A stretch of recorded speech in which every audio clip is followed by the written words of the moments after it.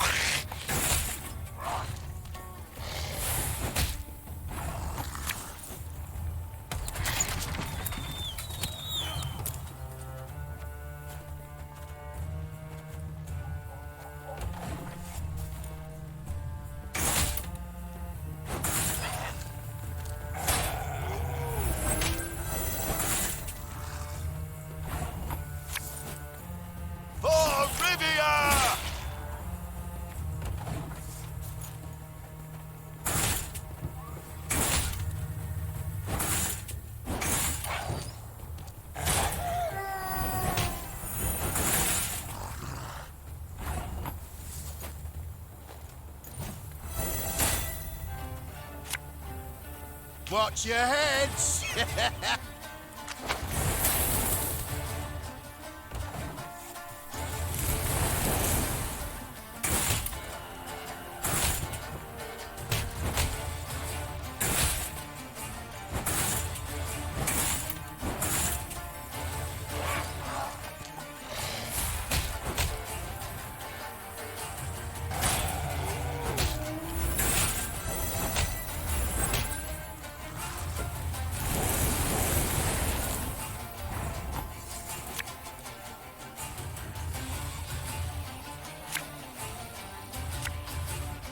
Oh, Lyrian lummoxes.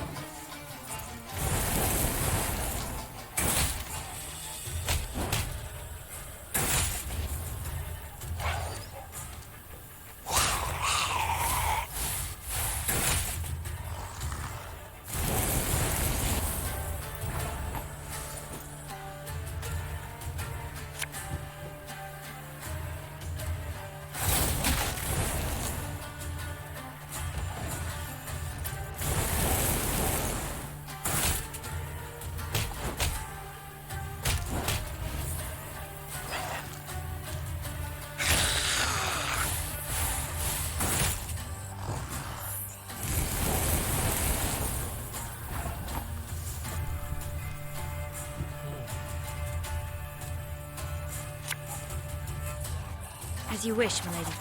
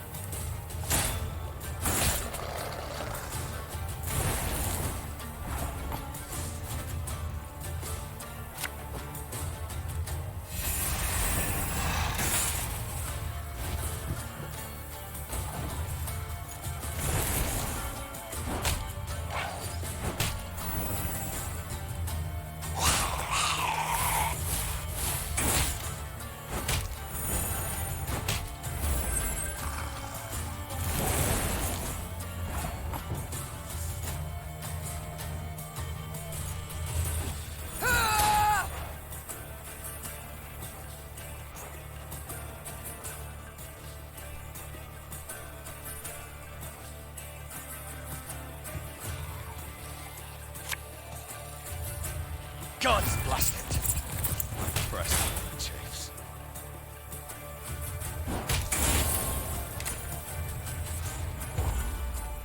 好变好打，难度调难就差那么多吗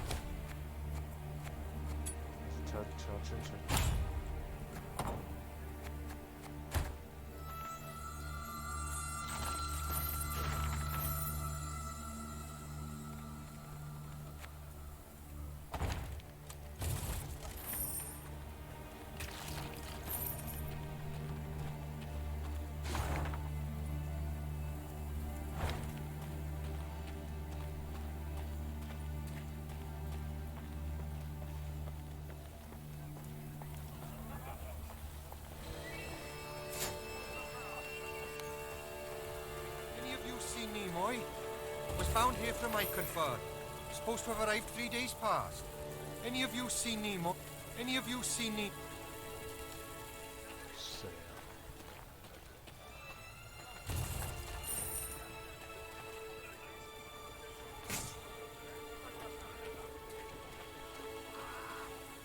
The Lyrians arrived at an ancient, half-desiccated beach. Its trunk sat atop a tangle of thick roots, and scraps of paper covered with tiny scribblings fluttered over it from top to bottom. Travelers crowded all around.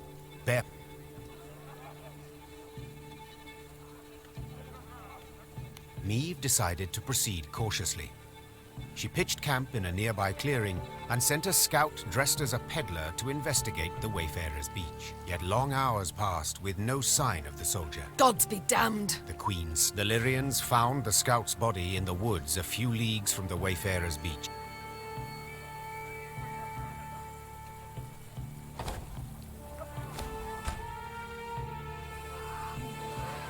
啊，哎呀！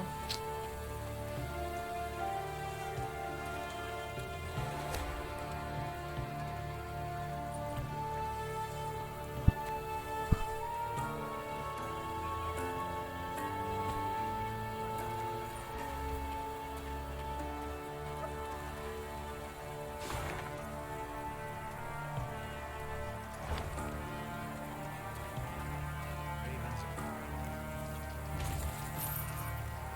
tucked a bushel of grain away in my shack. I suppose ravens are all...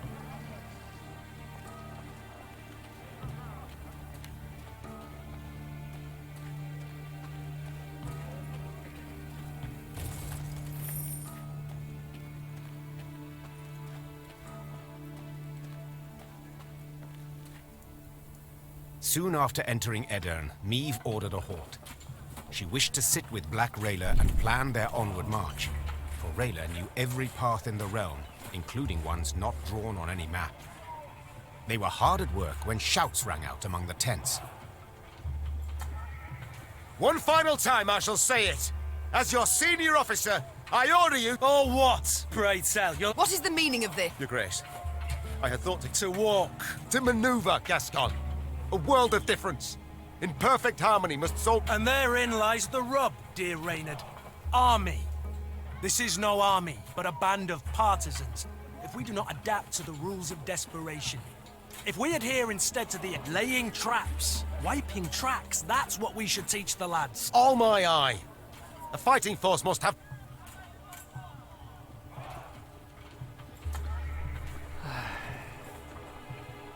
A point on which we all agree. And since they are mine to give, I order you both to calm yourselves at once, and never air your squabbles in front of the men again. Our resources are limited. We cannot do everything at once. Prepare your proposed plans for training the recruits, and I...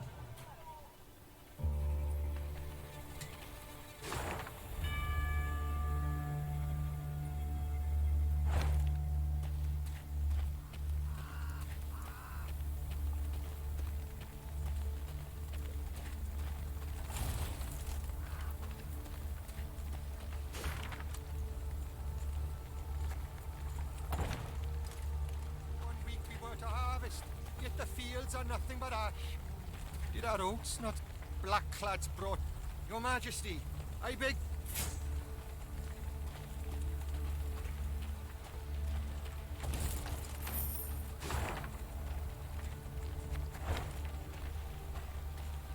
哟，对面有鬼。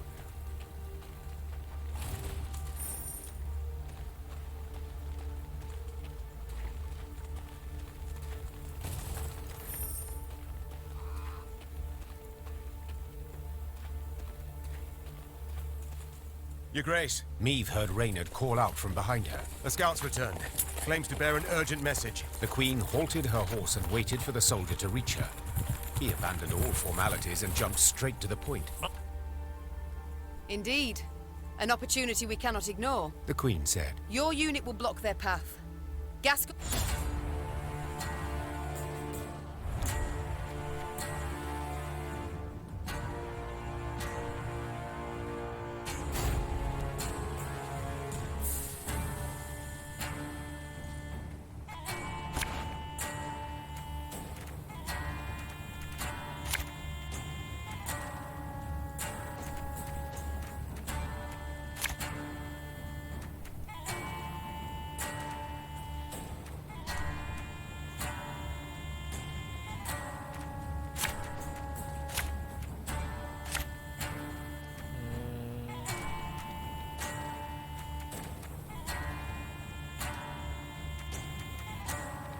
We must drive them into the ambush!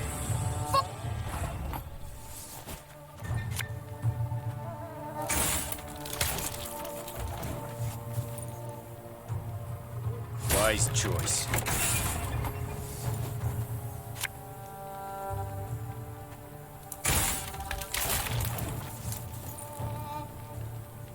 Order!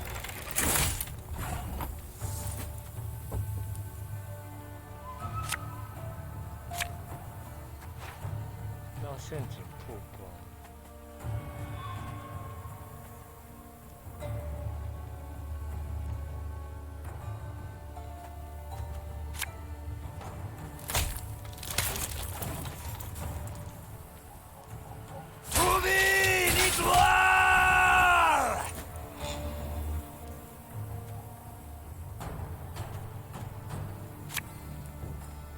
Catch!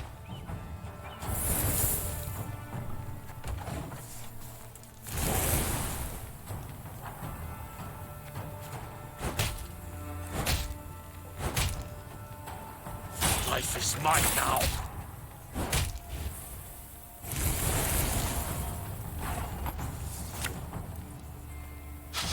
I smell a leak.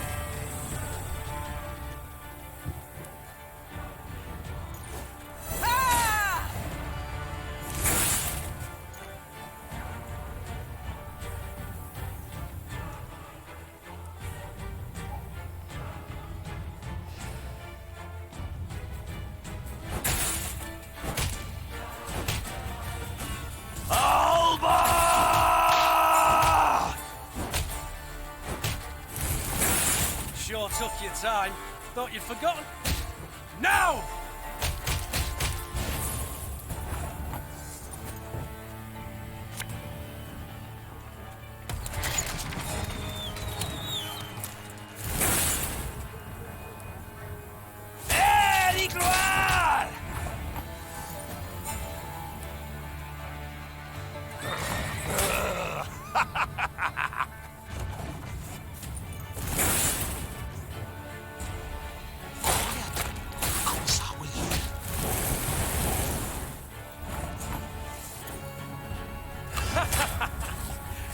Wait, you're serious? Scheiß in Train!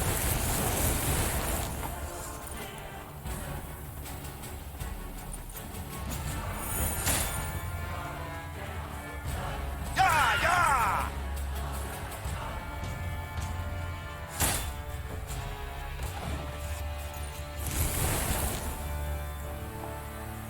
Off to the front yet again. 标记名照。 We'll catch 'em all!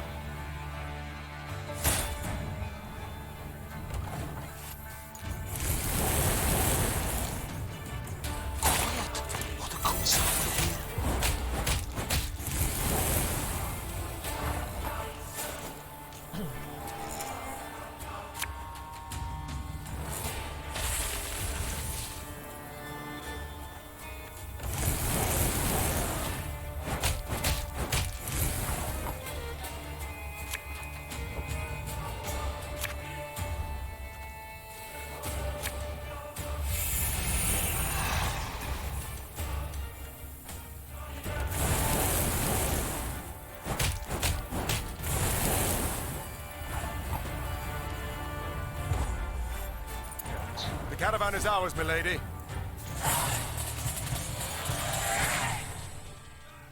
Their plan ended in success, the Nilfgaardians crushed.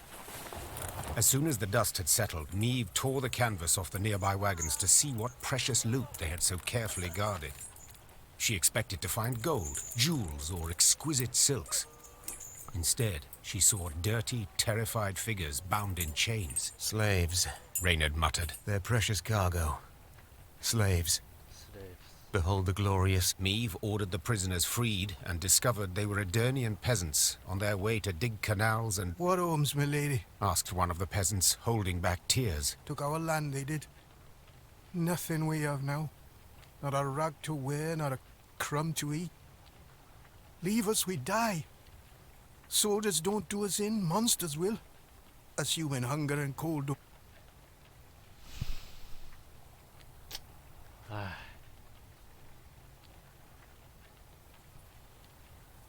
I attacked this caravan hoping to fill my coffers. The Queen said. Instead, I have only secured a new drain upon them. But very well. In these...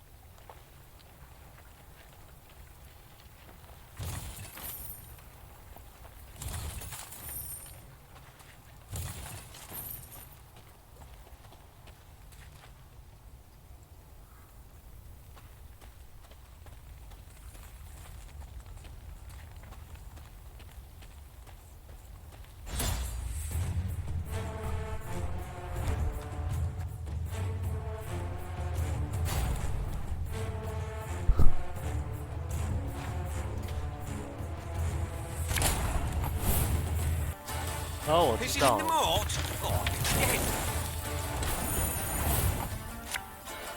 It's gonna be a right good levy, big and beautiful.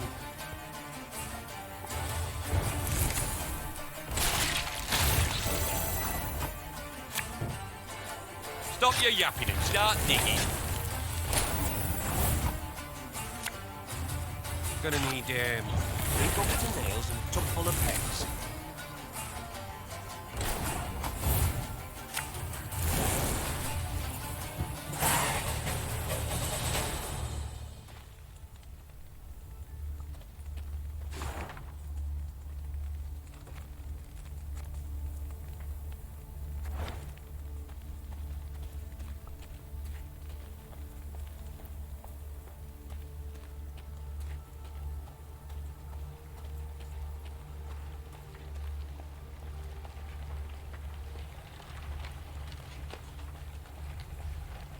As Meve neared Gatberg, her eyes were drawn at once to the black pennants flying over its palisades. Nilfgaard's pennants. the gates stand open. Clearly the Imperials expect no attack, giving us the element of surprise. We can take back the city and make off with the gold. Yeah. Meve hated Nilfgaard and needed gold to maintain her army. 2 very good reasons to attack. 应该有陷阱吧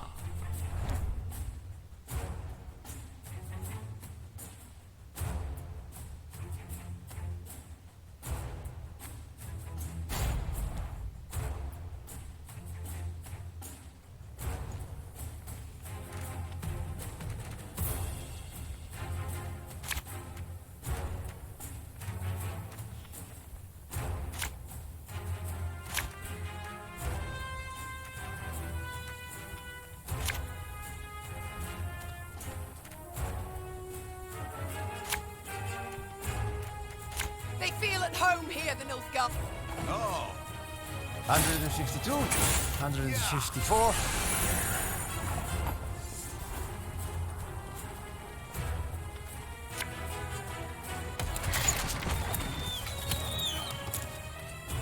Scrubbing duty again? Oh, gods.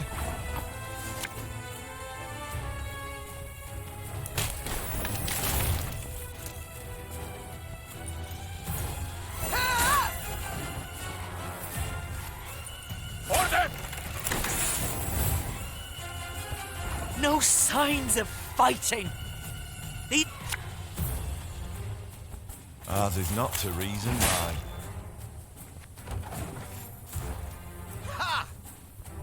Life is mine now.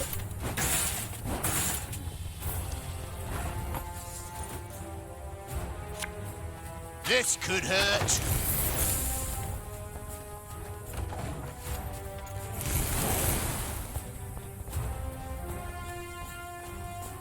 Wise choice.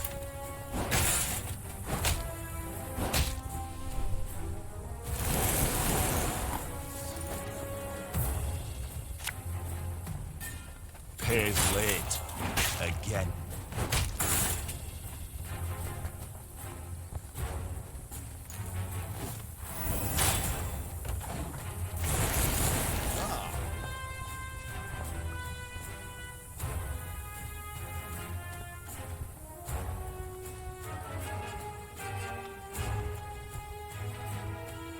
Notice! All roads lead to Nilfgaard.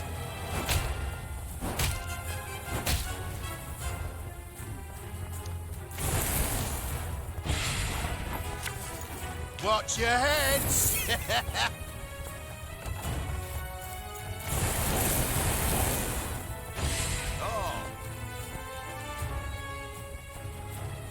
That was nothing but spell hooks.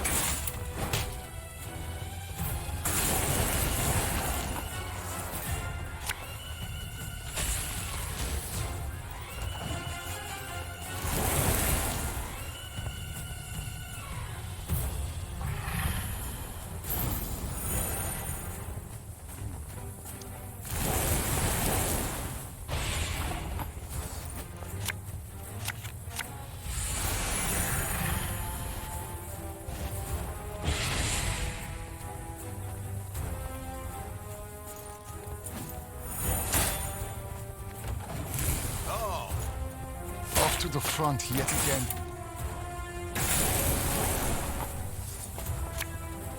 Catch!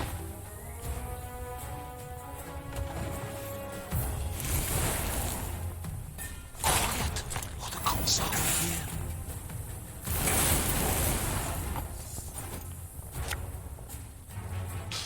I smell a leak.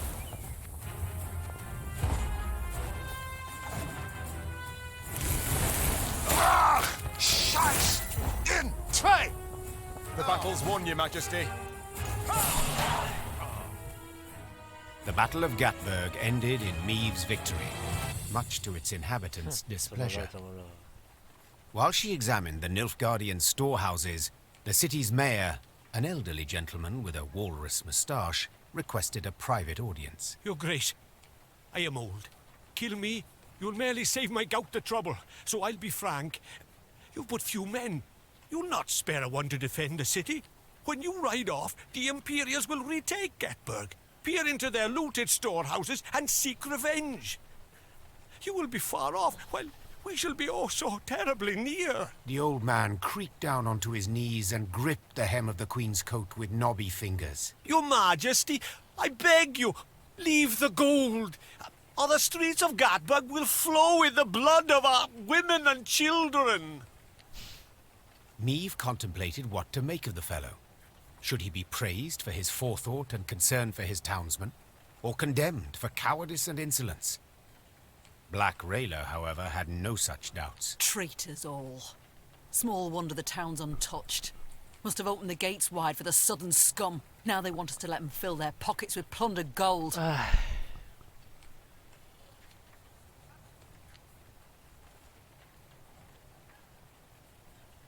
Meave stood before one of the chests, filled to the brim with gold. She slammed its lid shut with a bang. The gold stays. Every coin. She said, In exchange, I wish you to promise when the moment arrives. If we show them there's... If we show them...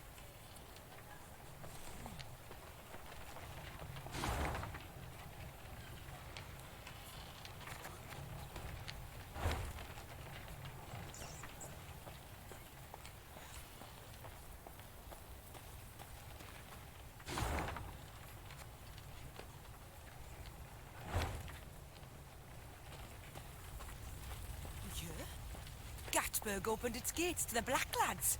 Surrendered with... They take the young and strong as slaves. Elves and dwarves, dirty non-human. You hear? 但是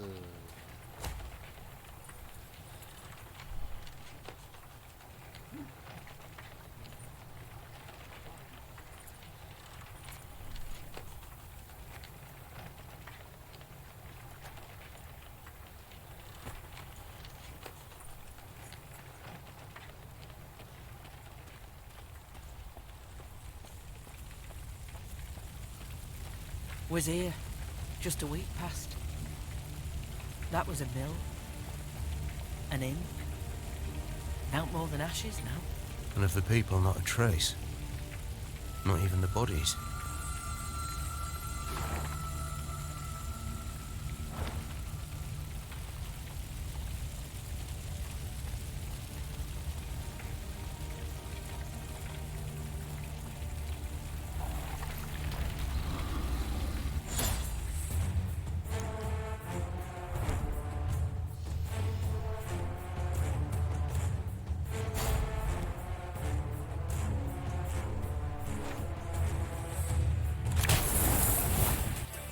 将两种元素放在同一列上，并且让两者战力相同。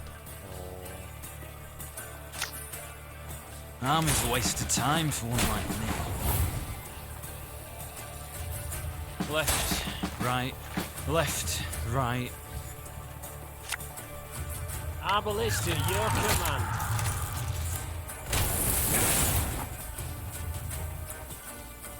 Armor won't stay.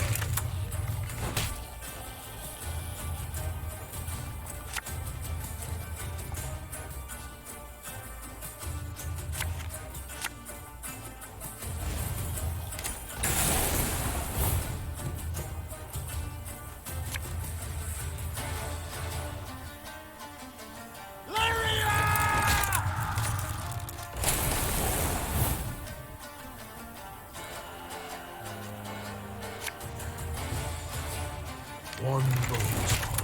下一样吧，这样子。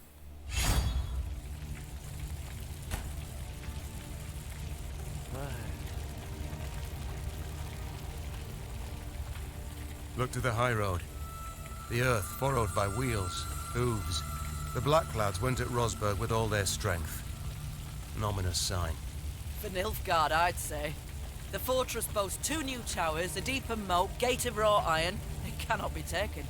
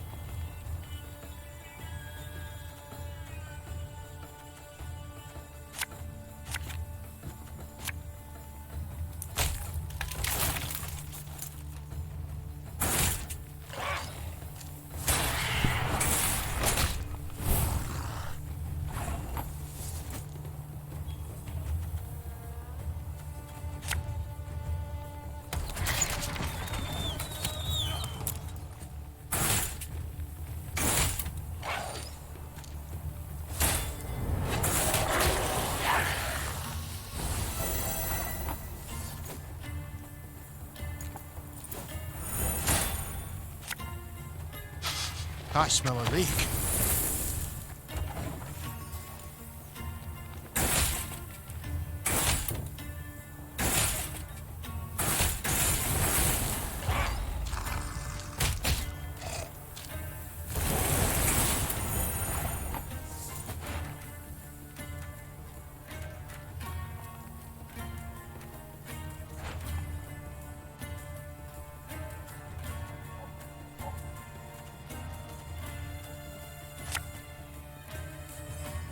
You mad?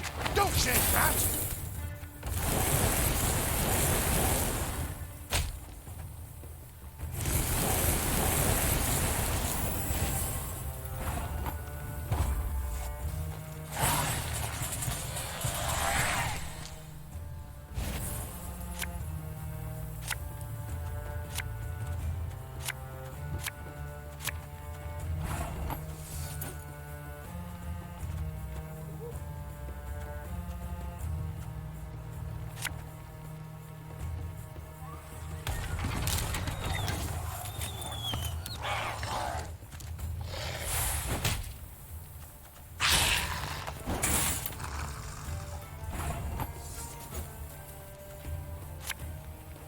You can try to win them all, but you won't.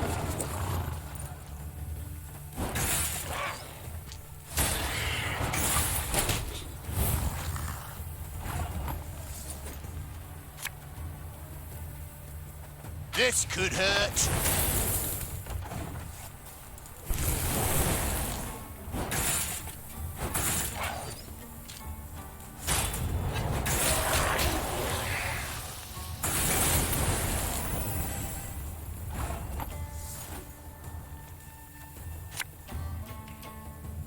Watch your heads!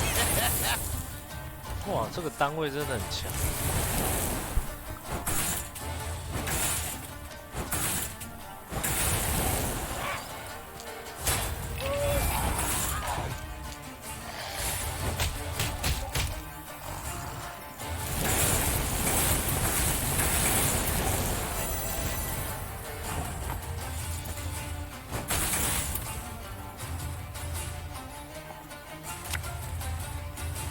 Discipline shall bring us victory!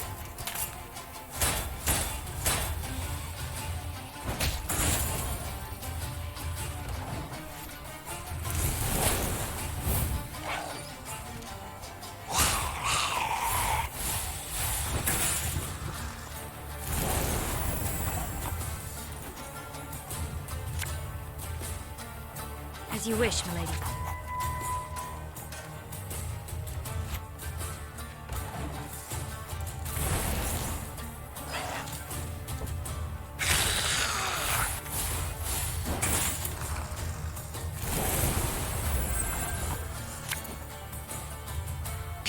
bastard. My breastplate chafes.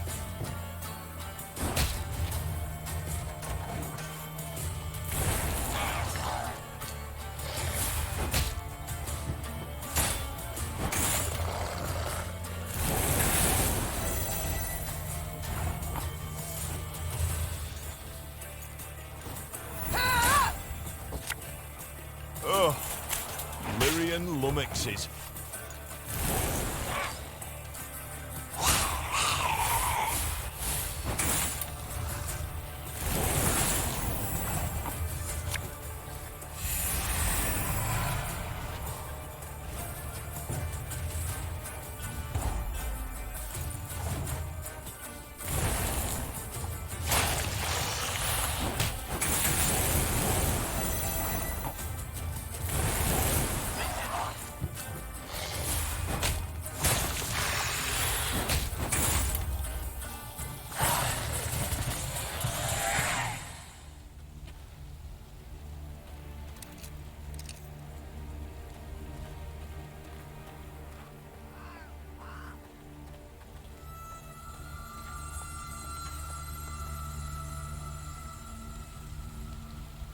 What happened here?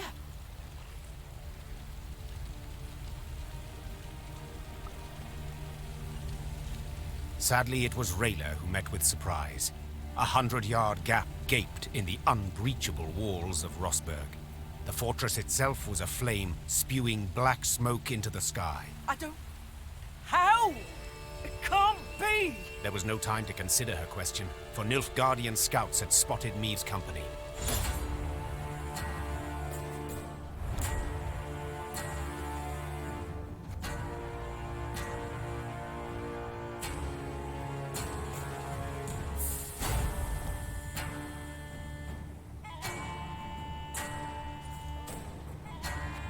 Guardian fight.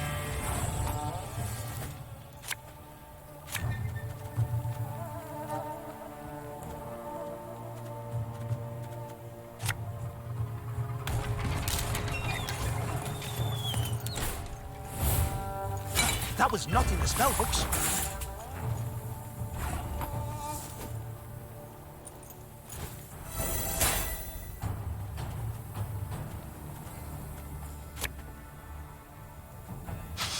I smell a leak. Quiet! The Commissar will hear. Bloody Horsons. They'll pay for this.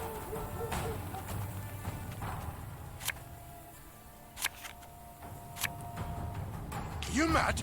Don't say that!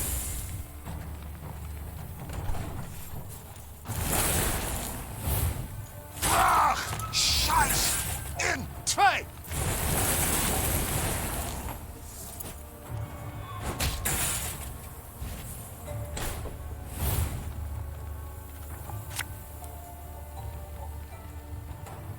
Pays late. Again.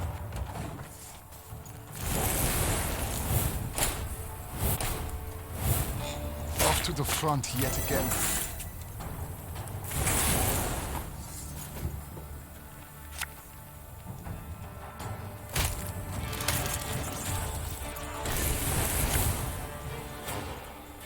Quiet! Or the Commissar will hear. I refuse to believe it. The king could not have died here. For Rivia!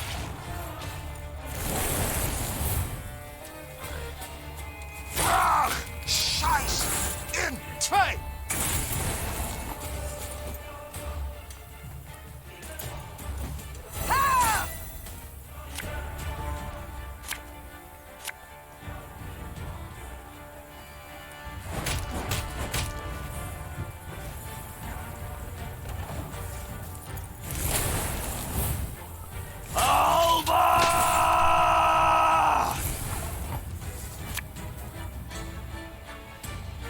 Her Majesty is exceptional.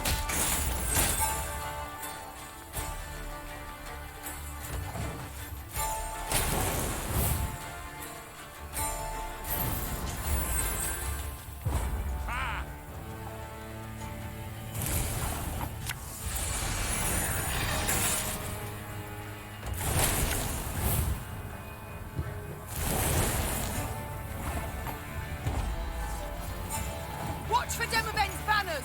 If he's here, we must find him! The Lyrians met one note of luck in this song of woe. Rosberg had fallen, yes, but the Nilfgaardians, not expecting reinforcements from the south, had stationed only a small detachment to hold it. What they did not demolish during their assault, the Nilfgaardians burnt once inside the city. Countless charred corpses of both defenders and peasants seeking shelter from the invaders lay among the blackened ruins. Some had tried to shield their children from the fire with their own bodies.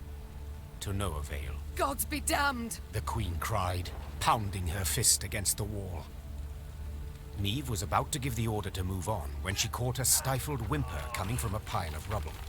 Her soldiers ran to the rescue, their bare hands digging through the fiery bricks. Here! He's alive! The man they pulled from the ruins had suffered horrible burns. His face was a stew of seared flesh and pus-filled boils, and he reeked of burnt meat. Seeing Black Rayla, the poor soul staggered to his feet and lifted a shaking hand in salute. Engineer Lieutenant Xavier Lemons, reporting for duty. Medic! Send for a medic! Lemons! What the devil's happened? I know not. The East Tower, I led the defense. Heating oil to tan Nilfgaardian hides. The catapult struck.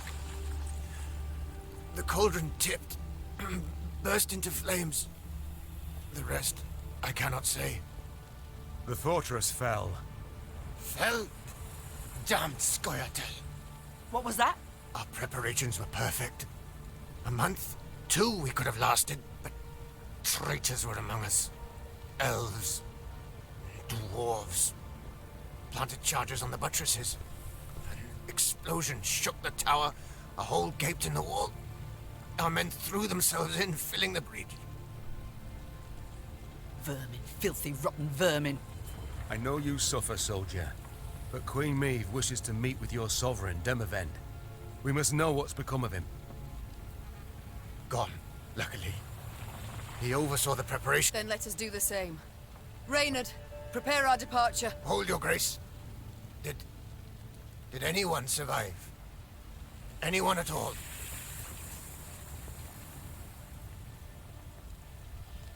The Nilfgaardians might have taken prisoners. There's hope. How could they? An entire detachment? An entire city? The animals. Soldier, my medics will tend to you as best they can. Then we can escort you home if... This is my home, your grace. Rosberg. I beg you, let me... I respect your fighting spirit, good man. But in your state... Your grace, I can hold neither shield nor sword, but I can still fight in my own way. I'm an engineer. I build siege towers, ballistae, bridges, whatever you wish. I pray, grant me a chance. 啊？没有。 Such pain, such ferocity resounded in Xavier's rasping, distorted voice that Niamh could not refuse his plea. Once the medics had bandaged his wounds, Niamh's men set out towards Aldersburg, following Demavend and the Nilfgaardians. At one point in their journey, Black Rayla rode up next to Niamh. The warrior's lips were a thin line, bitten to blood.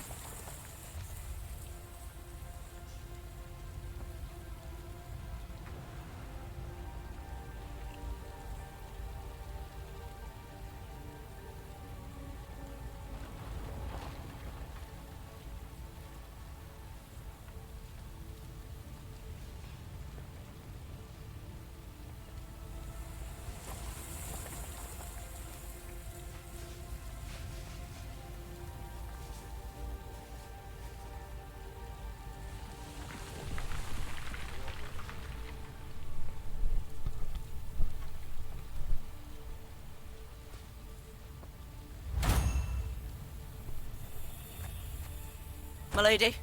The road to Aldersburg leads through Moulderwood, where Eldane's Scoia'tael prowl. Same filth who killed my men and delivered Rossburg to the Black Butchers. Rayla breathed deeply to steady her furious, shaking voice. Please, my lady, I ask you upon the holies, let us find them and destroy them. Niamh gave a slight nod. It seemed the road to Aldersburg would prove long and full of challenges.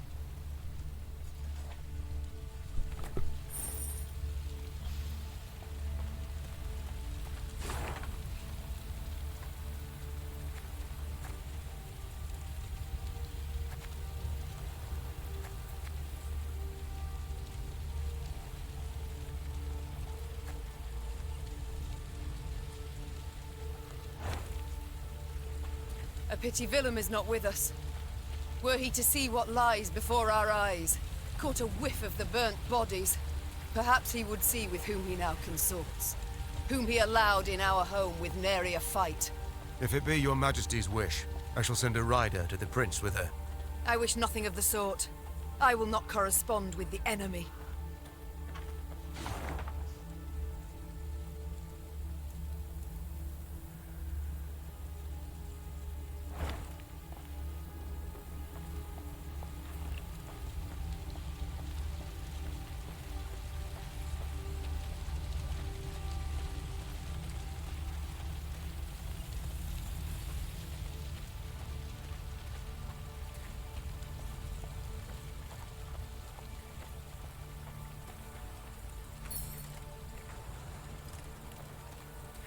Breach the walls, plowing traitors. Where's the king? They took everything.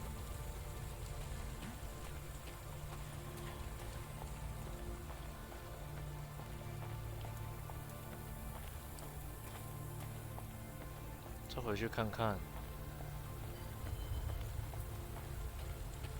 哦，画面颜色会换。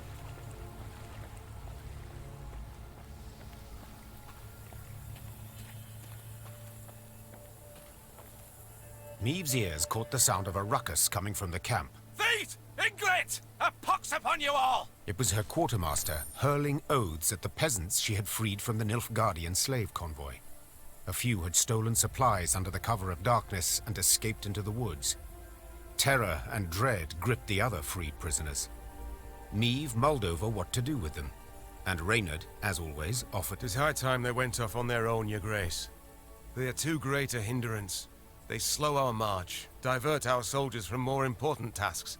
And now this. Gascon was listening to their conversation. Niamh shot him a questioning look. I opposed taking them in. So, for consistency, I now oppose forcing them to leave. We made their miserable lives our responsibility, did we not? Well then, that is a burden we cannot simply shrug off. 那也安内啊。 Let us not mince words. We cast off these peasants now, they shall die. Niamh said in the end. Let them stay. But I want them watched. They cause any more trouble, military The freed prisoners sighed with relief.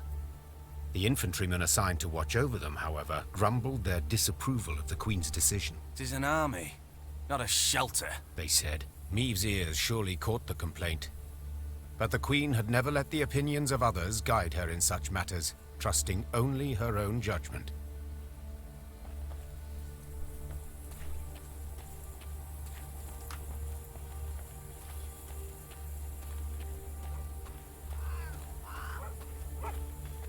Not liking the looks of this, Gascon said, furrowing his brow. Niamh followed his gaze. Before them, beside the road, stood a hut with a scorched thatch roof. Why? Huts abandoned, yet dried fruit and mushrooms hang from the eaves. Famine raging all around and no one's been tempted. I'd send a scout if I were you. The Queen did as Gascon suggested, and sent 3 infantrymen to reconnoiter. They entered the hut and found only silence, that was soon broken by a blood-curdling growl. The soldiers ran out at full speed, tripping over their own legs. Niamh drew her sword, convinced a horde of neckers or ghouls would soon attack. But her fears proved unfounded. Instead of monsters, out of the hut came a shaggy dog, a torn scrap of fabric clutched in its teeth. Milady. One of the soldiers began, his face red with embarrassment and his hands covering a hole in his breeches. Was dark as a well inside, and that hound, it jumped out at us all of a sudden, biting it and snapping. Bad boy, Gascon said with a smile, then pulled a hunk of dried sausage from his bag. Bought by this generous offering, the dog calmed down at once. Further examination showed the dog was the hut's only resident. Like many others in Edern, its owners had disappeared without a trace. Their loyal mutt still guarded the premises, waiting for his master's return. Let's take him with us, Gascon said. Otherwise, he'll die here, of his own hunger or someone else's. A watchful sentry like this could prove useful in our camp, said the Queen. Fine, he can join. But he shall need a name. How about Reynard? Proposed Gascon, a cheeky grin smeared across his face. That way, he'll come when you call, sit on command, and always be a heel. Always heel, that is. Watch your words, said Reynard, hand tightly gripping the hilt of his sword. Or you'll learn I'm not at all as tame as you believe. Enough, both of you. That's an order. As for you... The Queen took a good look at the dog, who still had a scrap of fabric in his teeth. Since it seems you've a taste for the cloth of the nether regions, I dub you... Knickers. Will that do? The dog wagged its tail vigorously, as if thoroughly pleased with its new name. Neve's company marched off, a furry new recruit richer.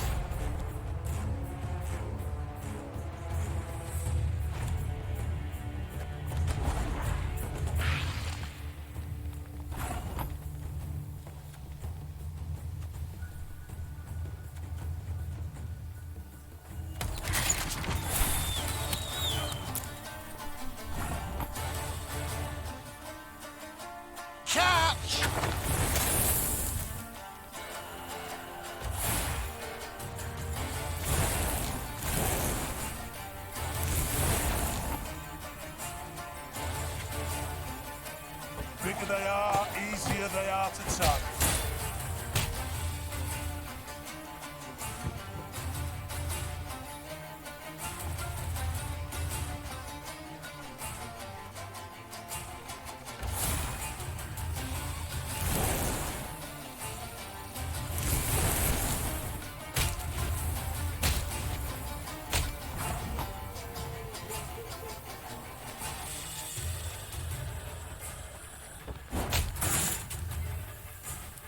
Stop your yapping and start digging.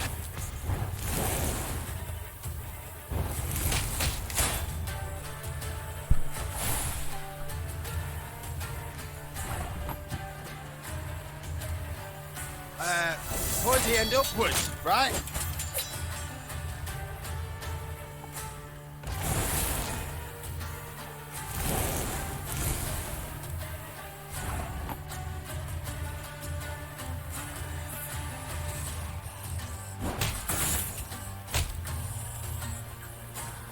Gonna need 3 buckets of nails and a tub full of pegs.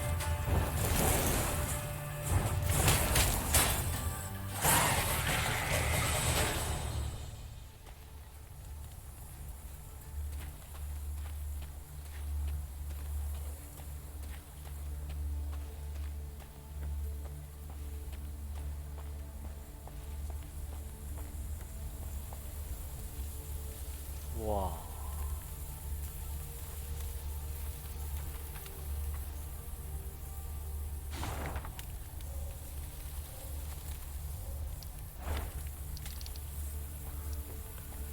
Neve and her companions neared the Moulder Wood, a dense, ancient forest of trees whose tangled branches had witnessed the conjunction of the spheres. It was not until King Vidamont's day that a road was finally carved through the primeval thicket, significantly shortening the journey from Rosberg to Aldersburg. Even when peace reigns, danger rules this road. Rayla said. Now no one dares travel it. At the edge of the wood by the road stood an enormous willow. Its branches swept down to cover its trunk. He drew aside the drooping branches and stumbled back. There were men bound to the tree, covered in sap oozing from gashes in its trunk. Its heavy scent had attracted swarms of insects, flies, wasps, bees. Meve stepped towards the tree and saw the men stuck to it were all still alive. Those the elves had caught recently writhed and howled for rescue. Those hanging longer merely followed the queen with half-crazed, bloodshot eyes. Well, are you to stand there all day? Meve screamed to her dumbstruck Lyrians. Free them, at once! Her soldiers needed no more prompting and set about sawing at the ropes with their blades. As soon as they had freed the first captive, before even a word of thanks could be uttered, a flaming streak soared through the air and stuck in the tree. The oozing resin burst into flames, engulfing the prisoners as well as the soldiers who had come to their aid. Elder speech battle cries rang out from the woods as elven warriors launched their attack. Nilkancia! It's a trap! Cried Reynard. Defend the queen!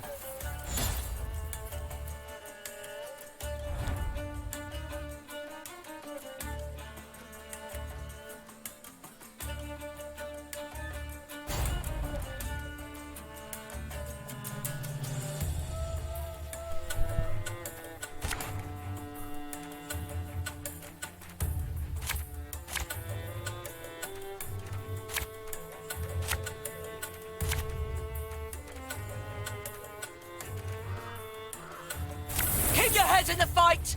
They'll seek to blind us with shock and awe!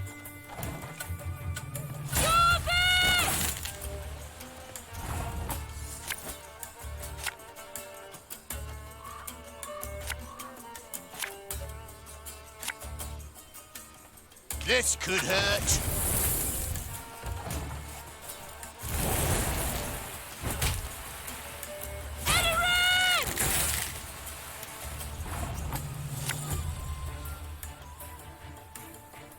Watch your heads!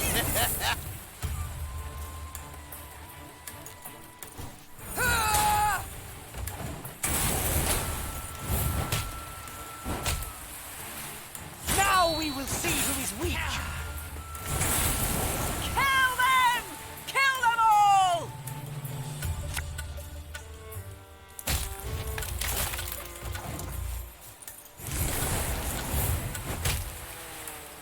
I shall not fail!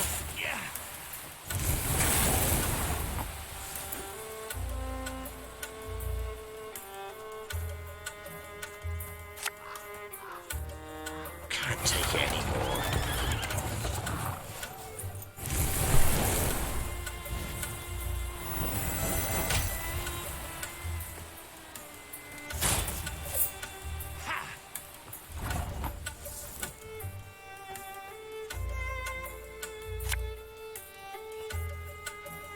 Got any victuals? Hungry like a wolf, I am.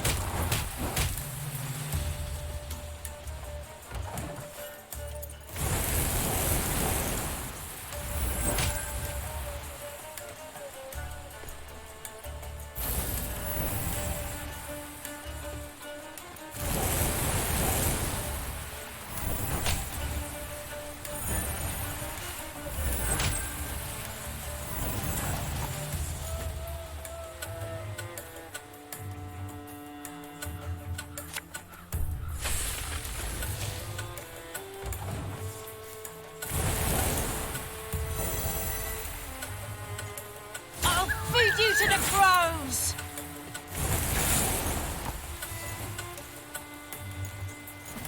Ha!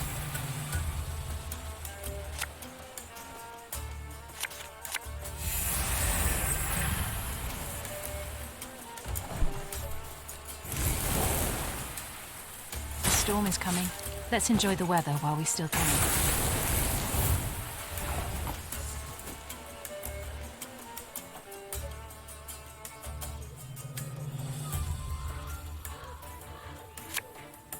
pays late.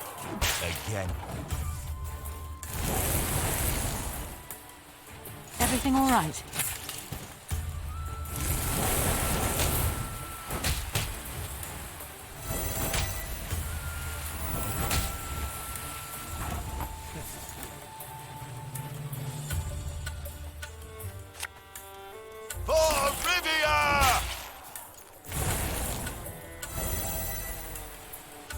Wow.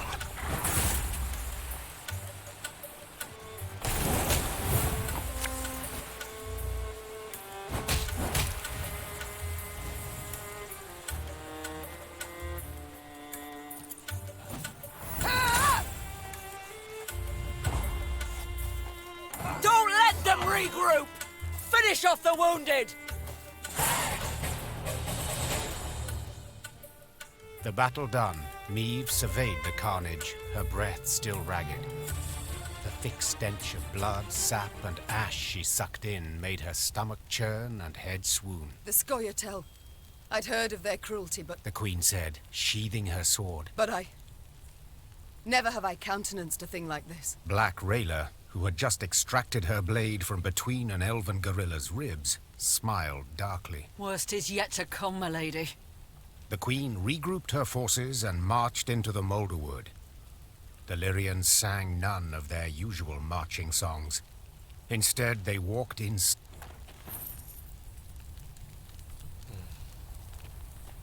Hear that? Nightingales. Unmindful of war, they sing on. Those are no birds, my lady. Just Scoia'tael scouts use animal cries to communicate. Tell the men to hold to the road, my lady. Anyone wanders in the trees, they don't come out.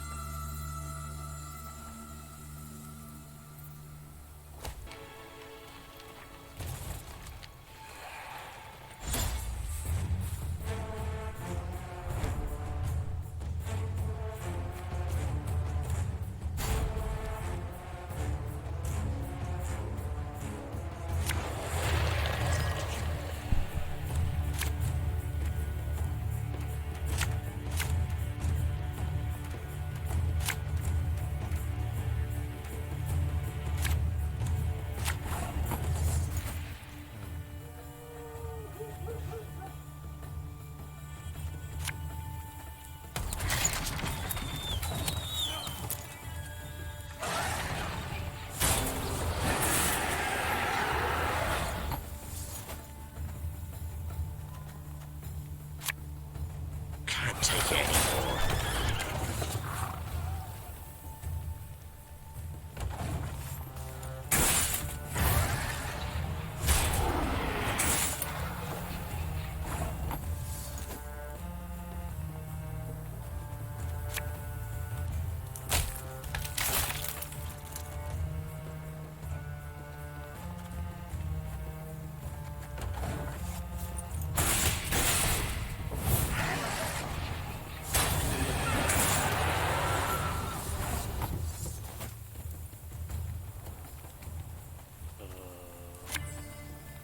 Got any victuals?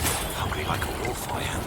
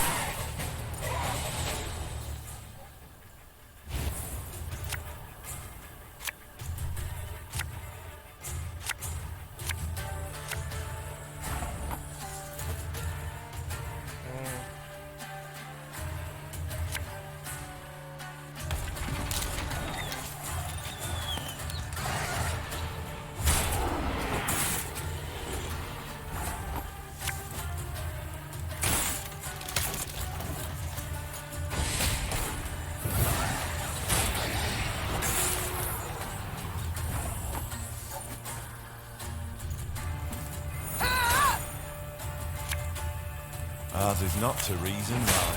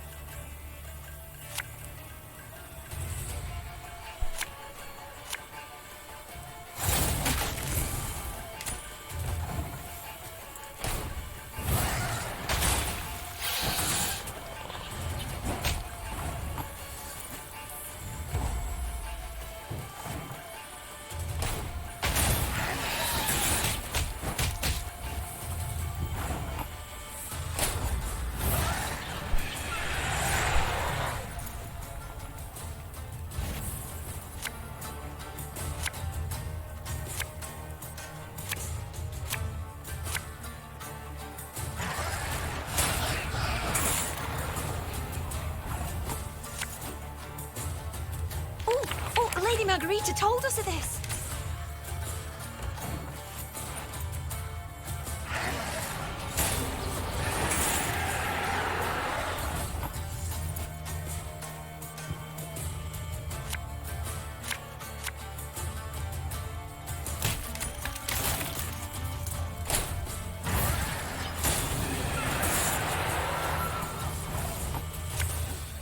This could hurt.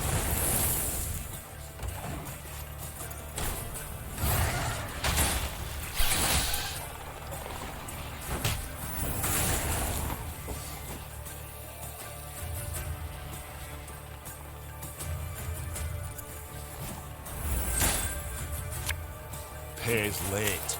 Again.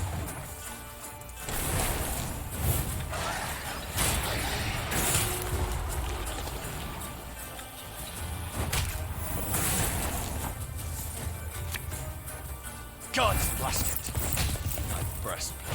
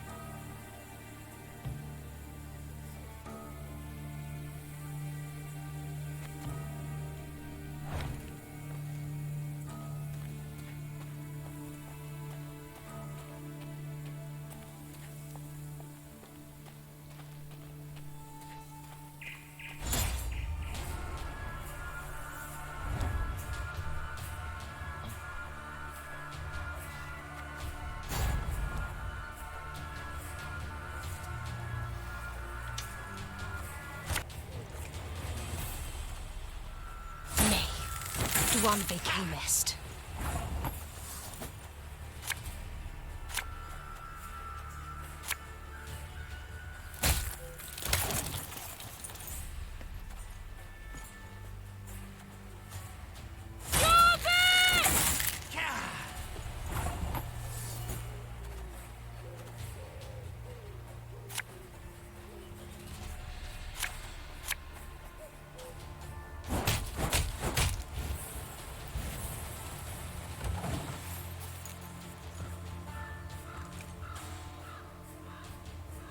mess with humans? By thus.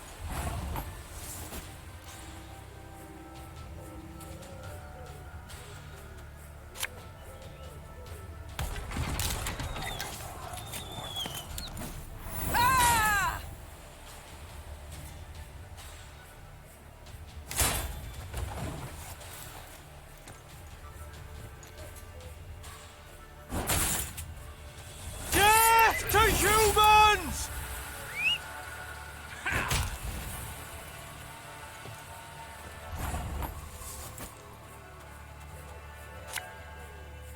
Watch your heads!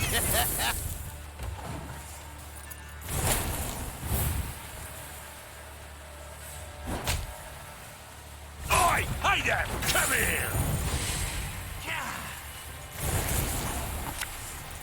Catch!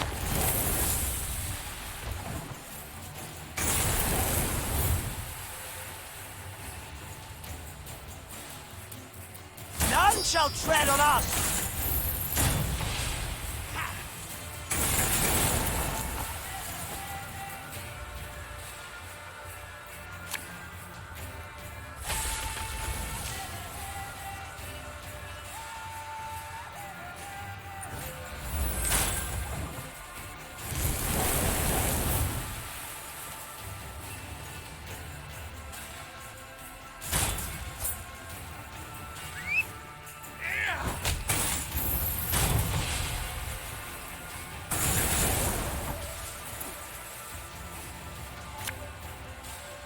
Got any victuals? Hungry like a wolf, I am.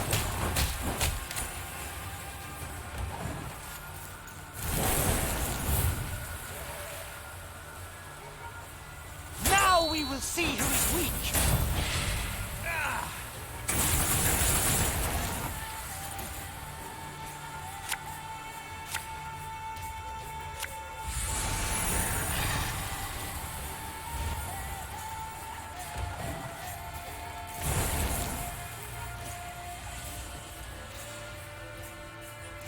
Death to Old One!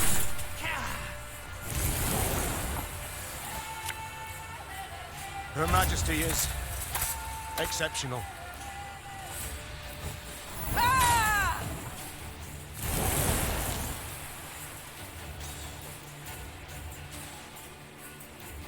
I'll feed you to the crows!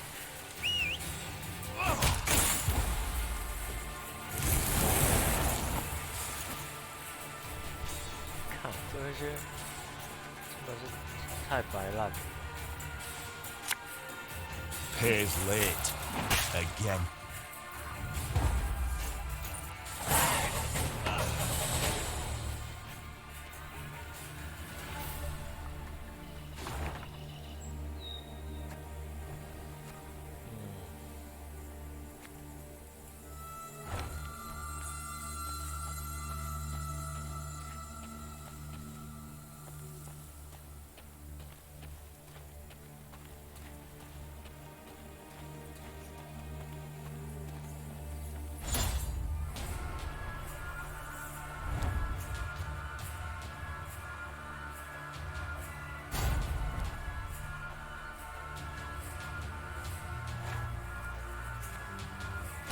敌军所有空军守将力战之一点，别让你上。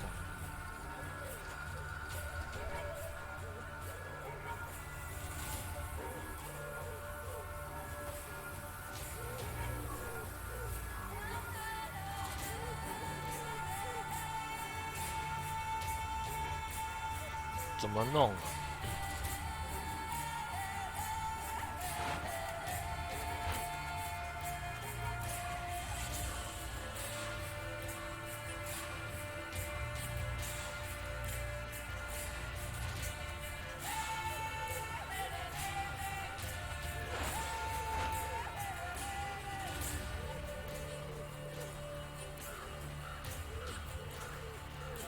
选择一军我章，并打出所有图案。是我这个出去的话，这个两个就出来了。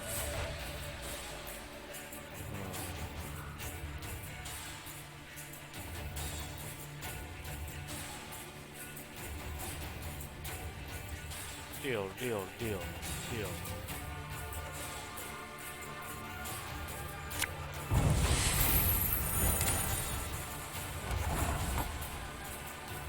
哦，还有这样的，还有这样的。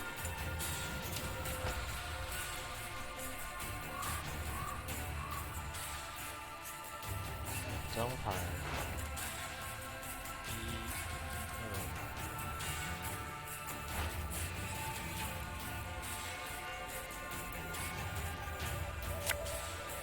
先打看看。Give me a target. Arbalist at your command.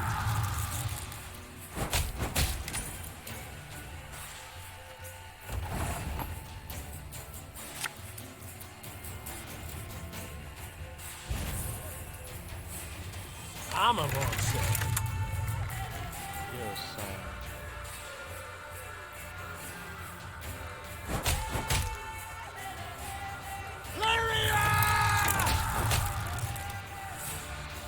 One bolt's all I need.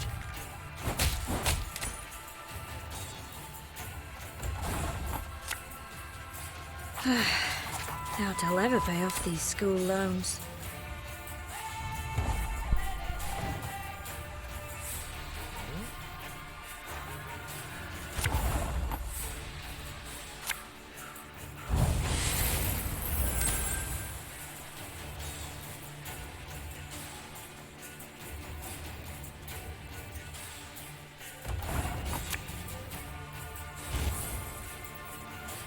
Armor won't save.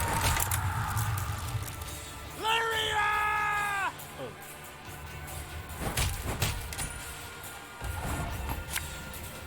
Oh, Lady Margarita told us of this.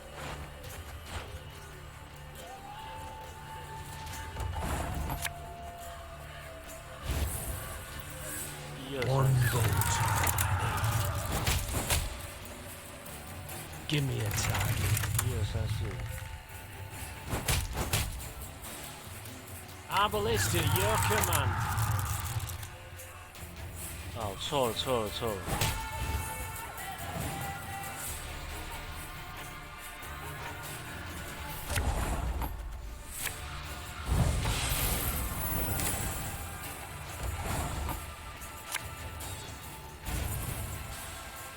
Arbalist at your command. Armor won't save them.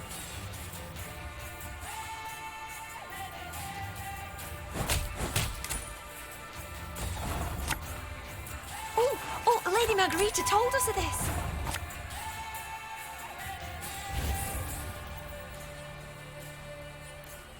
Lyria! 1、2、3、4。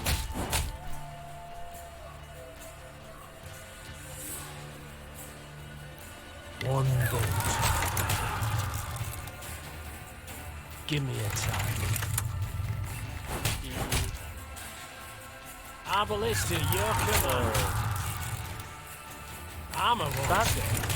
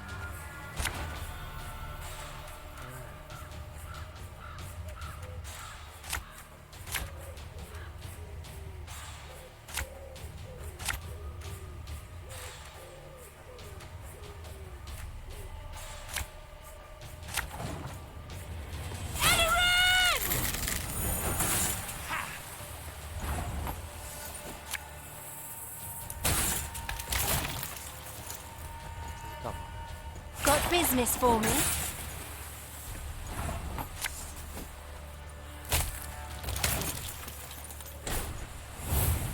May your sword and arm be one.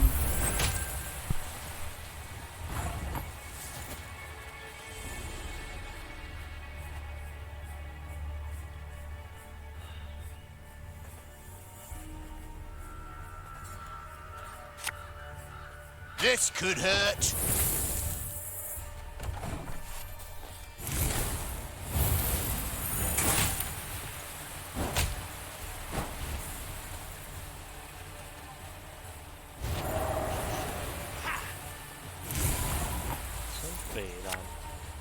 Watch your heads!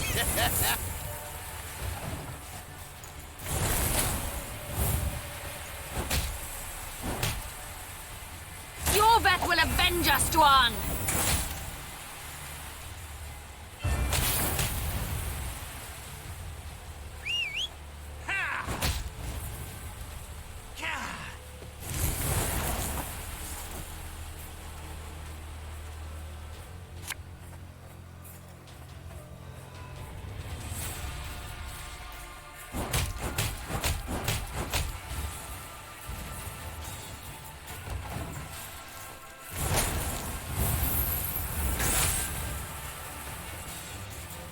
I shall not fail!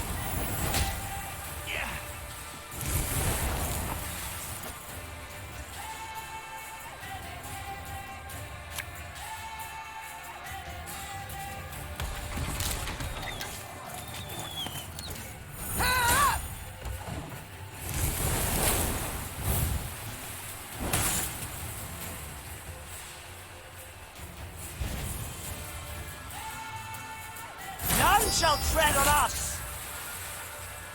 Now we will see who is weak!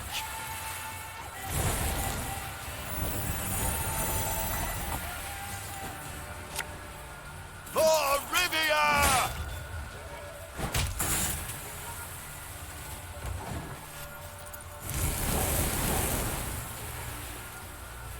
Everything all right?靠！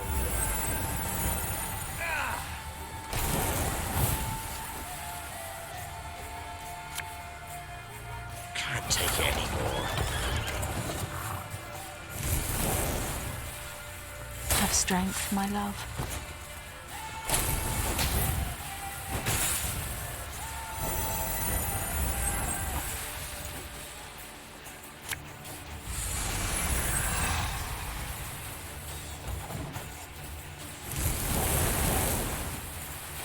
Blood and neck ends.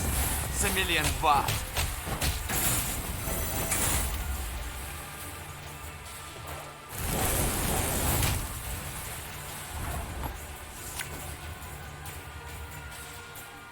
Discipline shall bring us victory!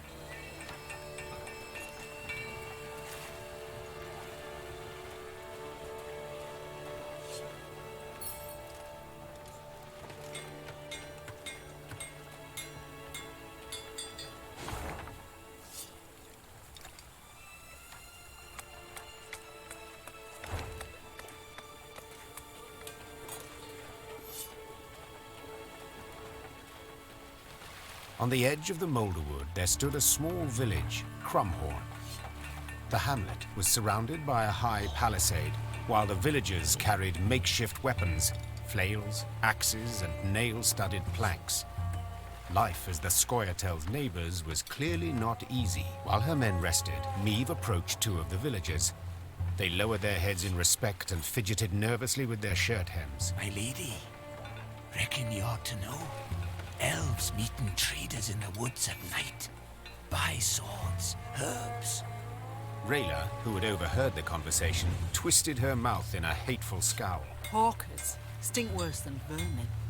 Willing to help murderers for coin. Please, milady, we must find them and punish them. You, Talk. Where do these meetings take place? The peasants looked at each other. One scratched his head, the other I see I'm dealing with shrewd men of trade. Fine. Your fee. Meve took a few coins from her pouch and tossed them on the ground. Them hawkers wheeled them goods to the old fishing hut north of here. Scoia'tael come a-crawling from the woods, the first crow of the cockerel. The Queen told her men to prepare to fight the Scoia'tael and their abettors. Black Rayla sat on a fallen trunk and sharpened her sword. The grinding of stone on blade sounded a grim promise. When two dogs fight, the third's sure to get the bone.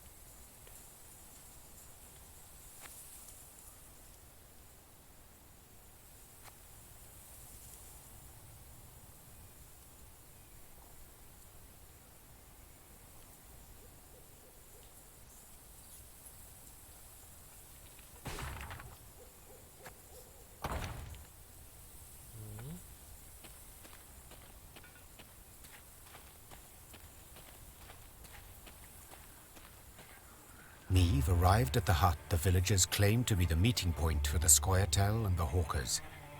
Torchlight flickered amidst the trees, and she heard the sound of hushed voices. Your Grace, whispered Rayla. they're in our grasp. We must act quickly before the elves retreat into the woods. Worry not, Rayla. The Queen said, patting her on the back. I shan't let a chance like this slip. Attack!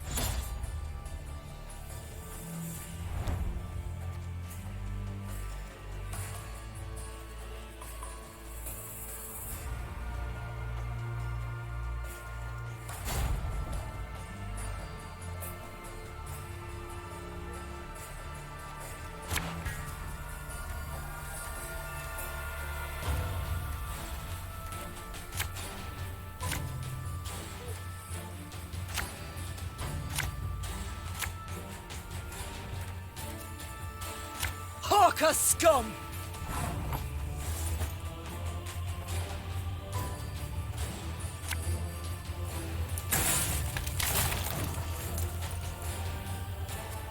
Special price, just for you, love.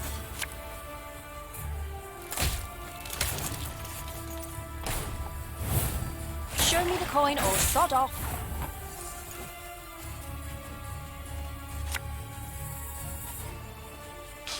I smell a leak.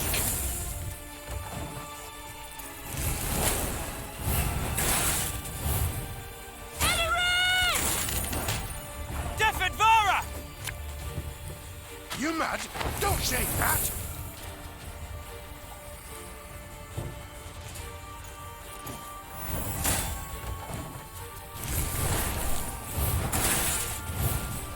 May your sword and arm be one.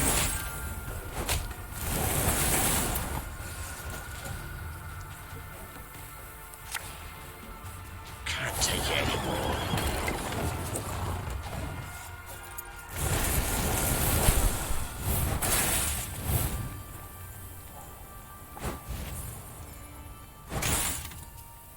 Now we will see who is weak!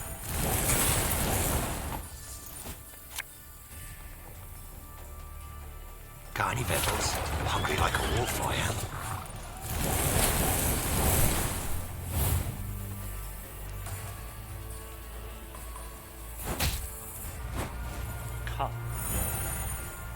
I shall not fail!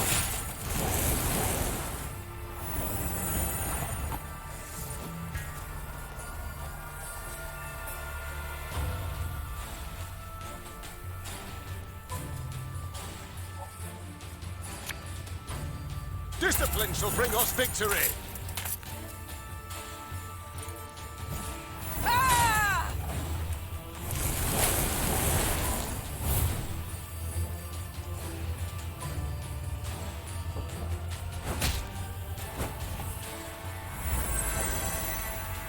We ought to help one or the other.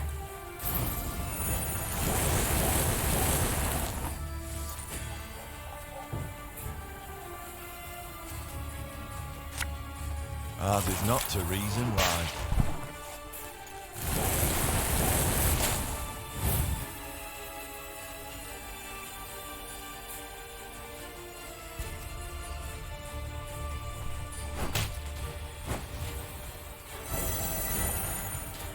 Everything all right?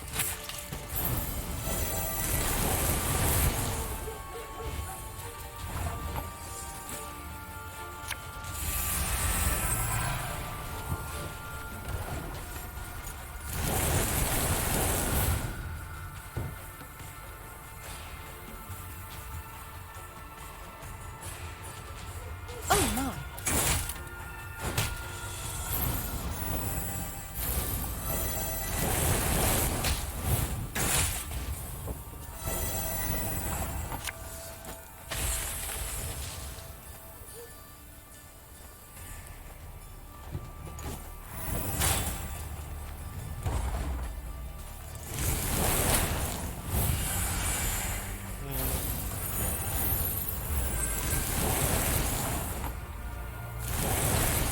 This is elven land, Dwan, upon which your kind dies.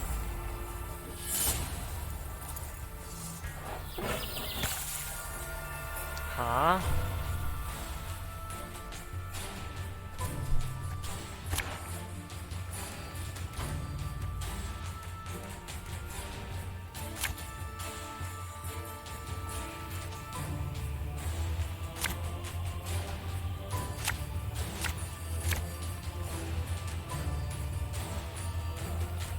Hawker scum!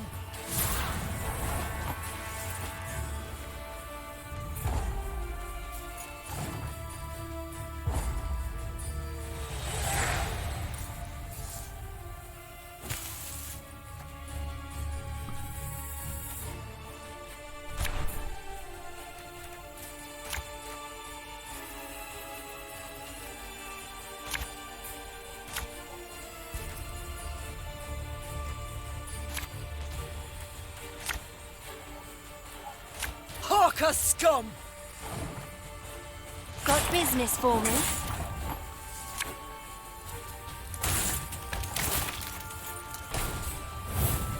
Special price, just for you, love. This could hurt.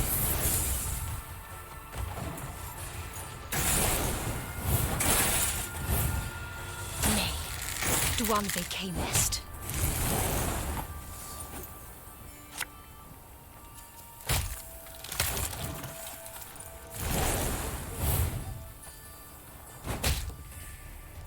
Let us sing the song of steel! Defadvara! Watch your heads!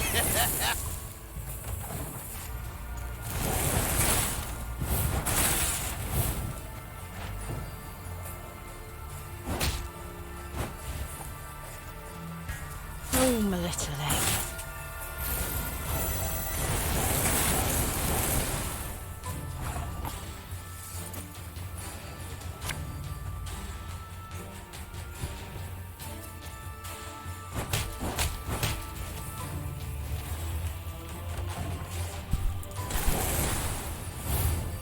We ought to help one or the other.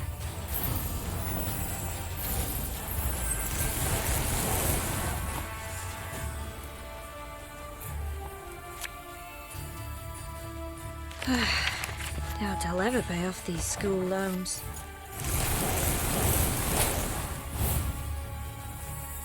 None shall tread on us!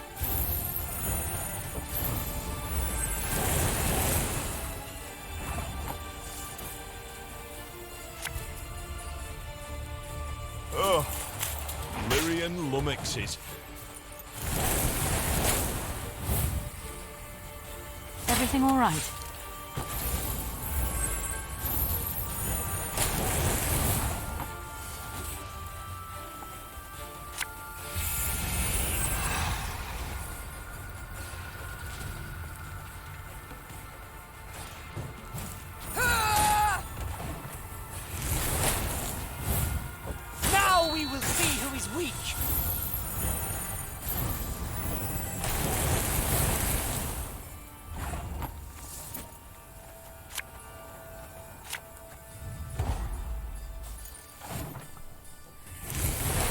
this elven land, Dwan, upon which your kind dies. There's but one penalty for trading with elves. Meve pulled off a rare trick. She laid a trap for the Scoia'tael in their own woods.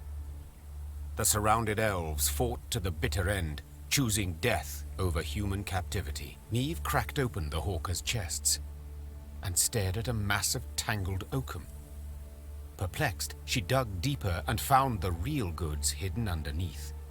Bolts with entrail-pureeing hooks, leg-snapping bear traps, and incurable poisons. Instruments of cruelty, said Reynard, looking over the chest's contents. Designed to deliver maximum pain and a prolonged death. 'Tis shameful to fight with such things. The usually quiet ache blurted out. Gascon did not share in the general gloom. He reached for one of the arrows and balanced it in his hand with curiosity. A corpse is a corpse. It cares not how it became one. And these marvels, oh, my lads could do fine things with them. The ends justify the means, Meve said curtly as she grabbed a weapon from one of the chests. Her soldiers followed suit and equipped themselves with hawker arms. Soon enough, the elves would feel the pain they'd hoped to inflict on others.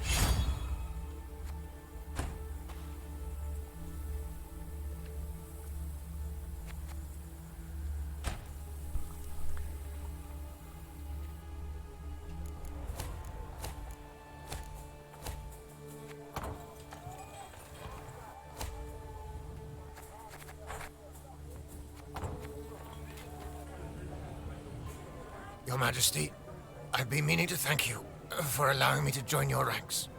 Certainly, Xavier. I welcome all foes of Nilfgaard to march beneath my banner. But what did the field say? I've strength enough to wield a hammer. My lady, I've seen folk turn and frown at the very sight of me. If... Nonsense. The Nilfgaardians, not you, should be ashamed. Thank you. You've long served in King Demoven's army, haven't you? Yes, Your Grace. Why enlist at all? The king needed engineers. I answered the call. Not terribly talkative. I can build any bridge, any ballista, but to talk, well, it hurts to talk. I see. Well, do not worry. I prefer deeds to words, in myself and others. Other matters await my attention. We shall speak later. As you wish, my lady. Yes? Rayla, how are you holding up? Not certain I understand what you mean. All Edirn is aflame. Nilfgaard's banners fly over its cities. Don't tell me you're not troubled. Of course I'm troubled. I stationed at Rosberg for 5 years. Knew all on the crew there by name. But that's war. That's its nature. No sense bemoaning it. I see. Just know it. I won't. But I do appreciate you can... This... Eld... He should hang. I'd hope to hear advice. First of all, you can't rightly trust the bastard. He doesn't respect our laws, doesn't share our morals. The king once dispatched an envoy to Eldain, despite my advice to the contrary. Found the envoy the next day, eyes gouged out, shaft of his white flag jammed down his throat. So, diplomacy's clearly not the wisest course. But what of battle? What tactics does he employ? Like all elves, he's a worm. Avoids open confrontation, sets ambushes, attacks from the shadow. It would be best to burn this hot... Sounds rather drastic. Believe me, they'd not hesitate to do the same to us. Not for a moment. I must go.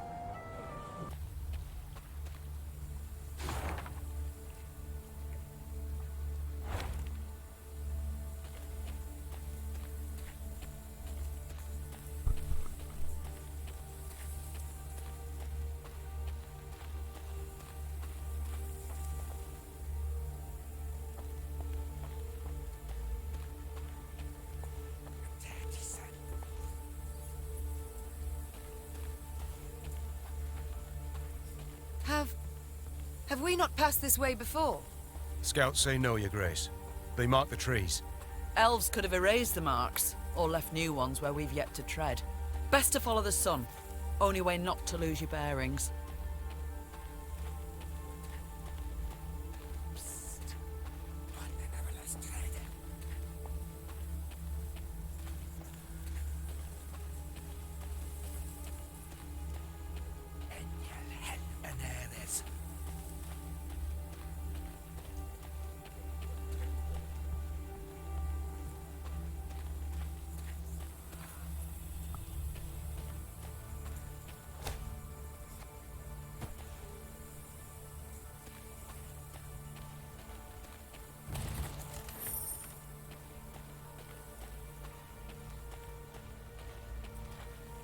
Meve was discussing some matter with Gascon when a scout approached. His blood-streaked uniform revealed the matter to be urgent, so the Queen cut short her conversation and requested a report. We were scouting, milady, and we found a cave entrance. Small scattering of elves guarding it, but... Then let us act. Gather some men and prepare them for an attack. But keep quiet. The Lyrians crept into the cave. They moved carefully, noiselessly even, avoiding notice for quite a while. Nevertheless, elven warriors soon came pouring out of a side cavern.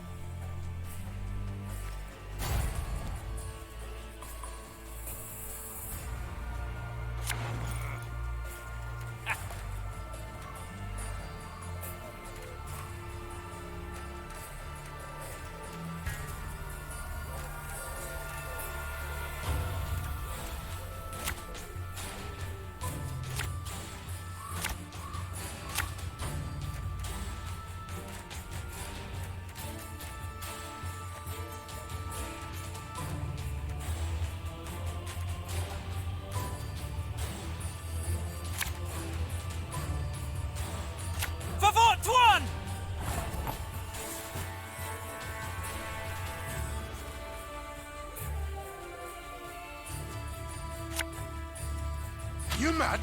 Don't shake that!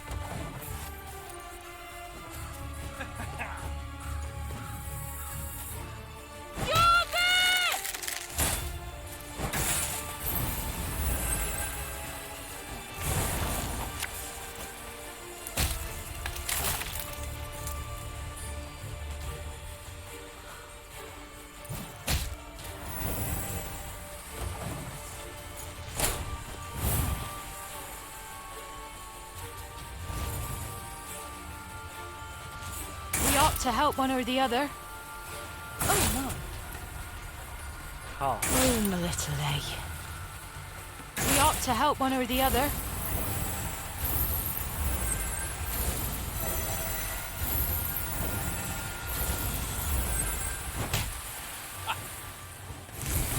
They're not backing down. Must be something of value to them here.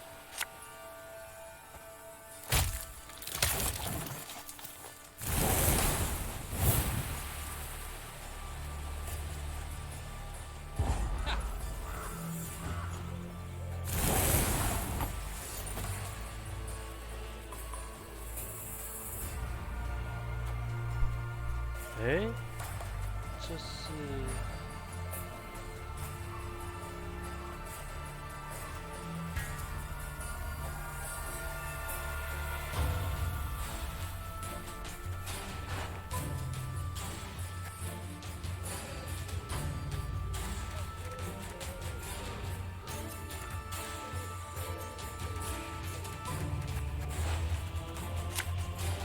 Ours is not to reason why.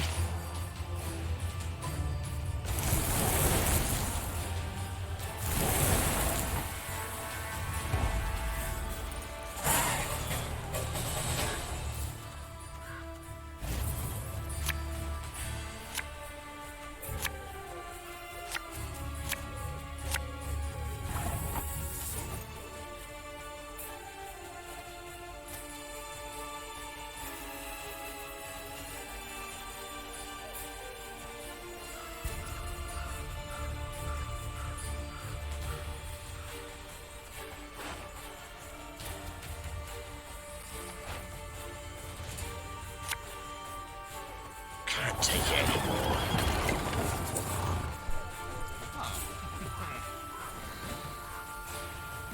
I shall not fail!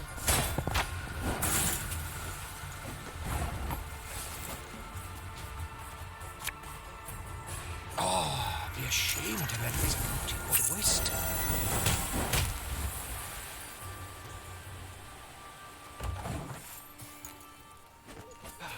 Oh no.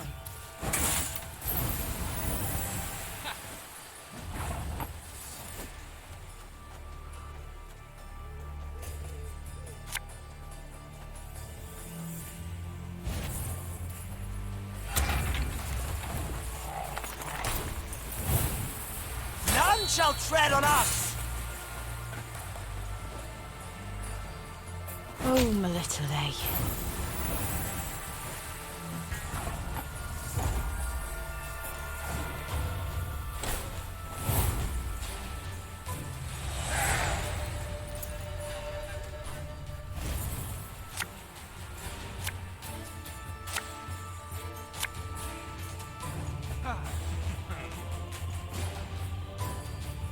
We ought to help one or the other. Kion!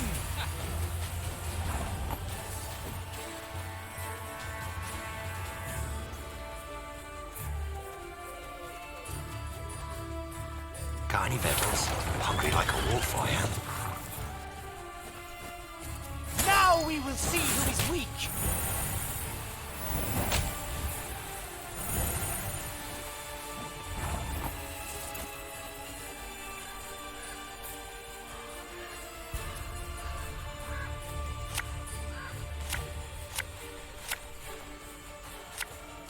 This could hurt.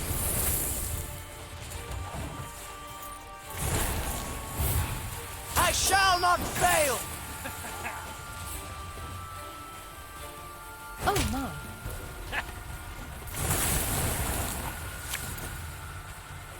We'll catch 'em all!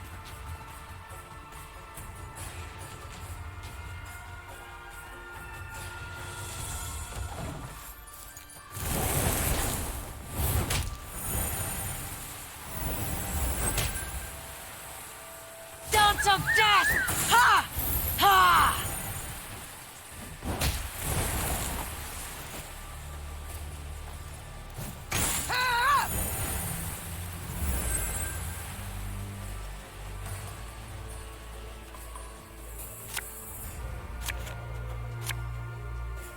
This harvest, we'll be reaping black-clad heads. Death to Old One! Oh, my little A.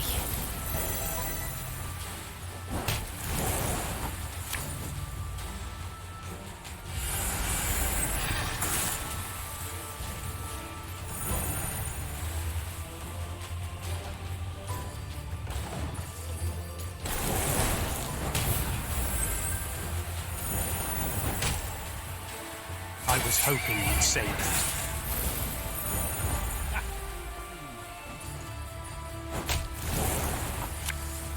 Bigger they are, easier they are to target.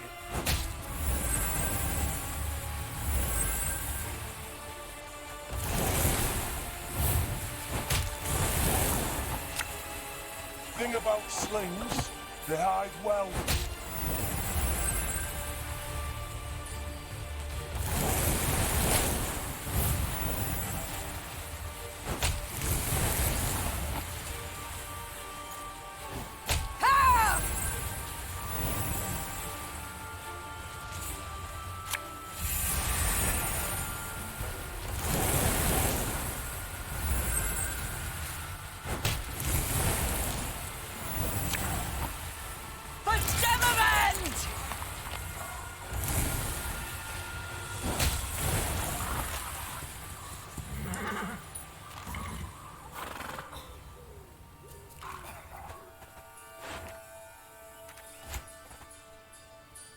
I fear not, for faith guides me.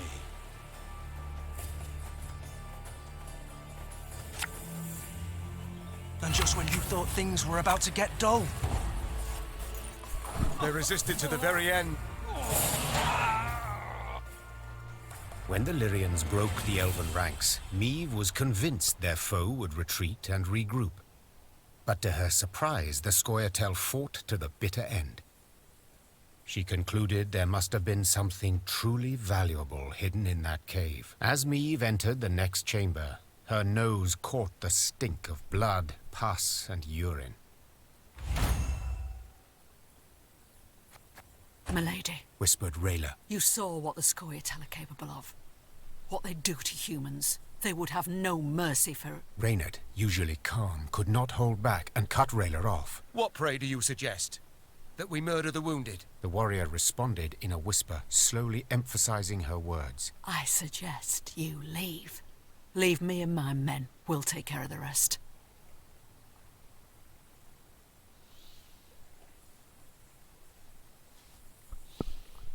Ay.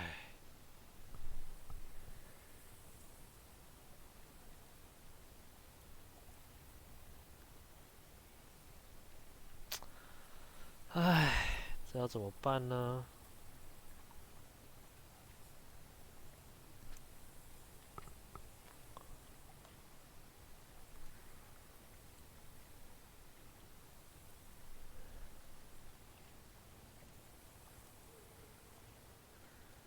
Meve swallowed with difficulty. The rancid, clammy air caught in her throat.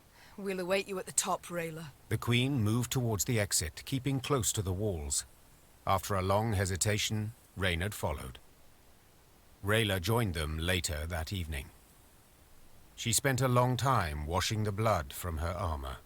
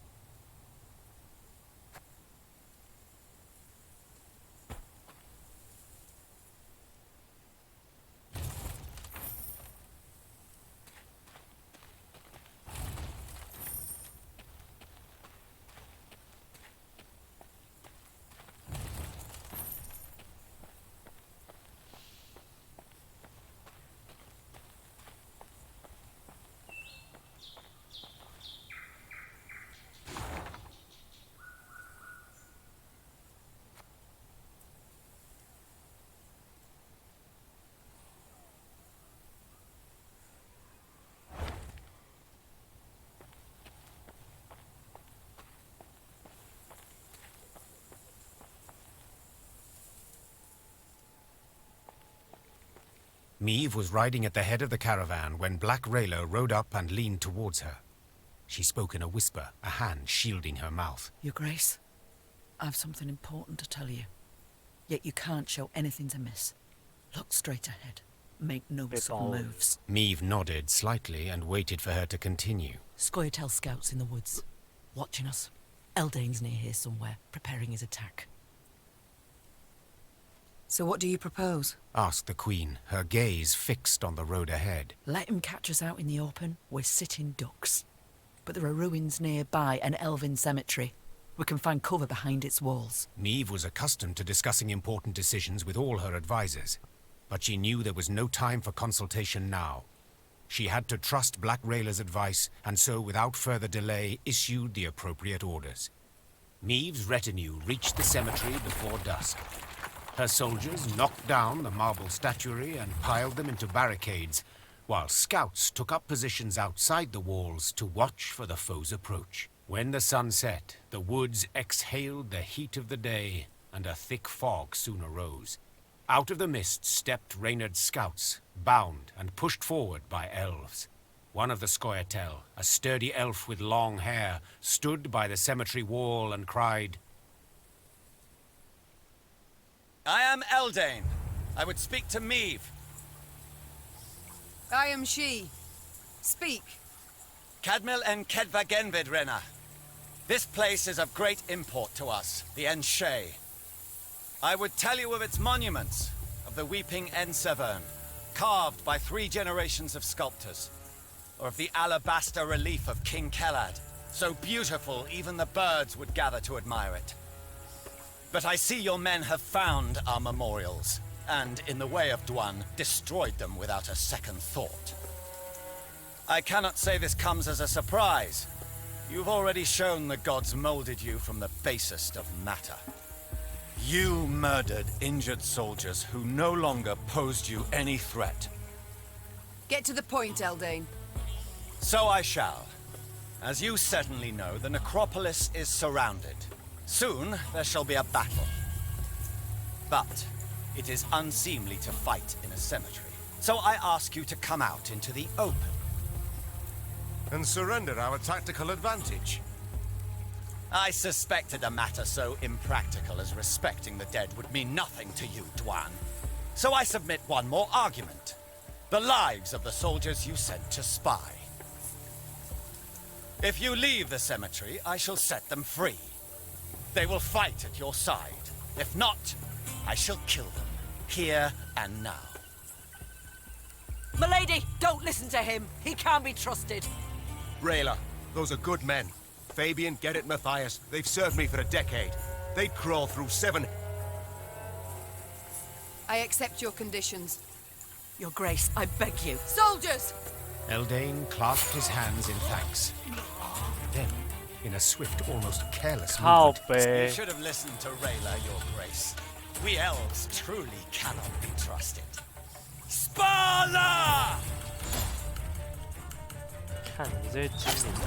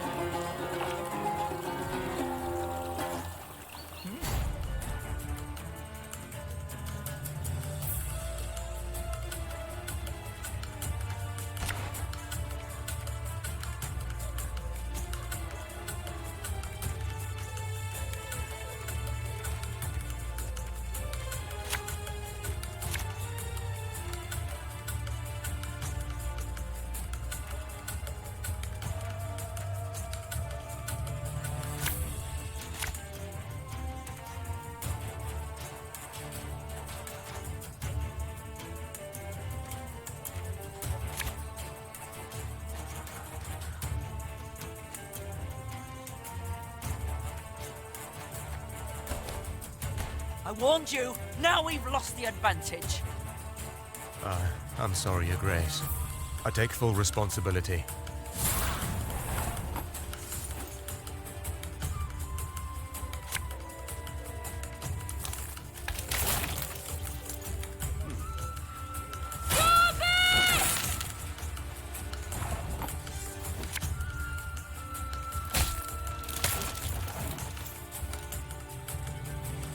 Show me the coin or sod off.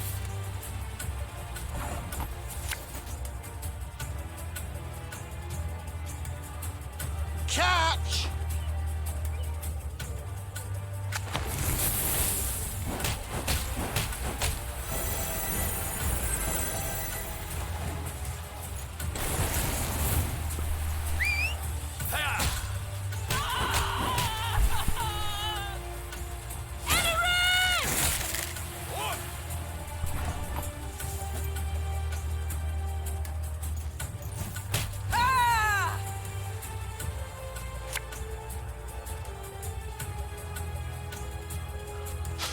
I smell a leak.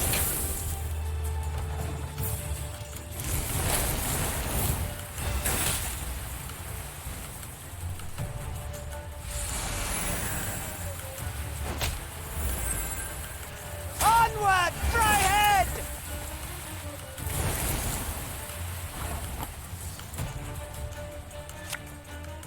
The chase is on!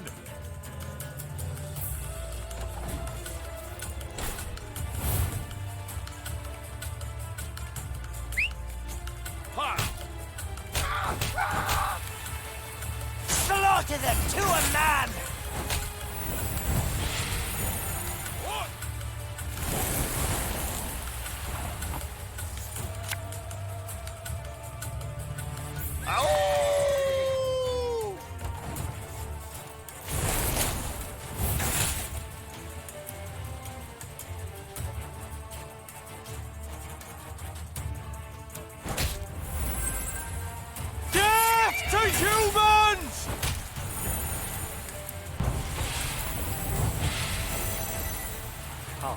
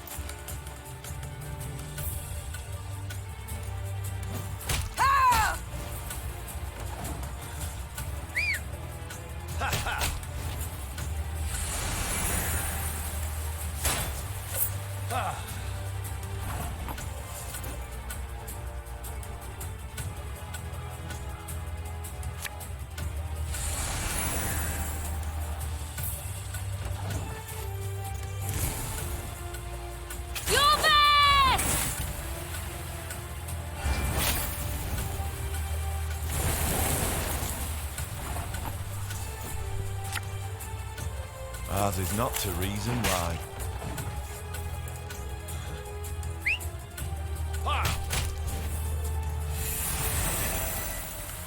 None shall tread on us!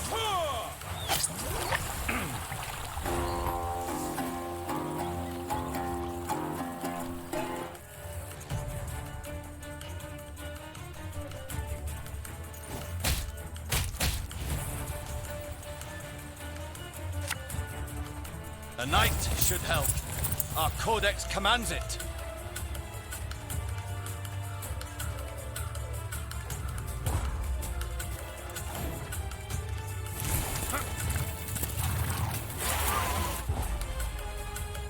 Bladder!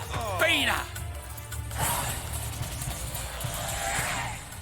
After a long, bloody battle, Eldane's unit was destroyed, and Eldane himself sat at Meave's feet, defeated and dying.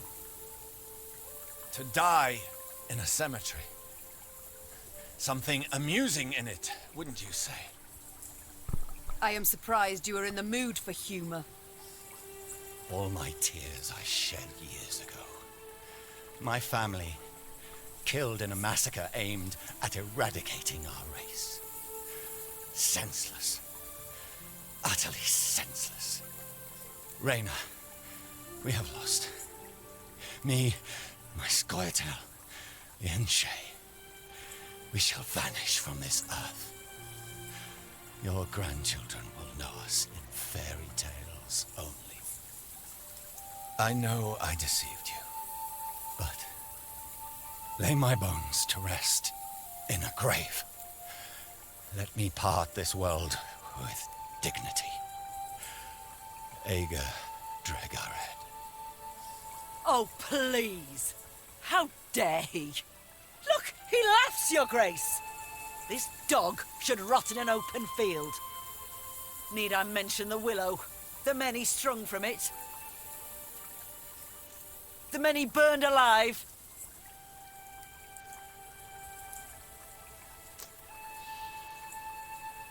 So be it. I shall lay you in a tomb. Your Grace! How can you justify this? A cutthroat, a murderer! As are you, Rayla. As am I. For centuries we fight, kill one another, shed blood for bloodshed, attack and counterattack, each act more cruel and bloody than the last. The cycle ends now. What was done I cannot undo, but I can do this. Grant a dying soul dignity. Thank you. Vathea, Rena. Black Rayla stormed off, shoving her way through the gathered men. Meave paid her no heed. The soldiers laid...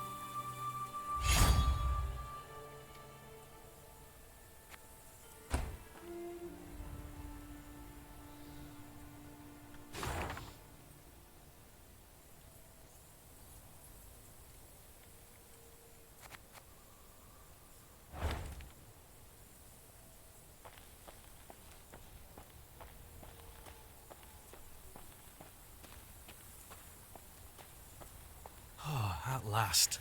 I'd begun to think this wood had no end.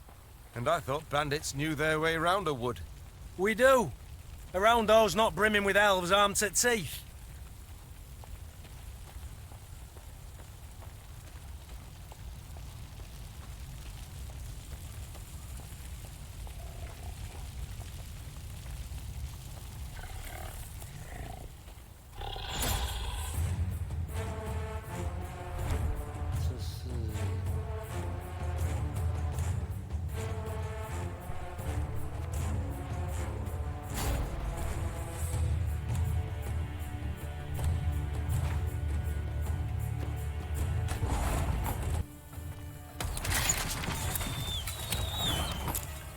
Yes? I live to serve you. Can't take it anymore.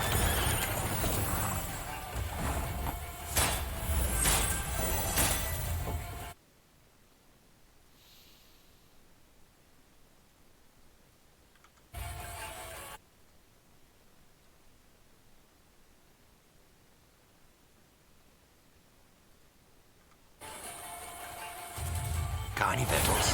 Hungry like a wolf, I am.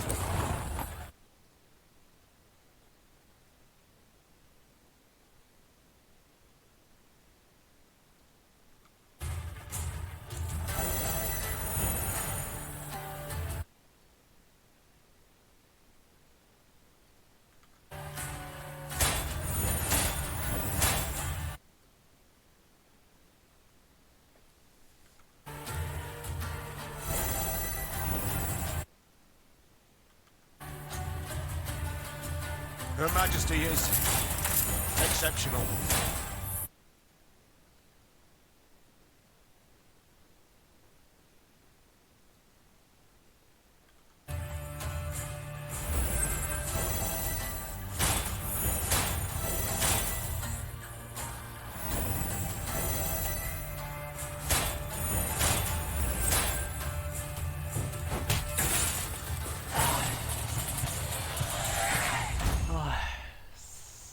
高拐的，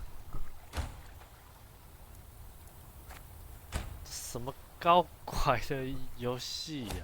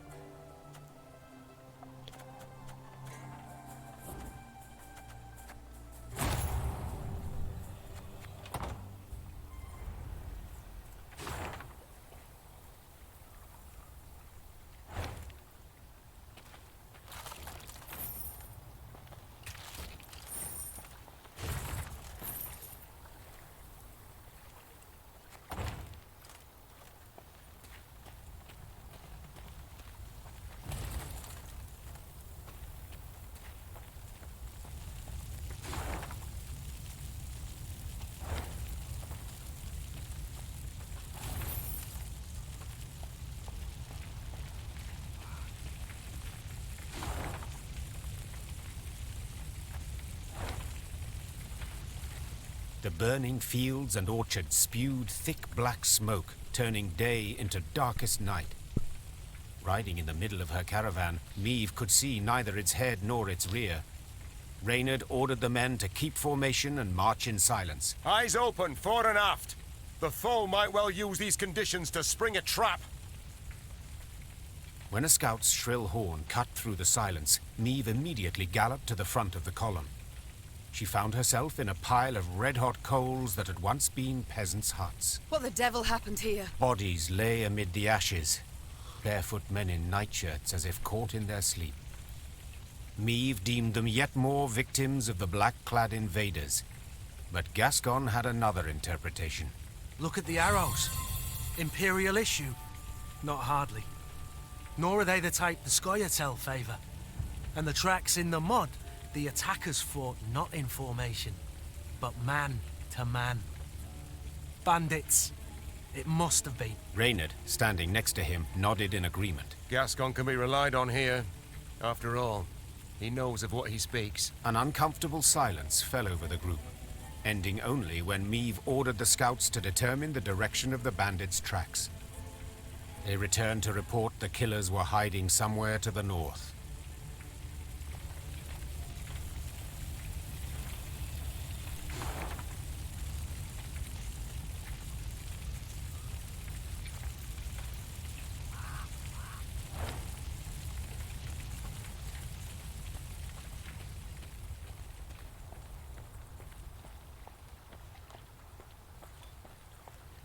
I'm going no further, and I'd advise you to do the same.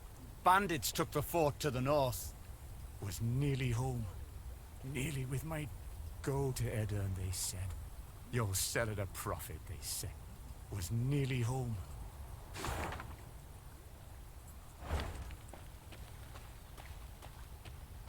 Another dead end.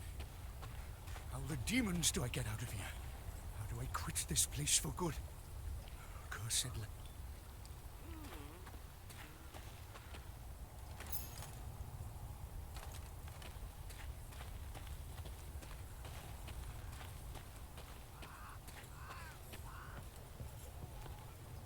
The scouts reported the bandits who attacked the village that night now occupied a fort the Edirnians had hastily abandoned during their retreat. They'll have crossbows, arbalists, ballistae. The bandits are armed to the teeth. What's more, according to the local folk, they had a witch among them. In light of these reports, Meave's advisors debated whether it was worth risking a fight with the brigands. Let's call it as it is. Gascon said. The game's not worth the candle. Game? Rayla said, struggling to swallow her anger. They slaughtered an entire village. We cannot let them get away. The stage seemed set for a long debate, when Meave pounded her fist on the table. I am a queen, for God's sakes. I shall not cower before common rogues, even if the entire conclave of mages stands with them. Reynard, have the men prepare their arms. Reynard saluted and left the tent. If one had seen him then, he would have sworn the grizzled soldier smiled to himself, beaming with pride in his ruler.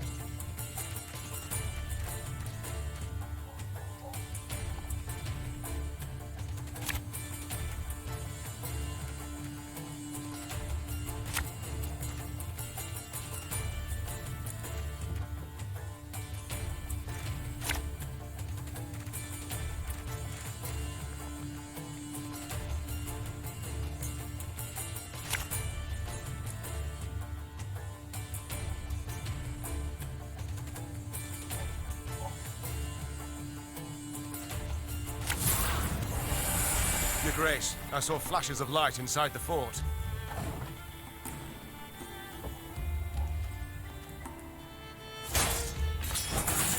Surrender while you can!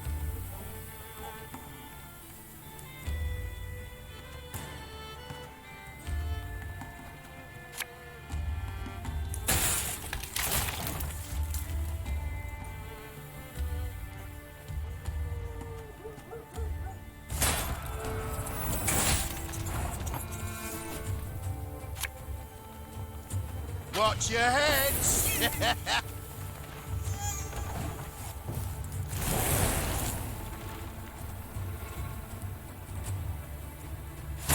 saw a few ends of going.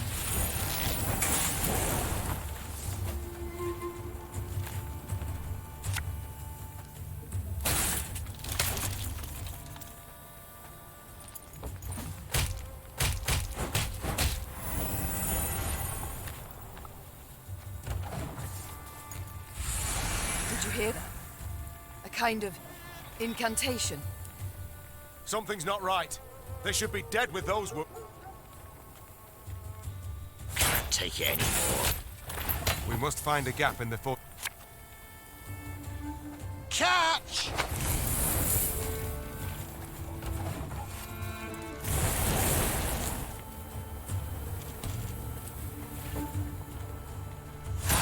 Well, I guess it's gonna take some more patching.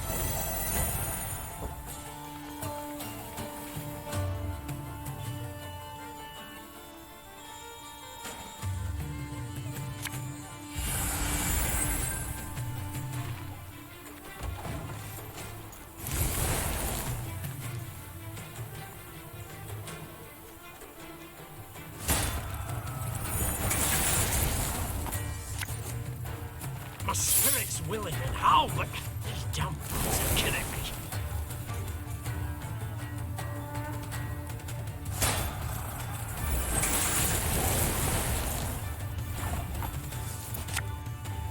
Got any victuals? Hungry like a wolf, I am.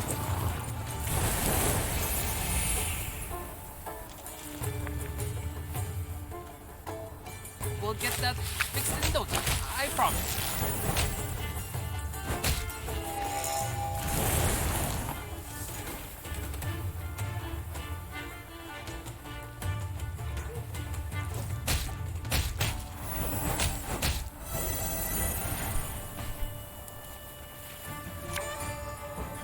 Pays late. Again. 这怎么打？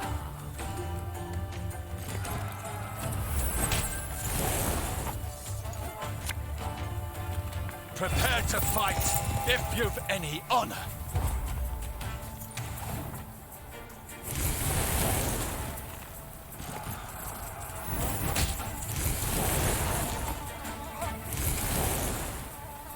You can try to win them all, but you won't.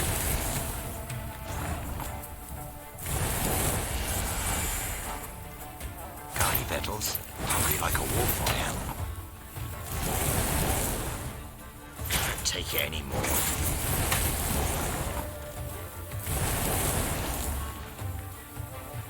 Today's gonna be a good day.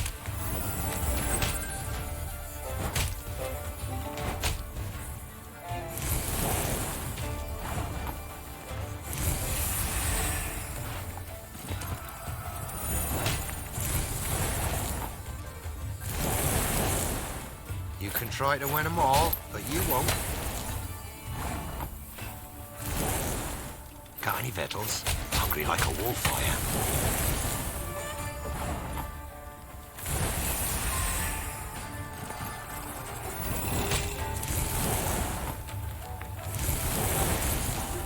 Can't take it anymore. You can try to win them all, but you won't. The fort is ours, Your Grace. They battled long and hard to take the fort. Meave could have sworn she saw bandits stalking its ramparts. Bandits who moments before had taken a bolt to the head. By all rights, a mortal wound. What the devil is going on here? She swore as she took cover behind her shield. The secret was unraveled only after the battle's conclusion. Meave's soldiers dragged before her a grey-haired woman in colored robes. The aura radiating from her left no doubt. They had fought a sorceress. It was her healing spells that enabled the bandits to hold off their attack for so long. What is your name, sorceress? Ishbel of Tretogor. I take it you did not keep company with bandits willingly? Not at all. They kidnapped me and forced me to aid them.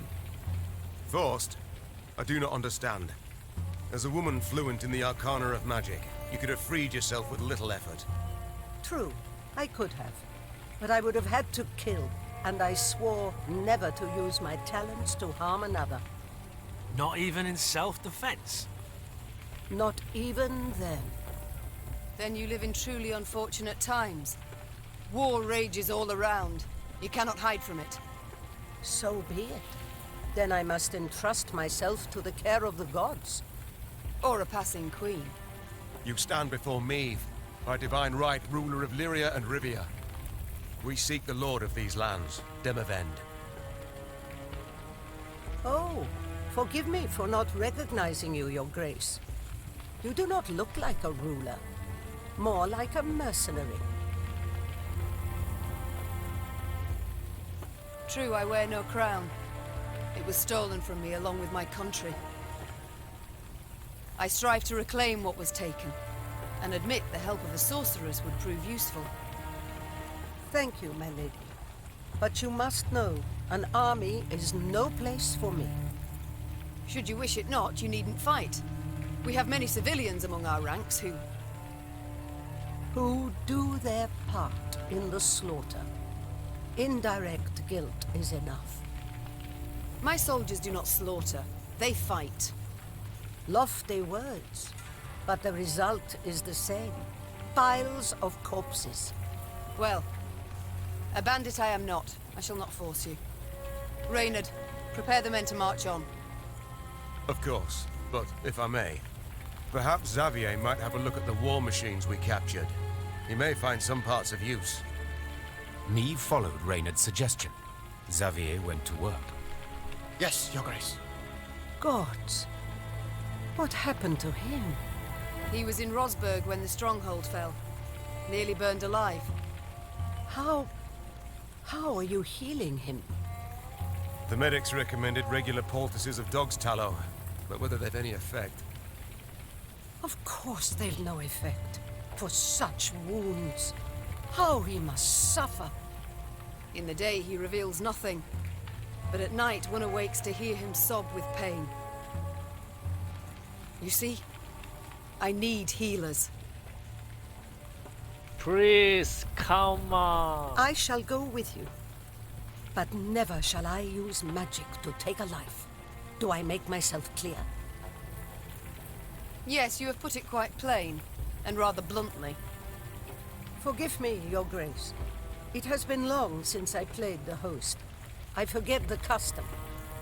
Your spells mean more to me than your manners. Welcome to our ranks, Isbel. Isbel sat in one of their wagons and shut her tired eyes. Her long grey hair seemed to flutter ever so slightly, though there was neither wind nor breeze.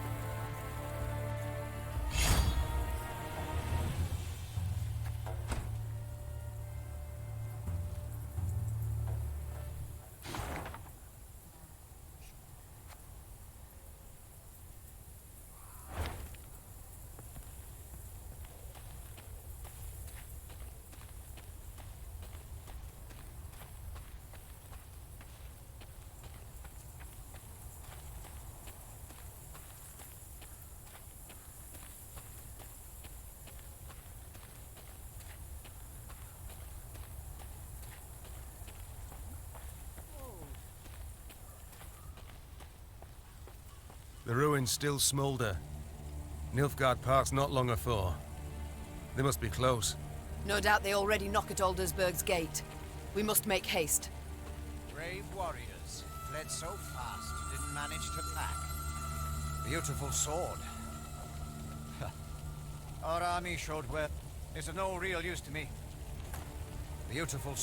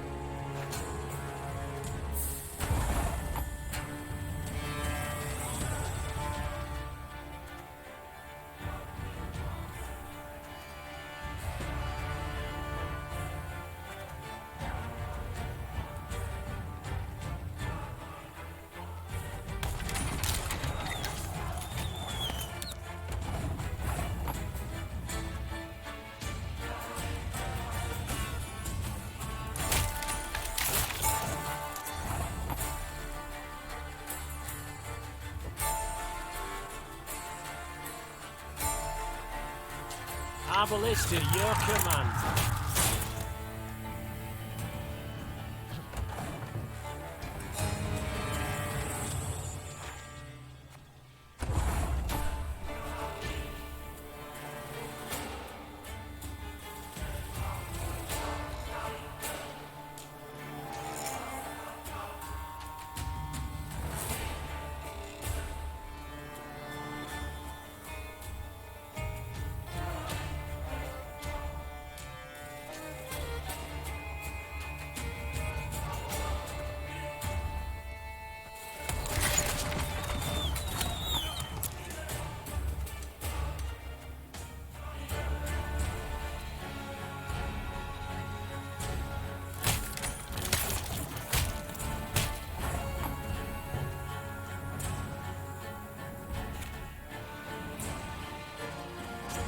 Give me a time.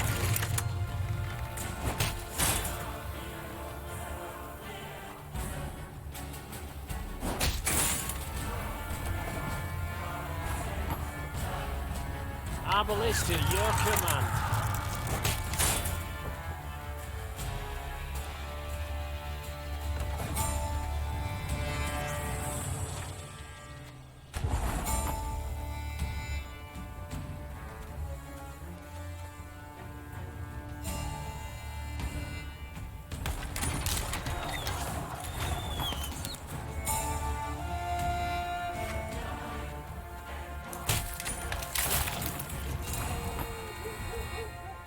One bullet's all I need.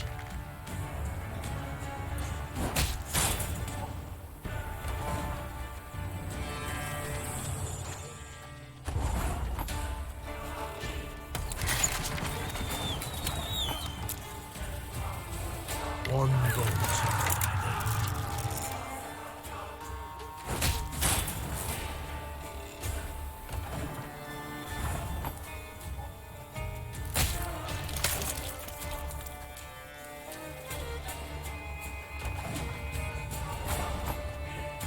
Give me a time.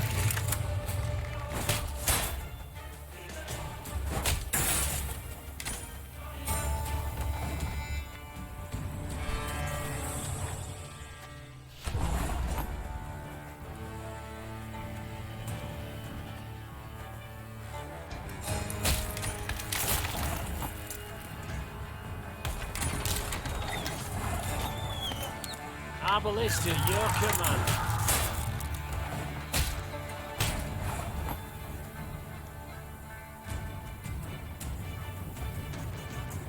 I'm a wrong set.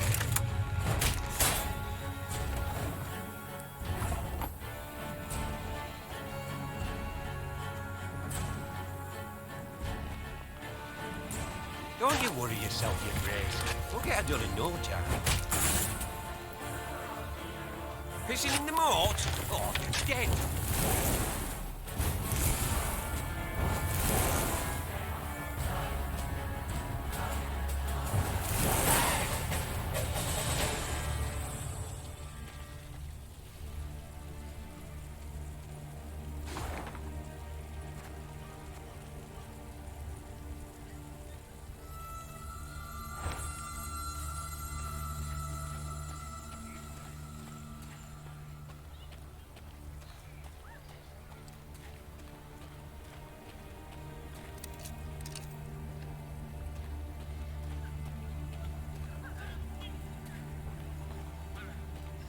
Niamh shook her head in disbelief as she surveyed the landscape before her.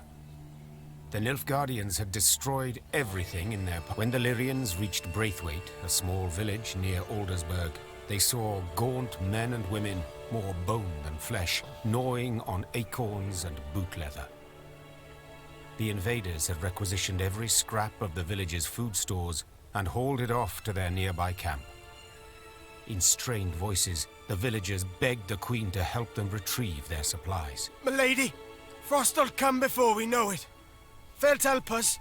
Why not a soul will live to see the thaw? Niamh looked around at the blackened, scorched village, at the walking skeletons who dwelled in it. The suffocating smoke bellowing up from the fields sent tears streaming down her face. I'll do what I can, Was all she said. She knew this was not the time for a rousing speech. She needed to act.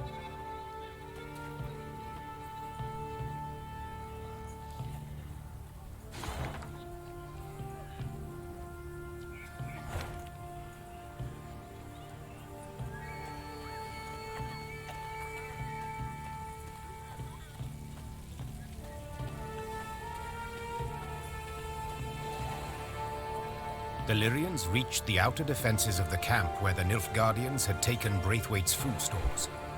Rayna delivered her report. 3 heavy infantry regiments, Nazari arbalists, The warrior said. and I heard neighing, so they've cavalry as well. Neve said nothing, working it over in her head. The fate of the starving villagers weighed on her heart. But was it worth risking heavy losses to aid them? The Nilfgaardians keep food in storage and watch it rot while peasants perish from hunger. Will we allow this? The queen said, addressing her soldiers. Cried the soldiers. I didn't think so. Neve said with a smile as she drew her weapon. Lyrians, attack!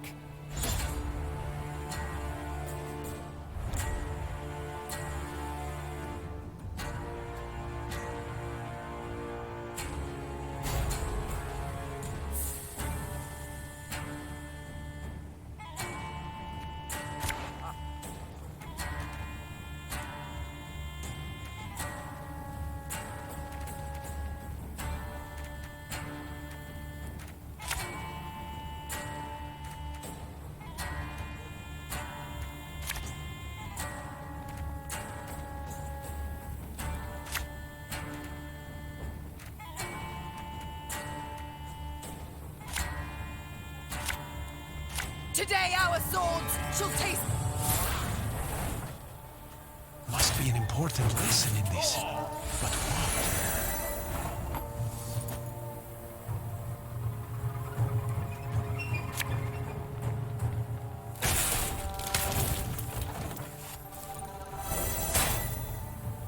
Hundred and 1, 102, 103.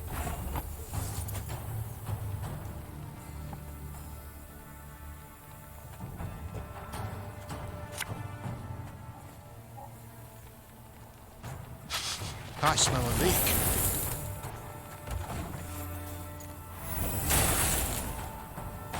Life is mine now. You mad? Don't shake that!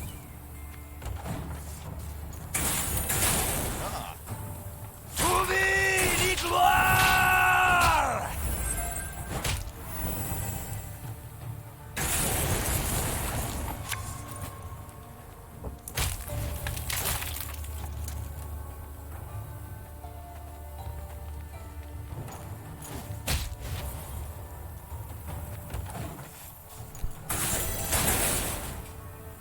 Wise choice.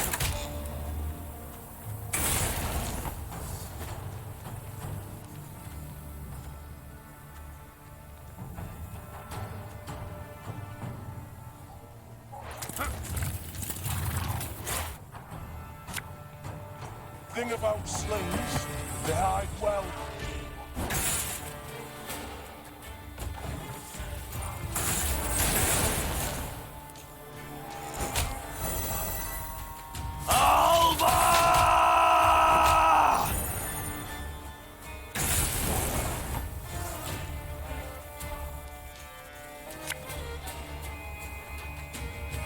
Ours is not to reason why. Notice! All roads lead to Nilfgaard.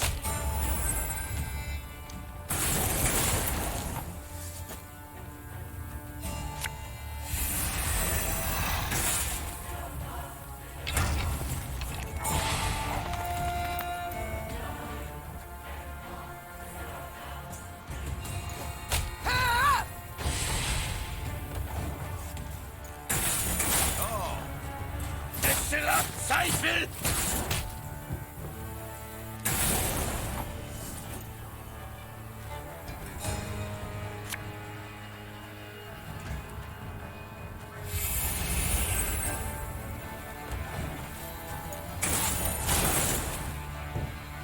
capture.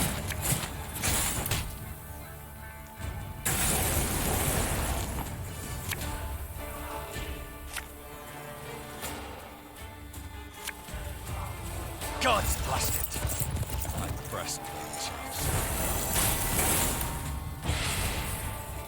Ha!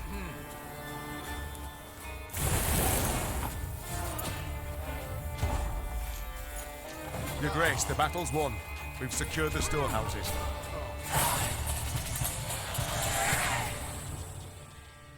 Niamh managed to rout the Nilfgaardian troops and regain the stolen supplies. However, the Queen's good humor faded soon after the battle. Her soldiers began loudly demanding she not return to the village, but keep the food for her troops. We've nigh empty bellies too, my lady. Or whatever we give them, the black-clad bastards will just steal right back. Better to strengthen our own army than the enemy's.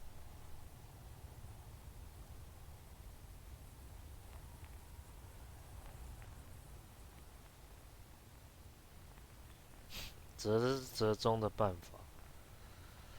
唉。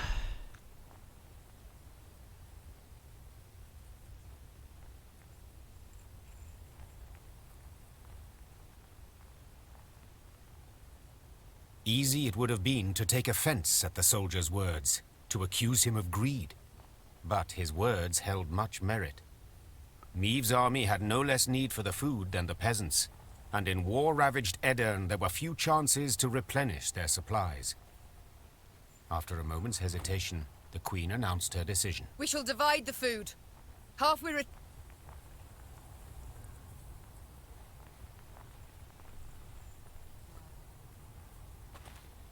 应该全部留给他们的。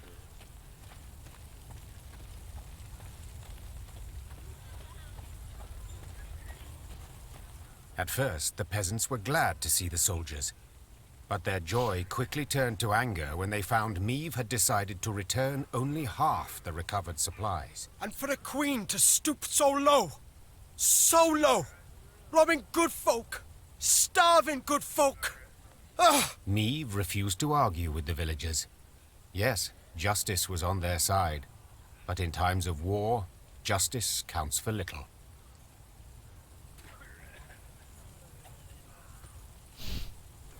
看可不可以独挡啊？靠北啊！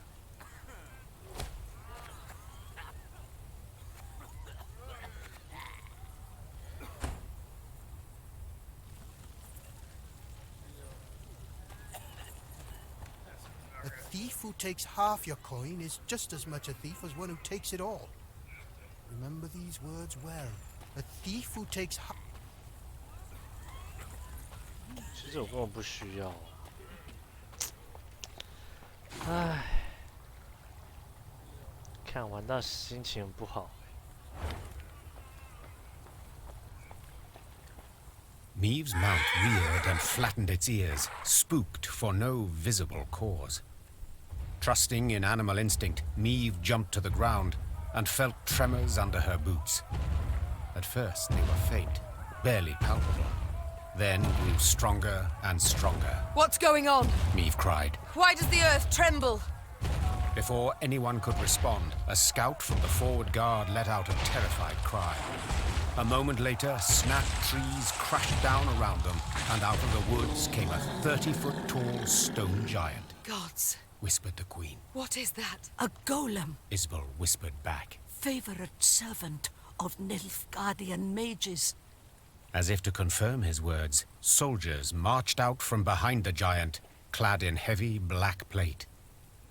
Their leader, however, wore but a light tunic, and his hands glowed with a strange blue light. Dithen Quan and Lyrian! He shouted, giving the order to attack. Gloar and Ard Feyin!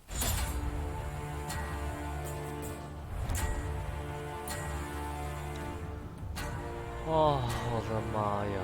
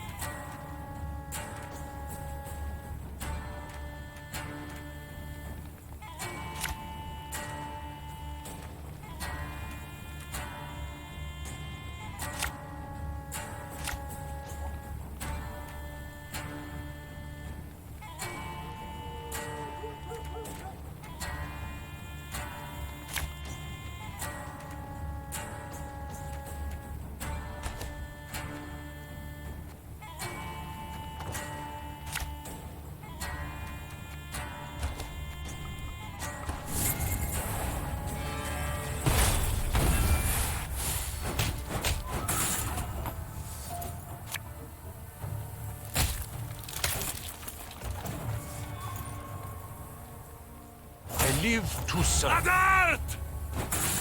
Mom, break the mage's spell, and the golem's power will wane to naught.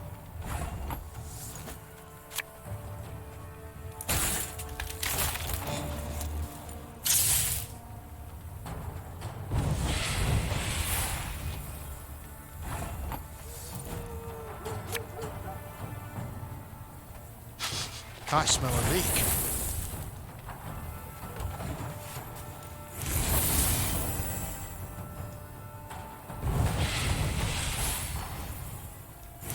The mage! Kill the mage!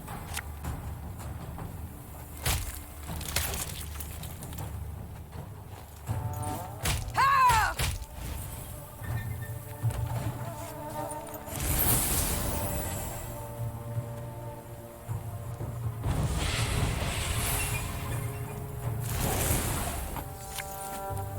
Oh, Lyrian lummoxes.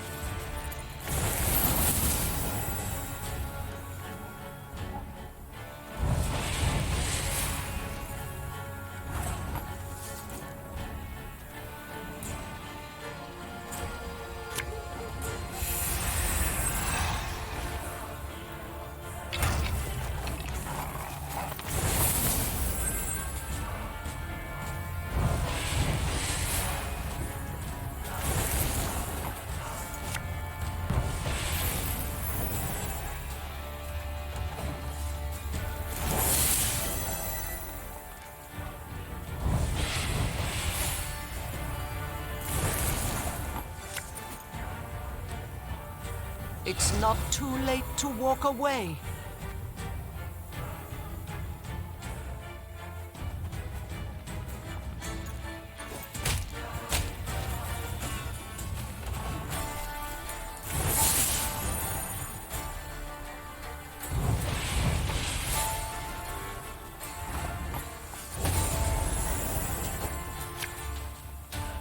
As ordered.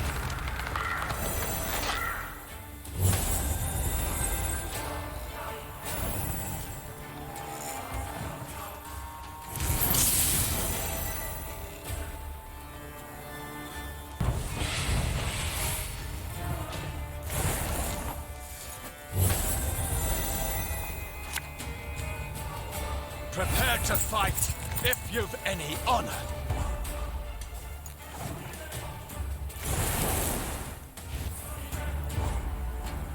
Your Grace, it worked! 没有杀死他。 Raising her shield against the whistling rain of arrows, Meve fought her way towards the Nilfgaardian mage leading the attack. At close quarters, magic arcana would stand no chance against a well-swung blade. Meve roared, delivering a powerful blow. Her blade severed the mage's aorta, and drowning in his own blood, he fell to the ground. He choked out by way of last words. Then the blue aura coming from his hands flickered out, and the stone giant thundered to the ground in pieces. When the dust of the battle had settled, the Queen ordered her men to search the Nilfgaardian camp. In the mage's tent, they found a rare instrument used to communicate at a distance, a megascope. The crystals encrusted in its brass frame were still warm, meaning it had recently been used to conduct a conversation. The burning question was, with whom? Isbel! Yelled the Queen. The mage dutifully came closer. This device. Could you activate it? Yes, Your Grace. But are you sure? I am. Get to work. Isbel nodded, then began calibrating the magic device. Finally, something clicked. A light flickered on, and before Meve's eyes appeared the outline of a Nilfgaardian general.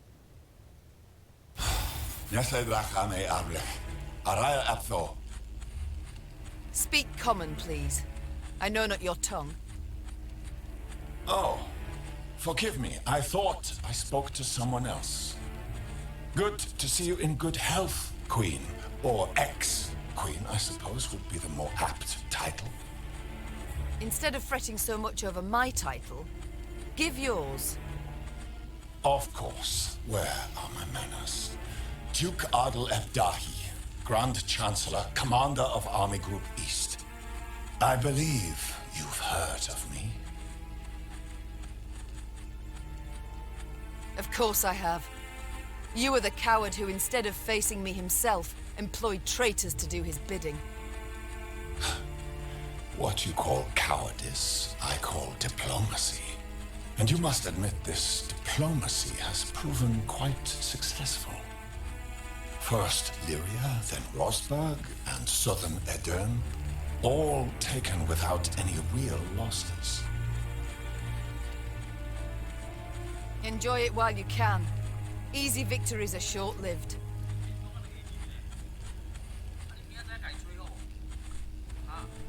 Is that what you think? I'm afraid you're in for an unpleasant surprise. Is that a threat? No. A simple prediction. Enough of this. Why use this megascope? What is it you want?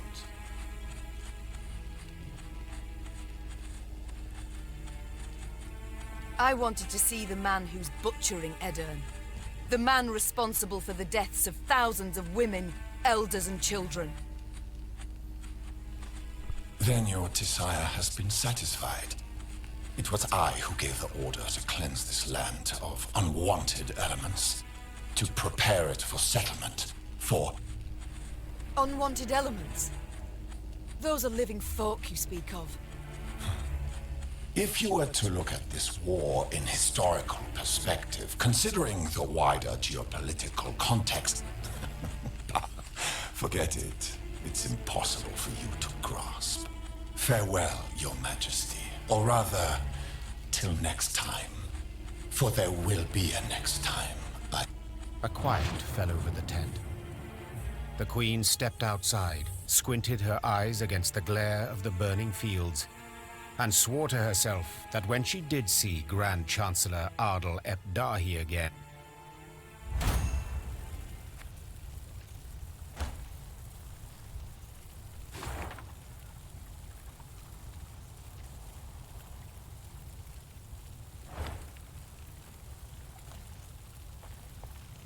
all destroyed. As if nobody lifted a finger against the Nilfgaardians. King surely ordered all his armies to return to Aldersburg. Took cover behind its walls. I do not wish to dismay, but after what we saw at Rosberg... Enough doomsaying, Gascon.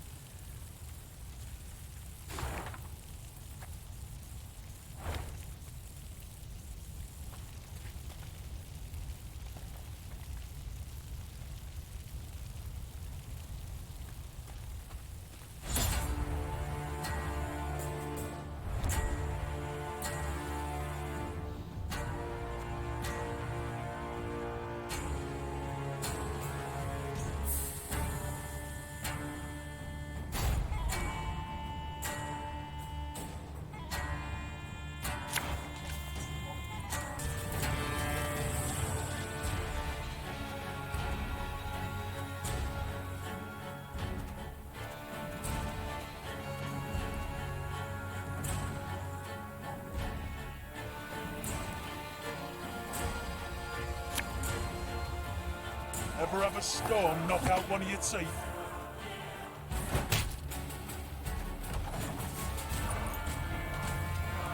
Must be an important lesson in this. But what?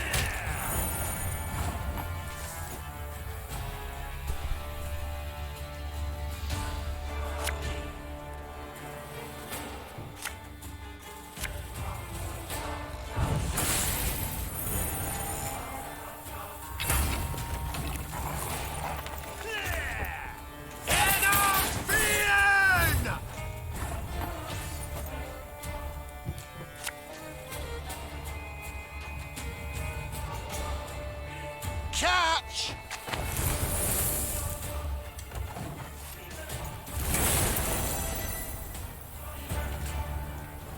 Egreto dum anime est, set est.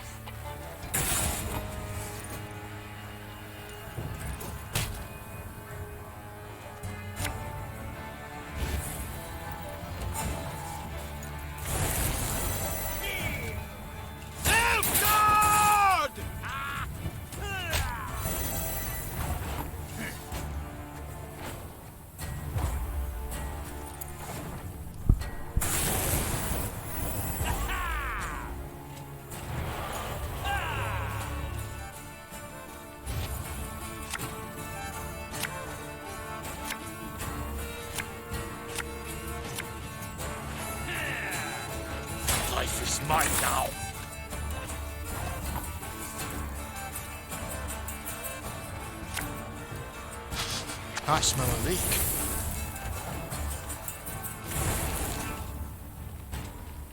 Wise choice.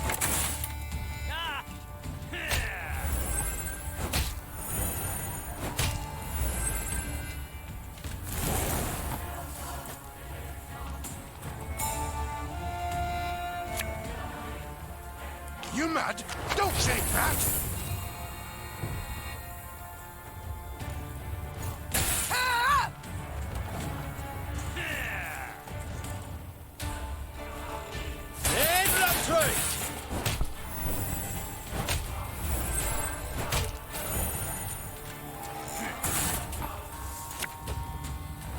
Can't take it anymore.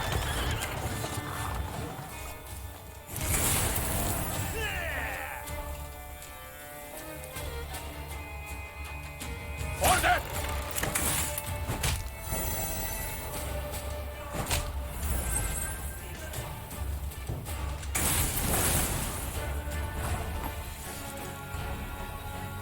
This could hurt.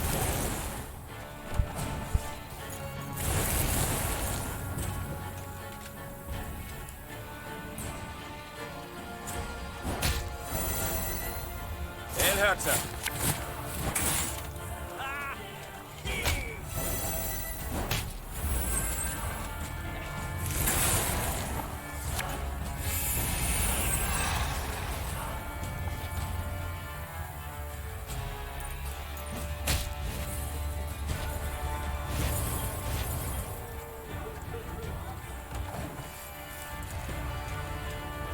My prescription, a bit of bloodletting.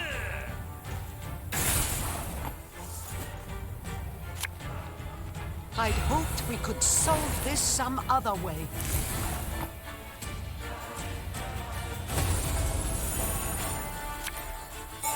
As ordered.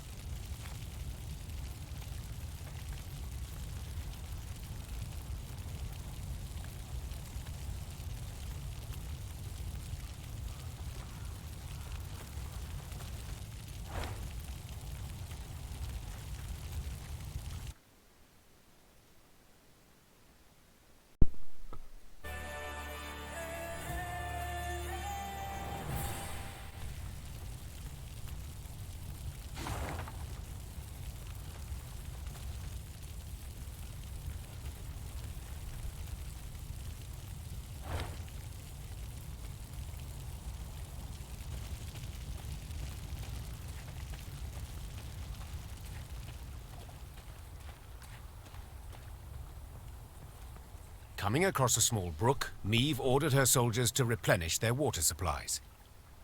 When they returned, it was with empty water skins and troubled expressions. Milady, the water tastes of blood. Not like black pudding, mind, but rancid, filthy. Meve had no choice but to march on. She gulped dryly and wondered how to interpret this strange event. An omen, perhaps? A warning from the gods? She soon learned the truth. Following the brook upstream, the Lyrians arrived at a small pool. Bobbing on its surface were dozens of corpses. A young woman caught Meve's gaze, her long hair spread delicately atop the water, wide-open eyes reflecting the sky, a fine nose peppered with freckles, and a gaping wound slashed across her throat. We shall stop here, The Queen said calmly. and give these souls a proper burial. Reynard, send scouts. Tell them they are not to return until they ascertain what has happened here. When the scouts returned a while later, they brought with them a barefooted peasant they'd found hiding in the woods. They claimed he hailed from Horton, a nearby village, the village whose inhabitants had been murdered. Them black-clad wretches stormed the village, milady. The devil free gave at the fore. Rounded us right up, took us down to the lake. Whole village, mind. Then chop, chop, and splosh, splosh. 'Twas I alone gave him the slip. Meve listened to the man's tale, then placed him in the care of her medics and ordered the Lyrians to break camp.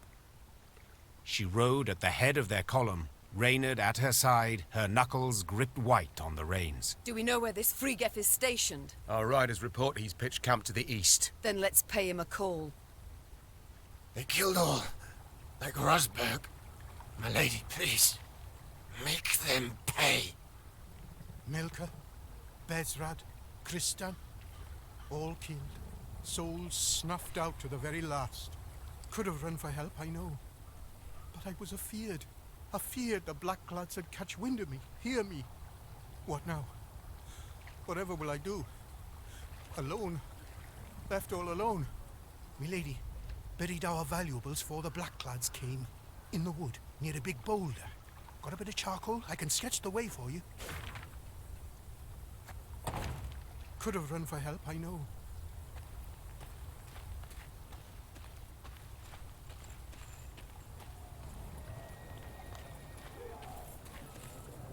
The Lyrians had no trouble finding Frigef's camp.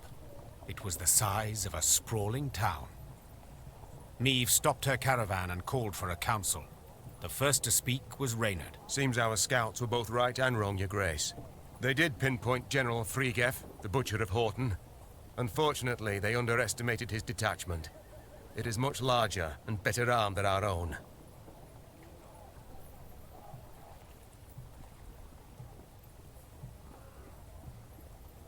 That changes nothing. Meve said, forestalling all protest. If I leave him unpunished, without so much as an attempt, I shall never be able to face my reflection again. We must attack. Reynard bowed and passed the order to the Lyrians. Later...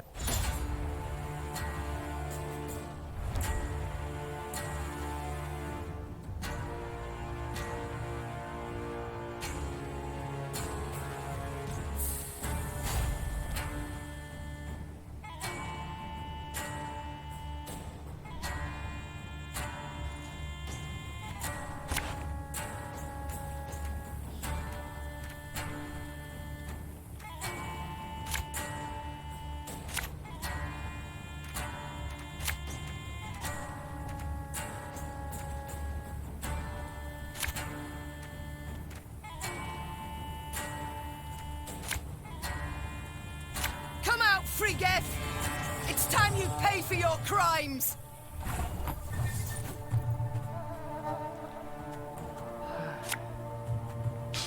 I smell a leak.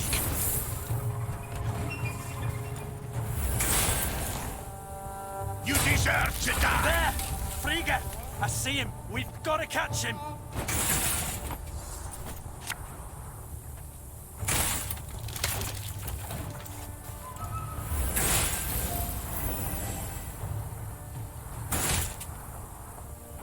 Wise choice.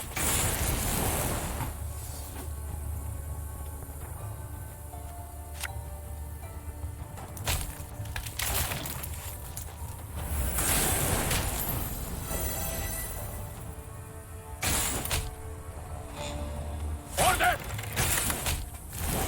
The Horsens.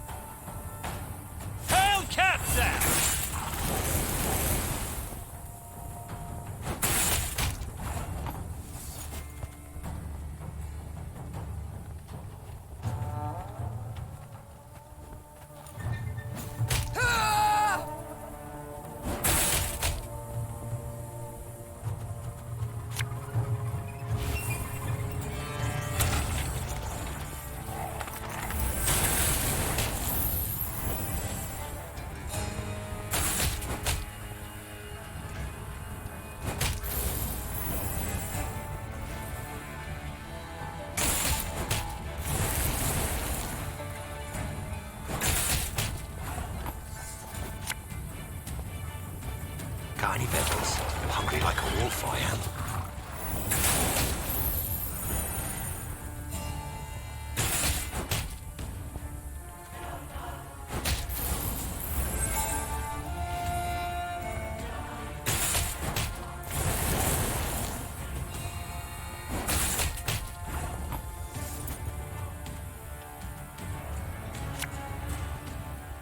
Pairs late. Again.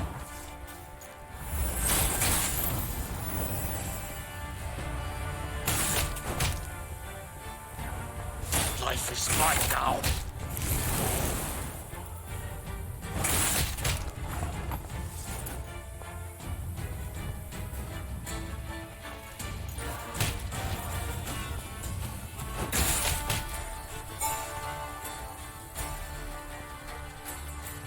You mad? Don't shake that!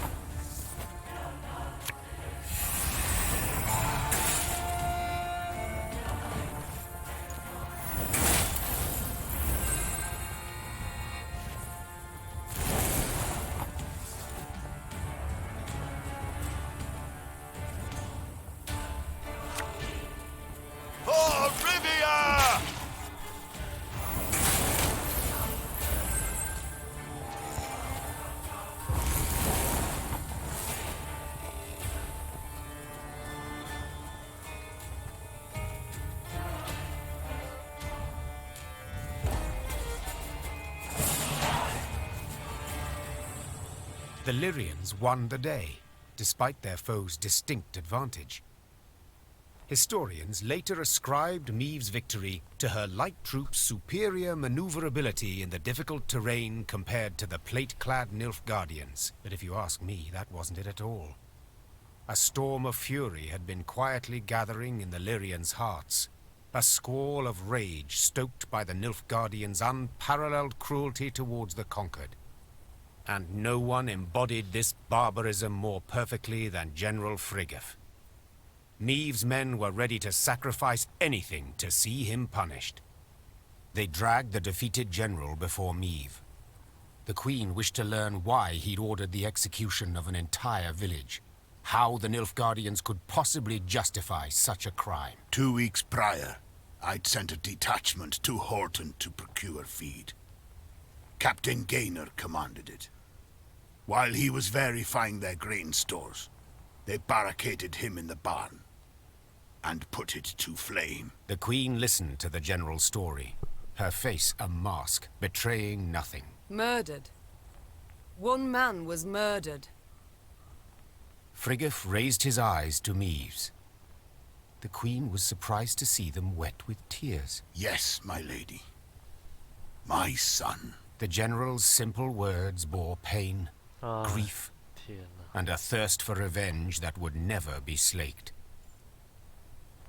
The Queen had to decide what to do with Frigga.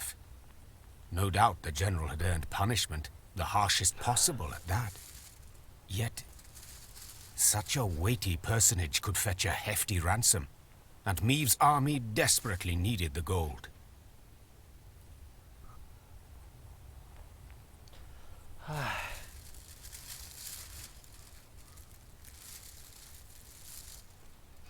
怎么办呢？这就是战争的残酷哦。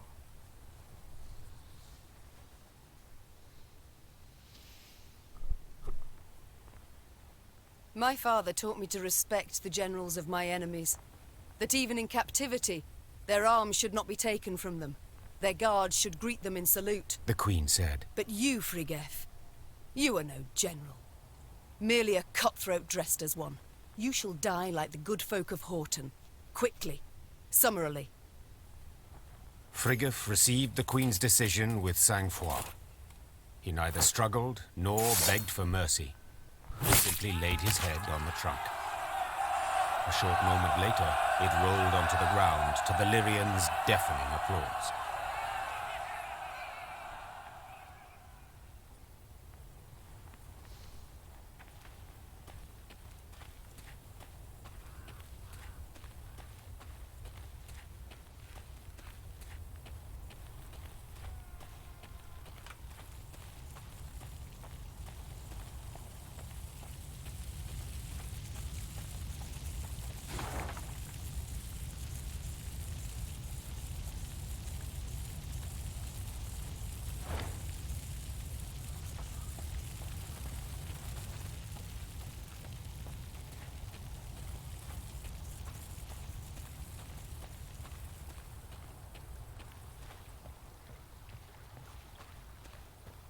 What now?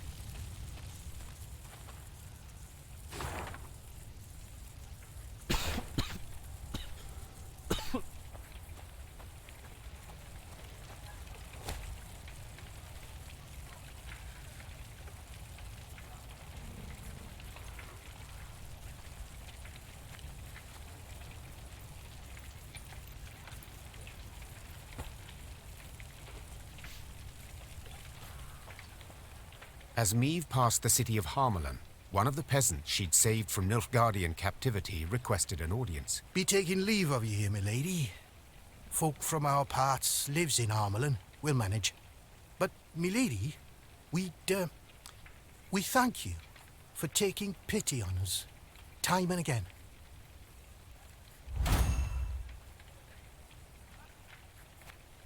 We've nothing, my lady, or nears enough.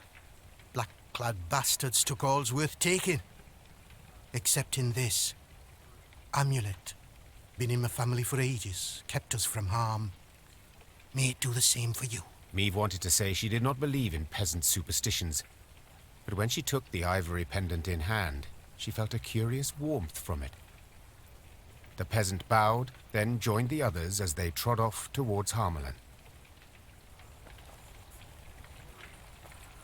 We're safe behind these walls.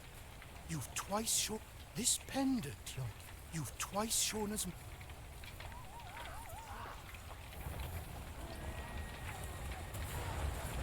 The Lyrians stood within 5 miles of Aldersburg, when the road, which until now they had travelled alone, suddenly filled with all manner of folk.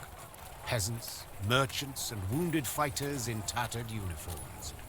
They trod solemnly in the opposite direction, their worldly possessions on their backs. Aldersburg's fallen, my lady. Sighed one of the refugees with a forlorn shrug. Outer walls breached. King still defends the old town, but black-clad goats are winning. You'd best turn back before it's too late. We've nowhere to turn to, good man. The Queen said, then spurred on her horse. Follow me! The Queen galloped so fast the wind squeezed tears from her eyes, the Lyrian cavalry close at her heels. Hoofbeats thundered down the high road, and the crowd of refugees parted, making a path for the charging riders. Faster! Faster! Soon they set eye on Aldersburg. A red glow filled the horizon. The wind carried screams and the clanking of steel. The once proud city was quickly turning to dust in the Nilfgaardian sun. The Nilfgaardian force moved to block the Lyrian way. Without slowing, Meve cut down the infantryman who tried to drag her from her saddle with a hook. Her head in a winged helmet fell to the ground, leaving a bloody track. Lyrians! Attack! Meve shouted. Take no prisoners!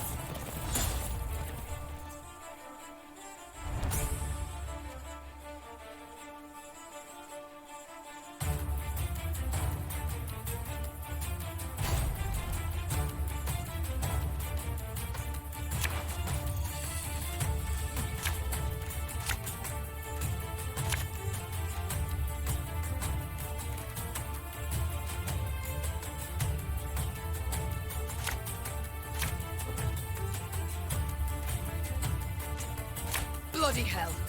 You shan't stop me. Not now! Yes.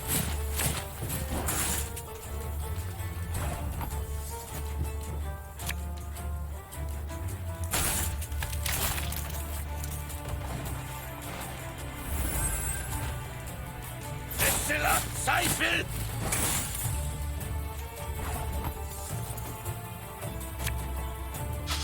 I smell a leak.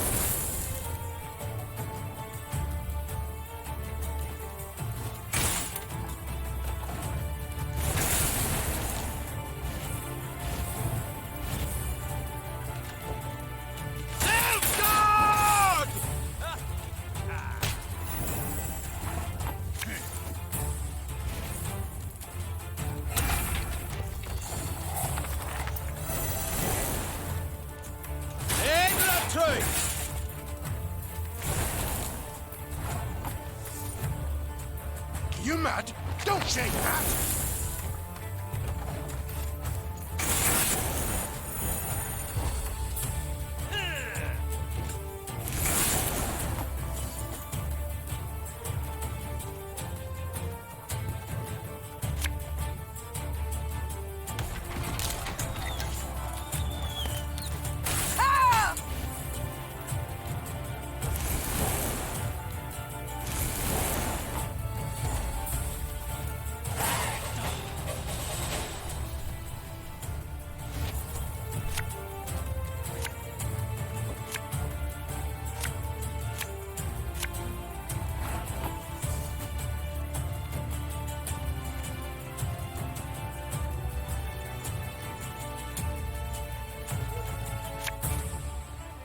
You can try to win them all, but you won't.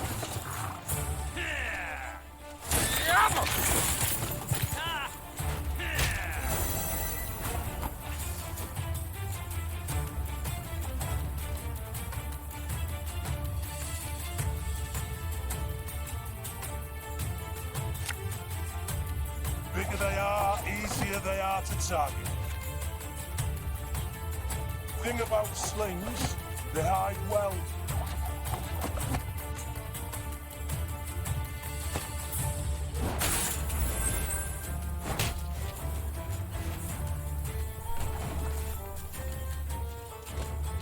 Wise choice.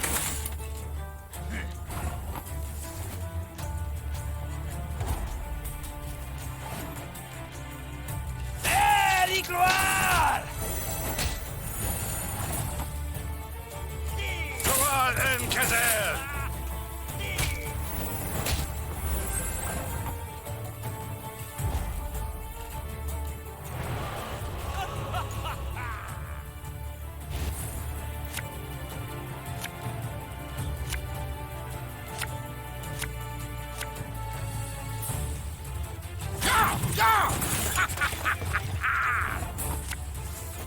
This could hurt.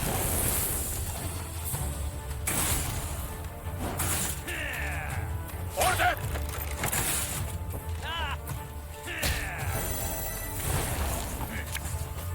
Watch your heads.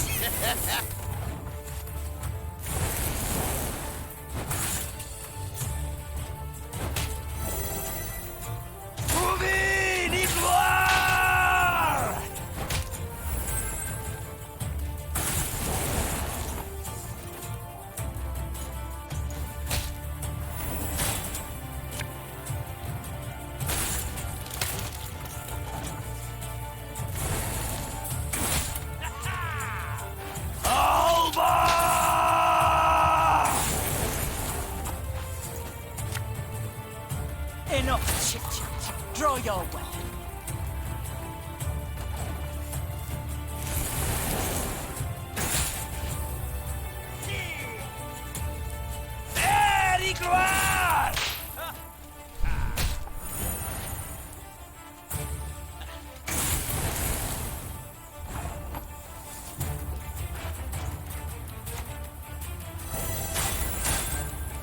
I'd hoped we could solve this some other way.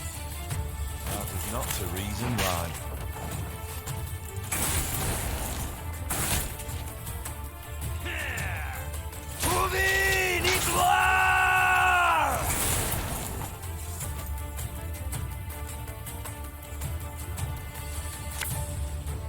As ordered.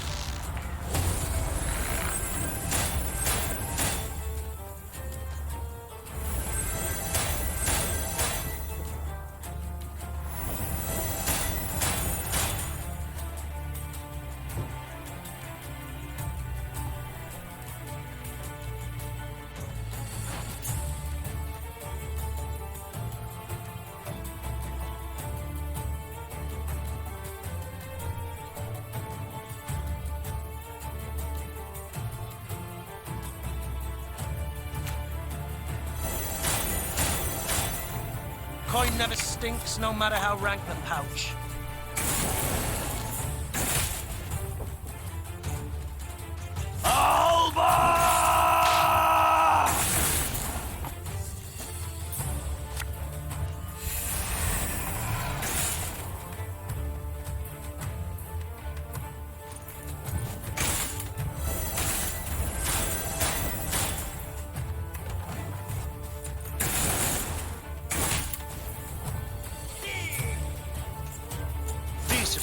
That's what you folk lack.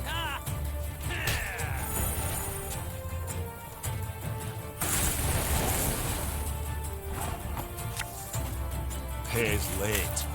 Again. There you go.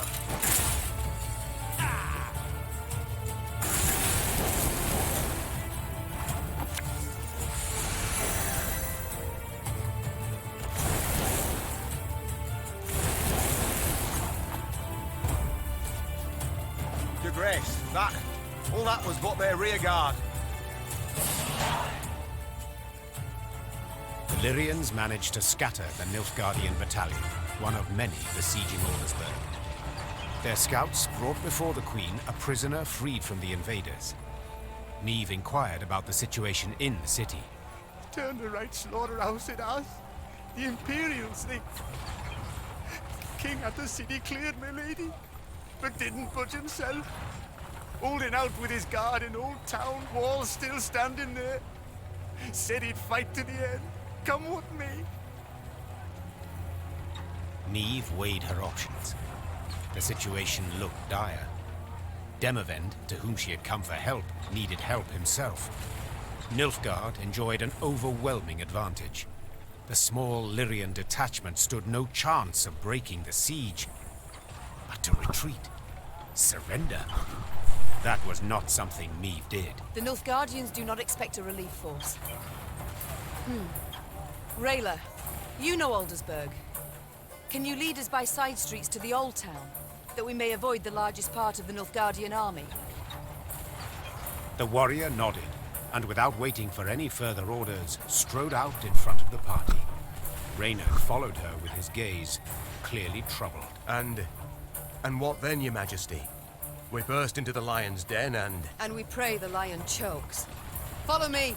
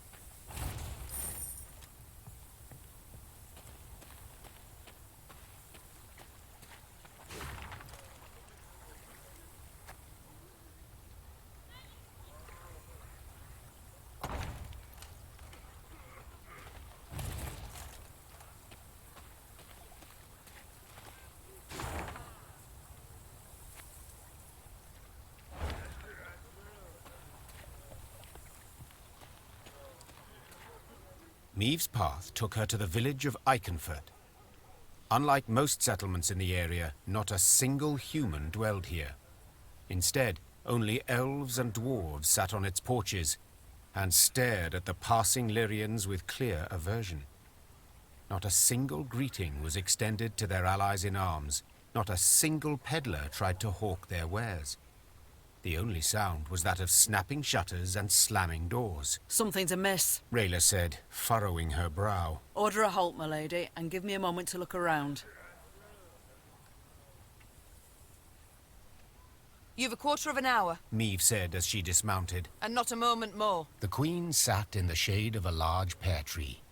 She shut her eyes and listened to the chirping of crickets in the grass, savoring a rare moment of relaxation. But the calm did not last. Within moments, one of her scouts returned, a certain Sergeant Niedermere.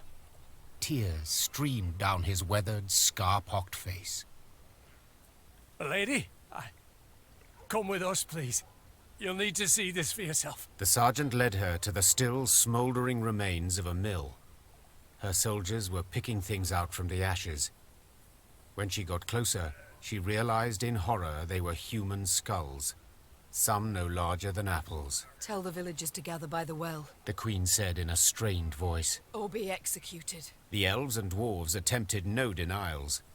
They admitted Eldane and his Scoia'tael had helped them round up all the humans in their village, march them into the mill, then set it aflame. They stole our lands, defiled our names, beat us, murdered us in bloodthirsty pogroms, shouted one of the dwarves. They had it coming to them.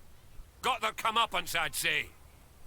Meve was no stranger to the cruelty of war, but the enormous evil she found in Iconfurt overwhelmed her. She felt a terrible weight on her chest, found it hard to draw breath, and her head spun. She felt she could hear the cries of humans being burned alive. Ma'am, whispered Reynard. You must pronounce something. Or simply turn the matter over to me, Your Grace. Rayla interrupted. I know what to do. 天哪！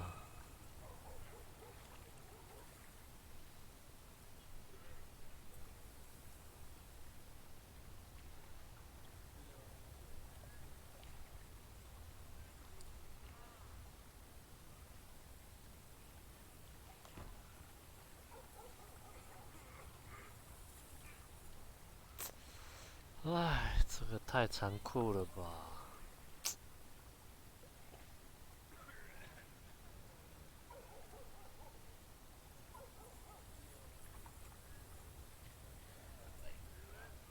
You know what you deserve, Meve said. But my soldiers are neither murderers nor executioners, and you are not my subjects. So I shall have you escorted to Rosberg. Let the authorities there mete out justice. With a noose, I hope. The Queen chose a dozen soldiers and tasked them with seeing the non-humans of Iconfurt tried by an Edirnian judge.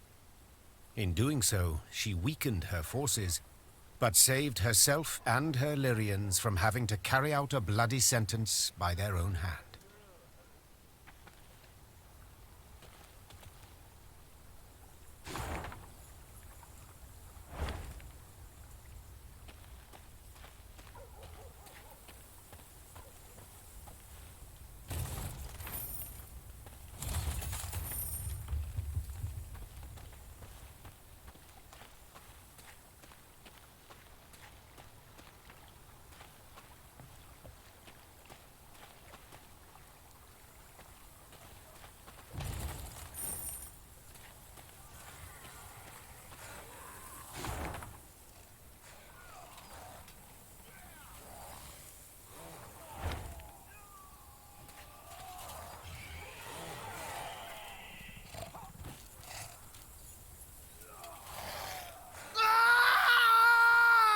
What was that? Meve asked Reynard, who rode beside her. A scream. A man's, I think. Need to investigate. Gather a few men and we ride. Quickly! The screaming came from a small settlement. When Meve rode up to its farmhouses, her horse reared and neighed in terror. Necrophages swarmed all around. The monsters surrounded a few Nilfgaardians who were trying, with no success, to chase them off with torches. Reynard swept his gaze over the carnage and said, They cannot stave them off, and their armor is too heavy for them to flee.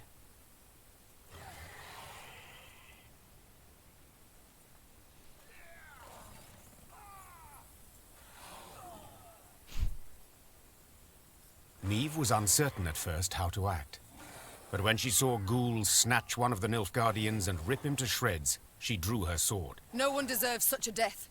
Not even a Nilfgaardian. Follow me!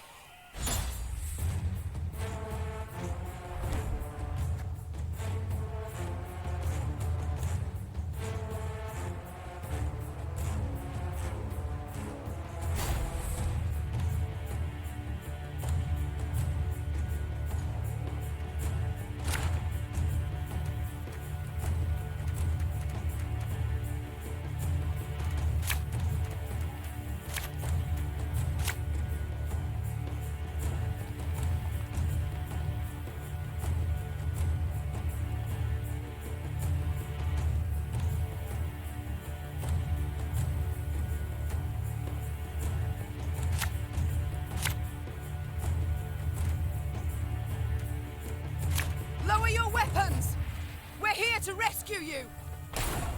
This evil I shall trample out, root and branch!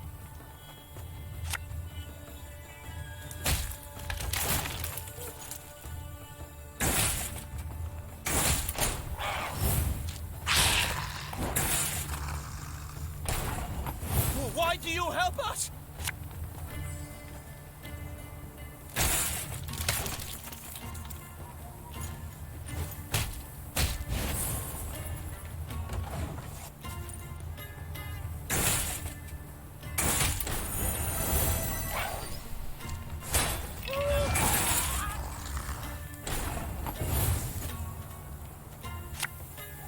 This could hurt.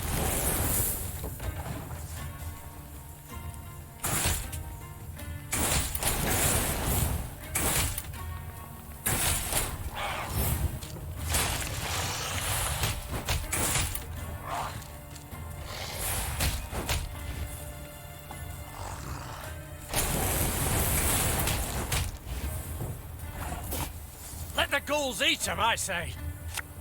Silence! The Queen has made her decision. Watch your heads!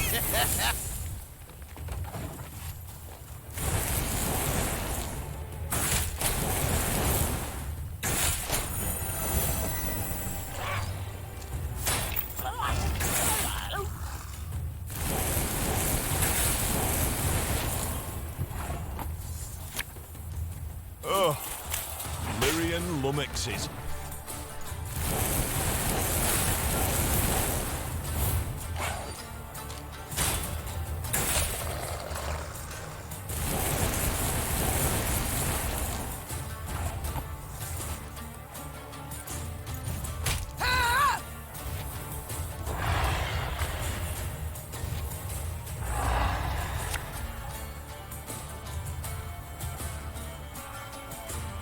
I'd hoped we could solve this some other way.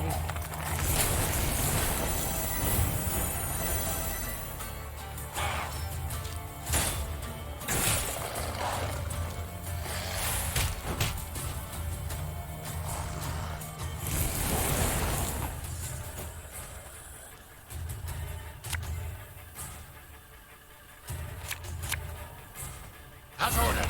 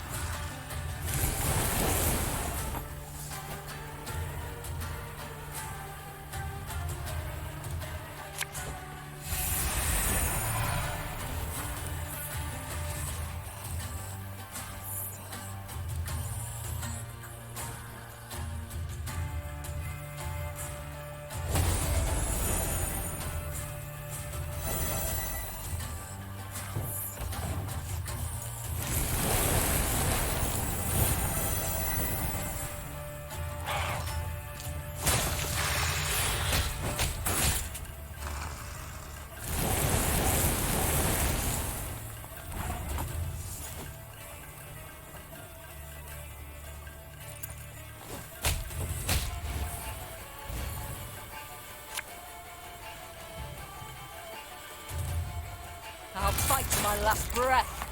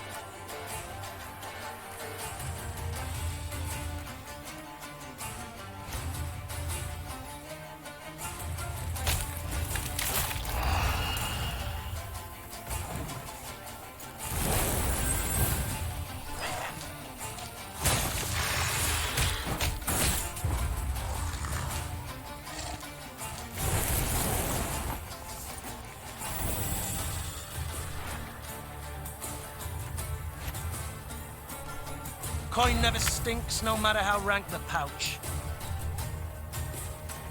Make love, not war. It worked, Your Grace. The monsters flee.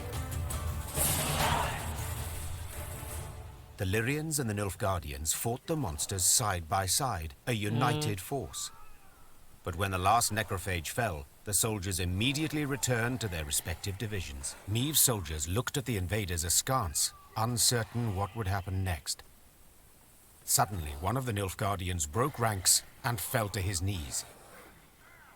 Your Grace, I know you have no reason to trust us, but we are not enemies.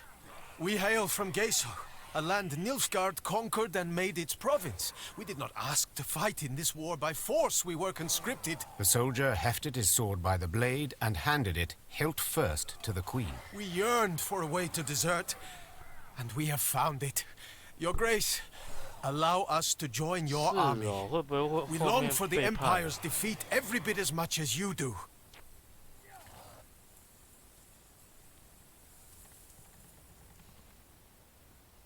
好，帮他加入看看。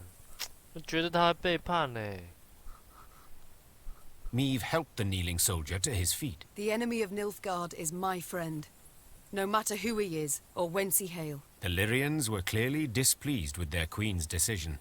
The black-clad deserters from Geso would need to earn their trust.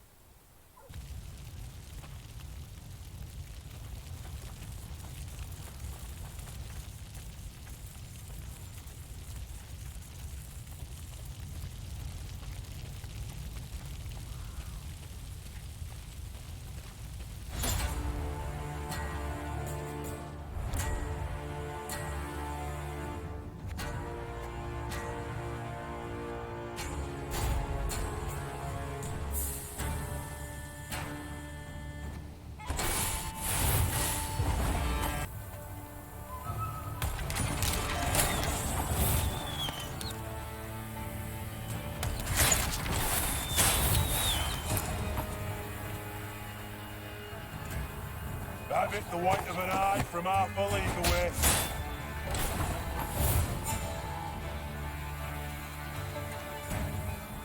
Stop your yapping and start digging.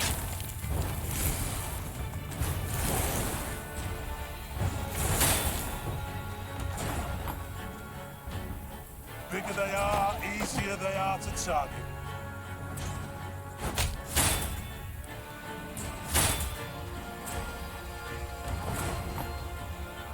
Thing about slings, they hide well.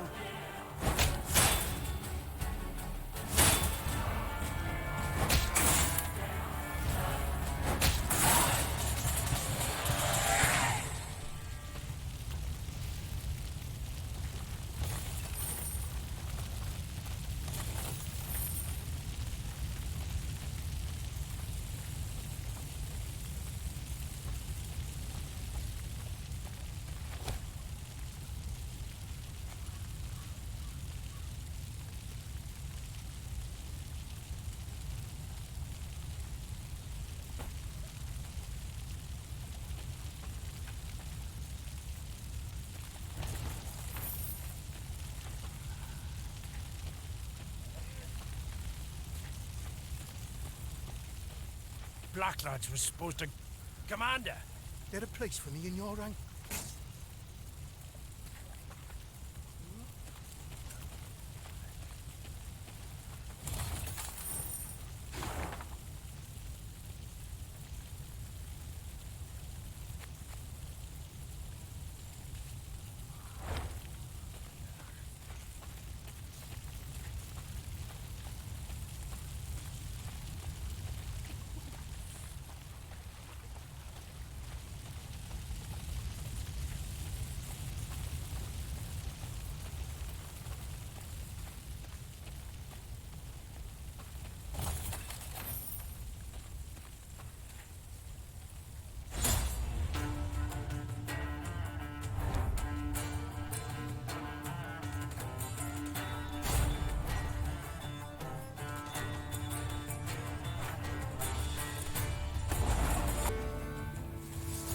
One vote.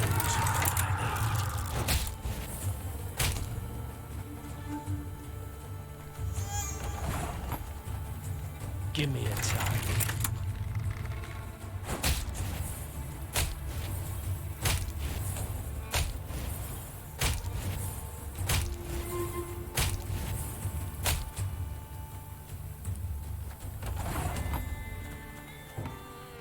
Arbalist at your command.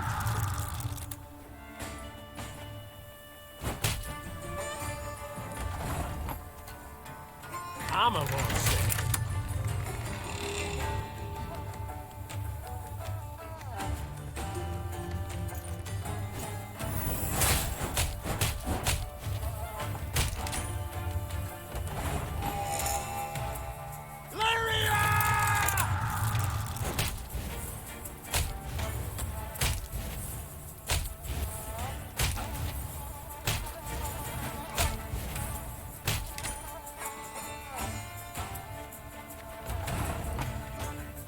One vote's all I need.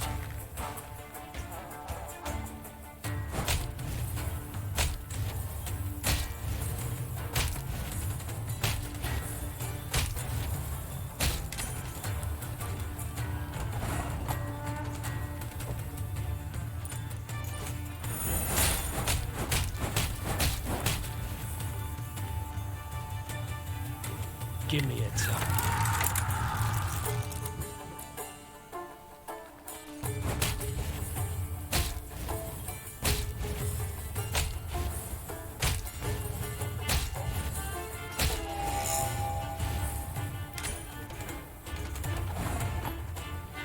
Arbalist at your command.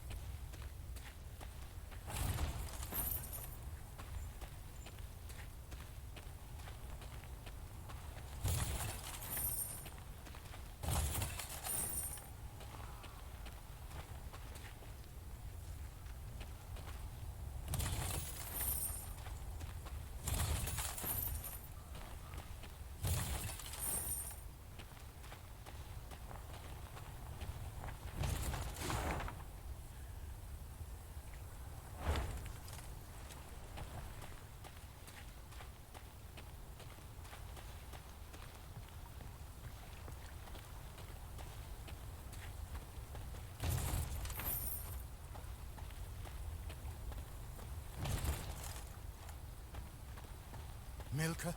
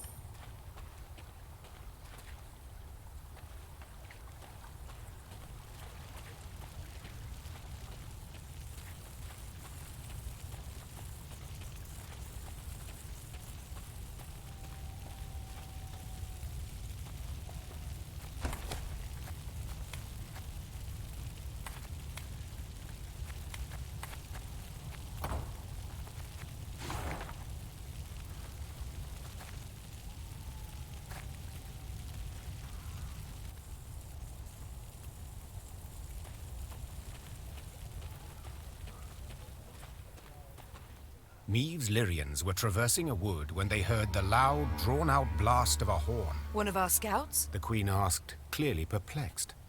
She turned in her saddle to face Reynard, who shook his head. Strange. The scouts returned a short while later with their report. Soldiers had pitched camp in a nearby meadow. They wore Edirnian uniforms, cut by sashes bearing... We must send a strong signal.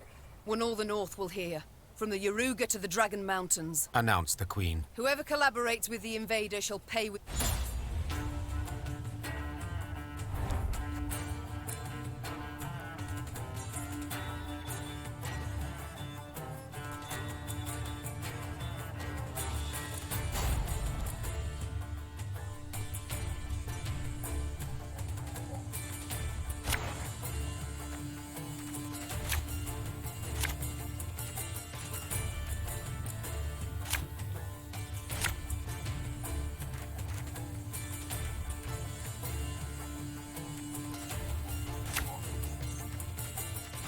Is that Queen Meave?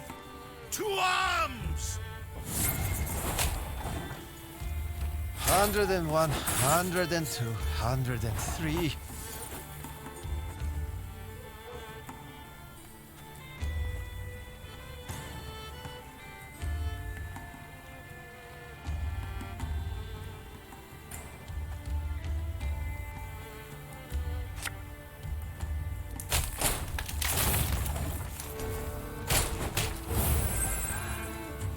$152, $154.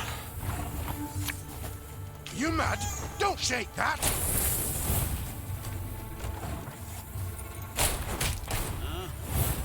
Scrubbing duty again? Oh, gods.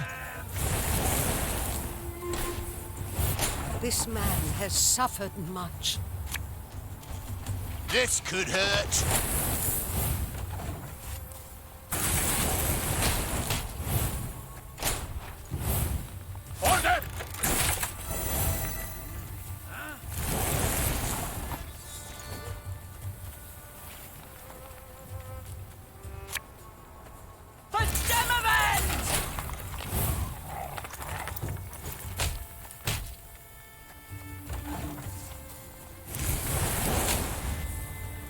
Mercy, Your Grace. We surrender. The traitors, perhaps used to fighting unsuspecting foes, stood no chance against the determined Lyrian attack. At its conclusion, Meave personally knocked Fulberson off his mount, then tore off his visor. The face she saw evoked more sympathy than hatred. Fulberson was an old, sickly man, his skin pale and blemished. With great difficulty, he pulled himself up on his knees, then extended a shaky hand in pleading. Your Grace, have mercy. The Nilfgaardians forced me to treason. They threatened torture. Meave felt her soldiers' eyes on her.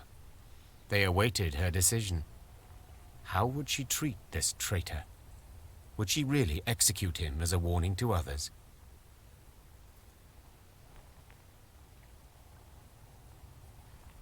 I hereby dissolve your division, Falberson. And you, surrender your sword and be on your way. The traitor threw himself at the Queen's feet. You've shown mercy befitting a truly great ruler, Your Grace. 1,000 thanks. To the west of here lie my lands. Visit me. I shall throw a sumptuous feast in your honor and provide a generous donation to your fight against our common foe. Meave ordered Fulberson to stand. Her Lyrians reluctantly stepped out of the departing traitor's way. When he passed Black Rayla, she spat at his feet.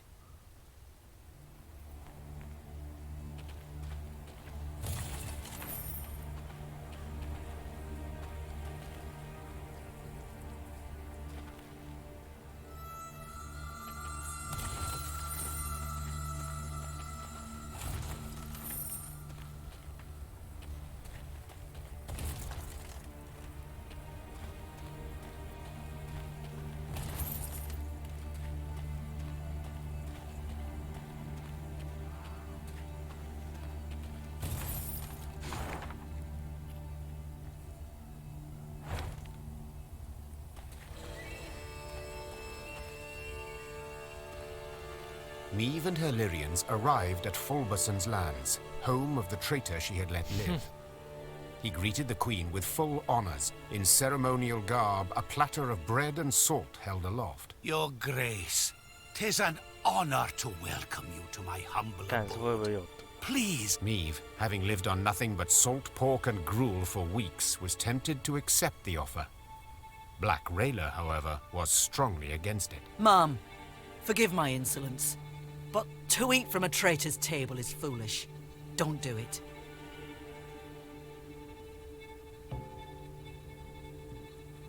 Heeding Rayla's plea, the queen declined Fulberson's invitation. Clearly saddened, he escorted the queen to the bounds of his estate. I thank you once more, Your Grace, he said, bending to kiss her hand. And I swear from now on, 'tis a great pity from here on.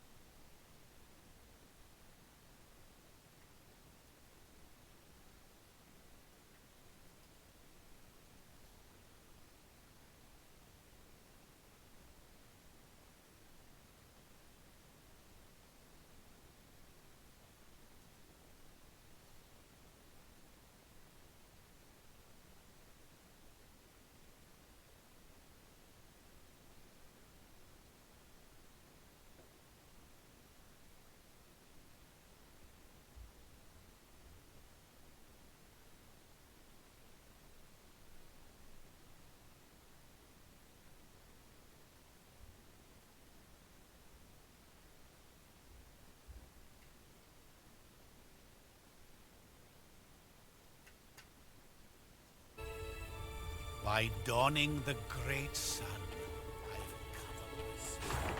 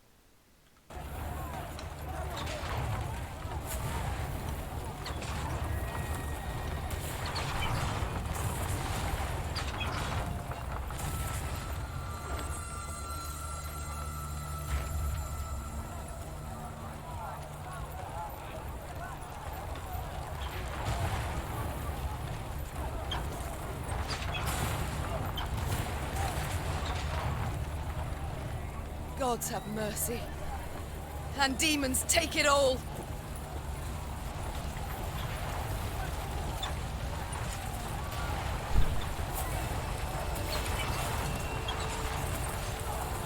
Taking advantage of the confusion, Meve maneuvered her troops to the very walls of the old town.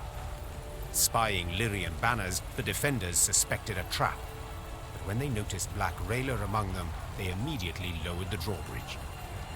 The old town was a maze of brothels and shady taverns. In normal times, students and other pleasure seekers prowled its dark alleys. Now, tired soldiers slumped in every corner, though Valyrian's arrival clearly buoyed their spirits. The Fraternal Realm's warriors clasped each other's hands and swapped tales.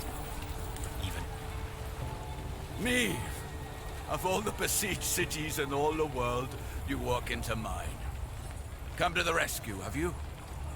To be quite frank, I've come to be rescued. Oh, yes. I've heard much of the events in Lyria. Disgraceful. Such betrayal. However, as you might have noticed, things are none too rosy here either. Yes, that is hard to miss. I thought we'd trade blows with the Blackclads. That it would be an even match. 2 weeks. That sufficed to annihilate the army I'd spent my whole lifetime building. Your Majesty, I cannot say what fate will bring, if we shall reach this war's end alive. But I wish to say now that I admire you. Oh? You evacuated the city, yet refused to evacuate yourself. You fight to the bitter end, like a hero. But of course, a king must lead by example after all. Especially in war. Reynard, that rumbling, you hear it? Studded boots on cobblestones. The Nilfgaardians. Prepare the men for battle. Yes, Your Grace. So, now that we're alone, what's really going on? What? Did you not hear? I'm defending my capital, like a hero.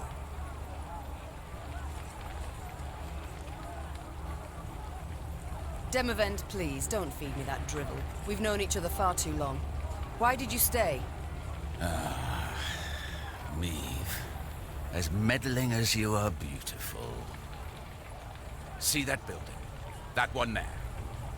The brothel? The Crimson Bodice? Precisely. So, promise not to laugh. I'm a patron. A loyal one, in fact. One of the girls there, Demeretta. She's marvelous. Makes me feel young again. A young fool, you mean? Demavend, there's a war on, and... Allow me to finish. Demeretta became, well, with child. Exactly 9 months ago. Understand now? She's entered confinement. Having contractions. Since yesterday. You see, I cannot leave her like this. Can't have her moved. I must stay put until she gives birth. And then what? Pray tell. Invite all of Nilfgaard to the christening? No, my dear. There is a hidden tunnel deep beneath the city, leading far beyond its walls. Once the midwives cut the cord, we flee.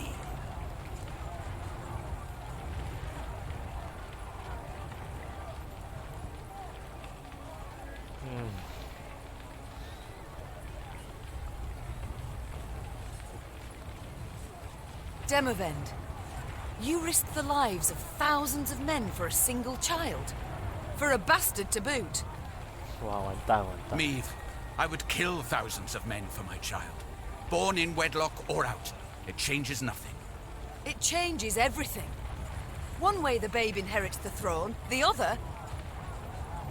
You argue succession while I speak of a father's love. But I shouldn't expect you to understand. Your heart, ice through and through, always has been. No wonder, villain. Your Majesties, the Nilfgaardians are attacking. Meve, we must hold out. A few hours, that's all. I'll do what I can.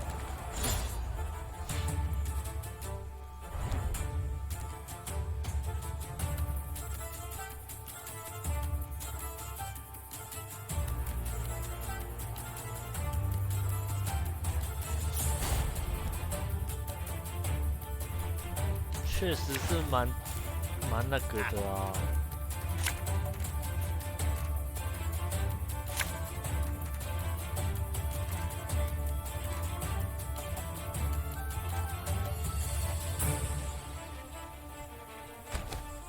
Defend the king! We must stop them!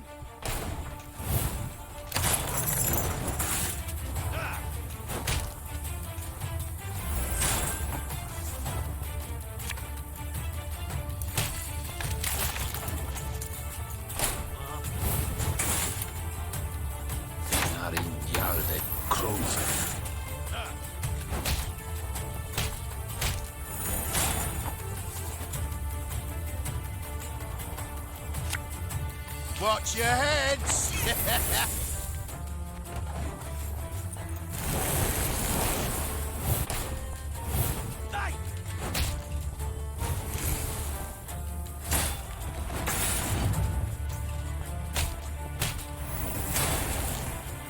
I want their heads! Anvallen in order!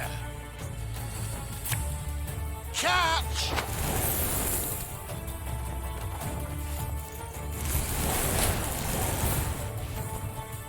Neve! They're getting close! Devils take all! Help me!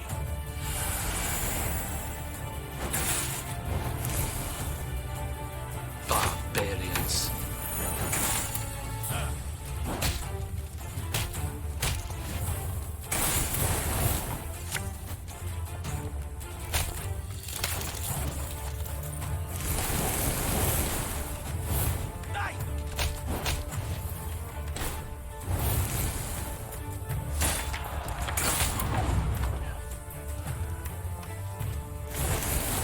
Neve! We must hold on a bit longer. Pays late. Again.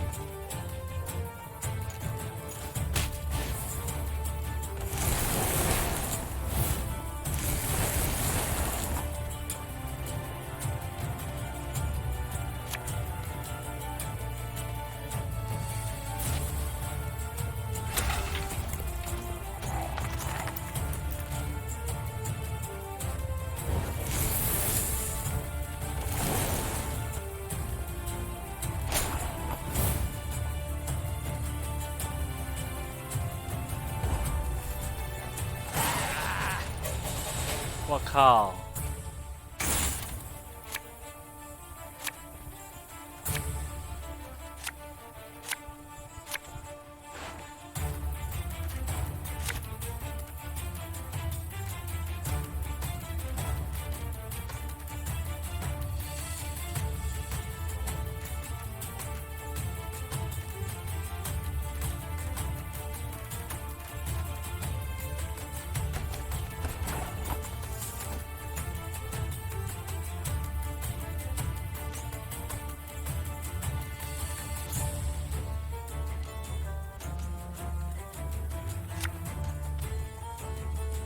！Army's a waste of time for one like me.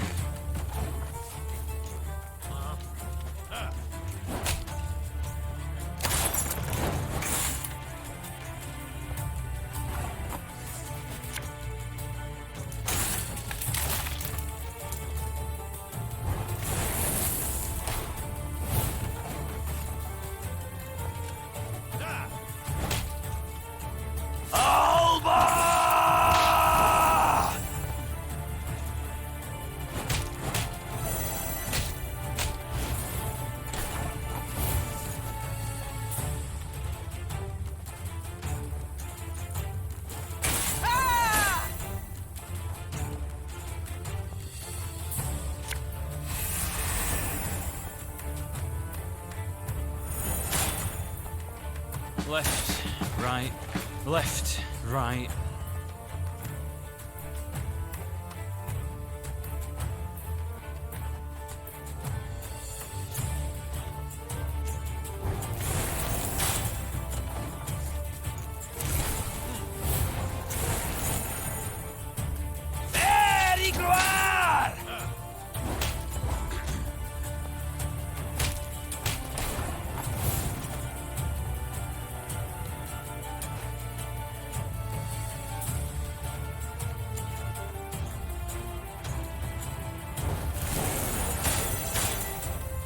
No! A chase! Ha ha ha! It worked! Now retreat to the tunnel!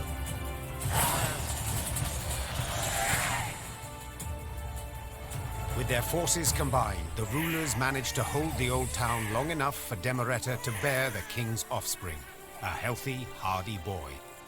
When the midwife slapped the infant, his scream carried above the roar of battle. Soon afterwards, the defenders abandoned the walls and left the city through a secret tunnel. The Nilfgaardians, furious that not one but two northern sovereigns were among the escapees, razed Aldersburg to the ground. Thank you. If not for you, the devils would have devoured us. I should say it was nothing. But the truth is, I need your aid. Aid? But you see, my army is no more. I must pull back, regroup. Pull back? Where to? The golden sun flies over your entire realm. To Redania, to take shelter at the court there. Redania. And then? Will you sit and watch the fool juggle apples as Nilfgaard parcels all Edirn out to its settlers? Meve, one must know when to fold and when to double down. Nilfgaard has stretched the front. Winter will soon be here. Let the costs claw away at them. Oh, 聪明呢。 A year, 2, then we strike. And we shall prove the Empire is a colossus with feet of clay.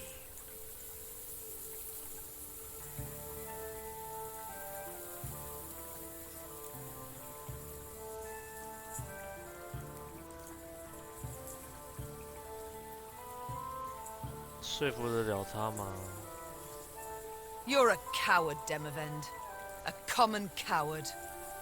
Perhaps so. But mind, courage alone wins no wars. Soldiers do. And Nilfgaard simply has many more. I can't live like that. So what shall you do instead? Fight on. Until I win. Or the black-clad curs tear me apart. Gods, such pity I have for your husband. The poor man must have had a rough go of it. He seemed content with his life while it lasted. Yet I'm serious, Demavend, in my request. You truly won't aid me. Provide nothing at all.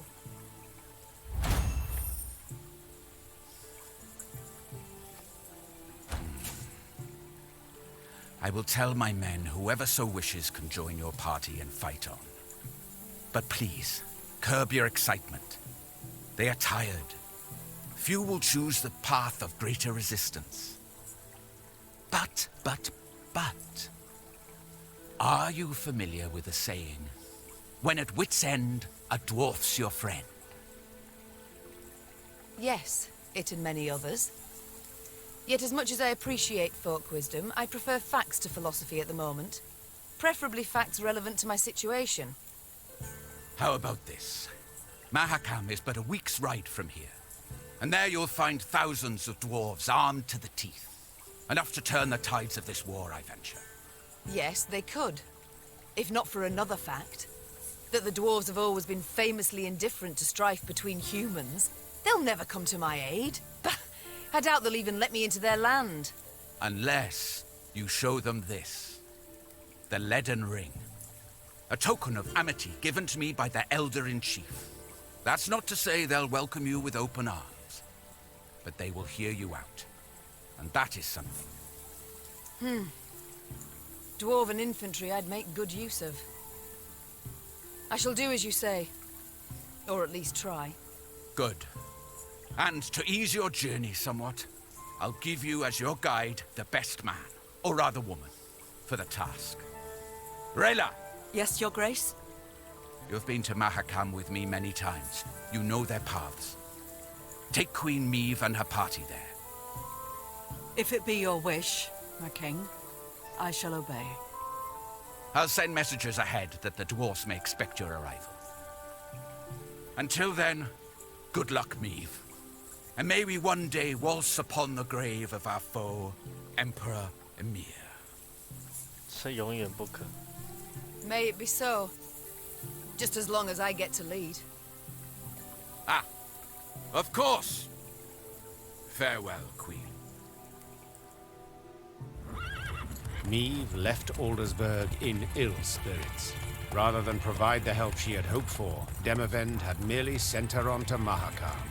Her way west was lit first by the glow of a burning city, then by the smoldering remains of charred villages by the roadside. It was clear the war against Nilfgaard had taken a bitter turn. Each stranger was now treated as an enemy, and the customarily hospitable Edirnians slammed their doors at anyone's approach. The party's morale was somber as well, and did not even improve with the first sight of mountains looming in the distance. Wandering among the ashes, Meve entered the dwarves' domain.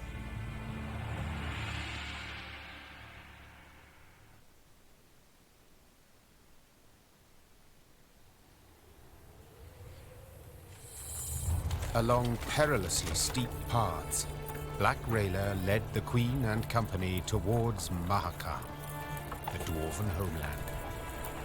There, among snow-capped peaks, someone awaited. Rayla, you brought strangers. Gabor, I present to you Maeve, Queen of Illyria and Rivia. Ah, a queen. Crivens. Well then. A large shadow swept across the sky. The dwarf swallowed the rest of his greeting as all raised their gazes to see a dragon soar swiftly toward Mount Carbon. Keltulus, dinna be afeard, he isn't a threat to us. The dwarf had broken the silence gently, he himself quite familiar with this altogether unusual sight. And now, sit yourselves down afore the pottage grows cold. Aye. Oh, but... Flew. Drake? Stone shriveling marvel, innit? Makes you almost sad the lizards are dying out. Should you not worry more about the fate of your brethren? That creature will soon have all Mahakam aflame. Ha! Keltulus? No! He's lived here centuries. Harmless for the most part. Now, your grace, a taste? No, none. Though your offer of repast I value, good sir. Oh, no need of that. Gabor, please. Enchanted to make your acquaintance. Gabor here's a true local notable, from one of Mahakam's leading clans, the Zigrins. But then he wouldn't be our guide if he wasn't. A guide for all important guests. A pleasure. And as I said, I thank you for your hospitality, but I've no time to feast now. I must speak to your ruler at once. Don't mean no offence, but Elder-in-Chief Bruverhoog's a recluse of sorts, as humans go. Didn't even meet the ones that wear crowns.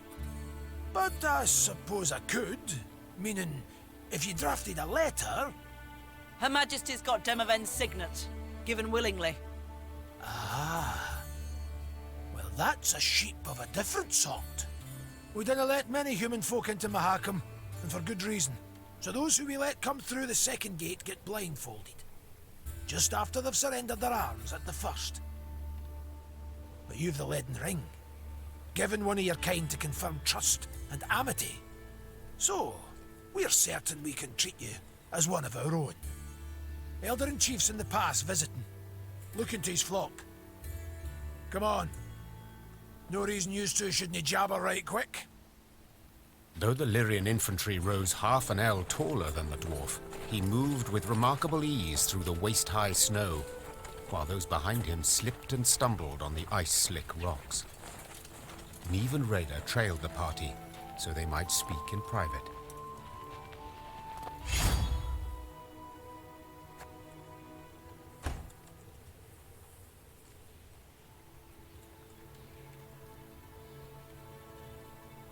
Non-humans you despised immensely, I believed. They don't bother me a bit. Long as they stay in their lands, seek fortune nowhere else. I detest only those who infest our cities, humbly insist on belonging to our guilds, holding office in our institutions, armies. Yet some find a place for themselves, blend in marvellously. Well, it's never lasting. They're different, odd. Strain's inevitable. And then they'll always stab a human in the back. Rayla, your aid proved an unexpected bounty. I received orders. I fulfilled them to their end. My, I see. And what will you do now? Our paths diverge, not more. I return home now, where new orders surely await. Demovent has fled to the Redanian court, where he shall cower and not show his mug until spring has sprung. You know this. Would you not prefer to remain in my ranks? Fight the Black Ones bound at the hip? No, Your Grace. You have no love for me, do you? We are not of the same stock, Your Grace, so it's hardly my place to... Stock and place be ploughed. We must speak from our hearts. Two women, no enmity. Tell me why. I did something you could not abide. 精灵的那件事情。 It was what you did not do, rather. In Edirne, you were far too lenient on those elves. As you are ever, prepared to forgive, extend clemency. What would you have me do? Let you cleanse, rid the wood of all non-humans? Wickedness demands wickedness. Blood calls for blood. Very well, Rayla. Then go and drink of it if you must. Lips pursed, eyes locked, Meve and Rayla took each other's measure a last time. The warrior then bowed in a manner some might think excessively courtly, turned on her heel, and rode off down a...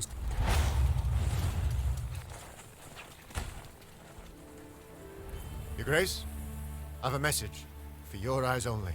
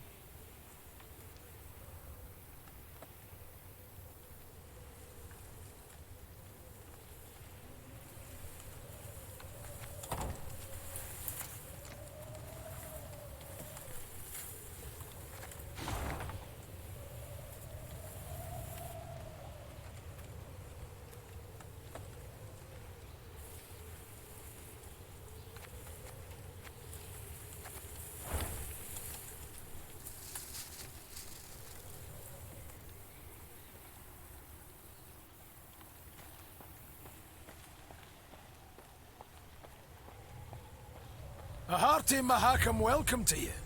What an honor! Even the arbalists salute us with cocked quarrels. Oh, that well. An ounce of prevention saves a slag heap of trouble.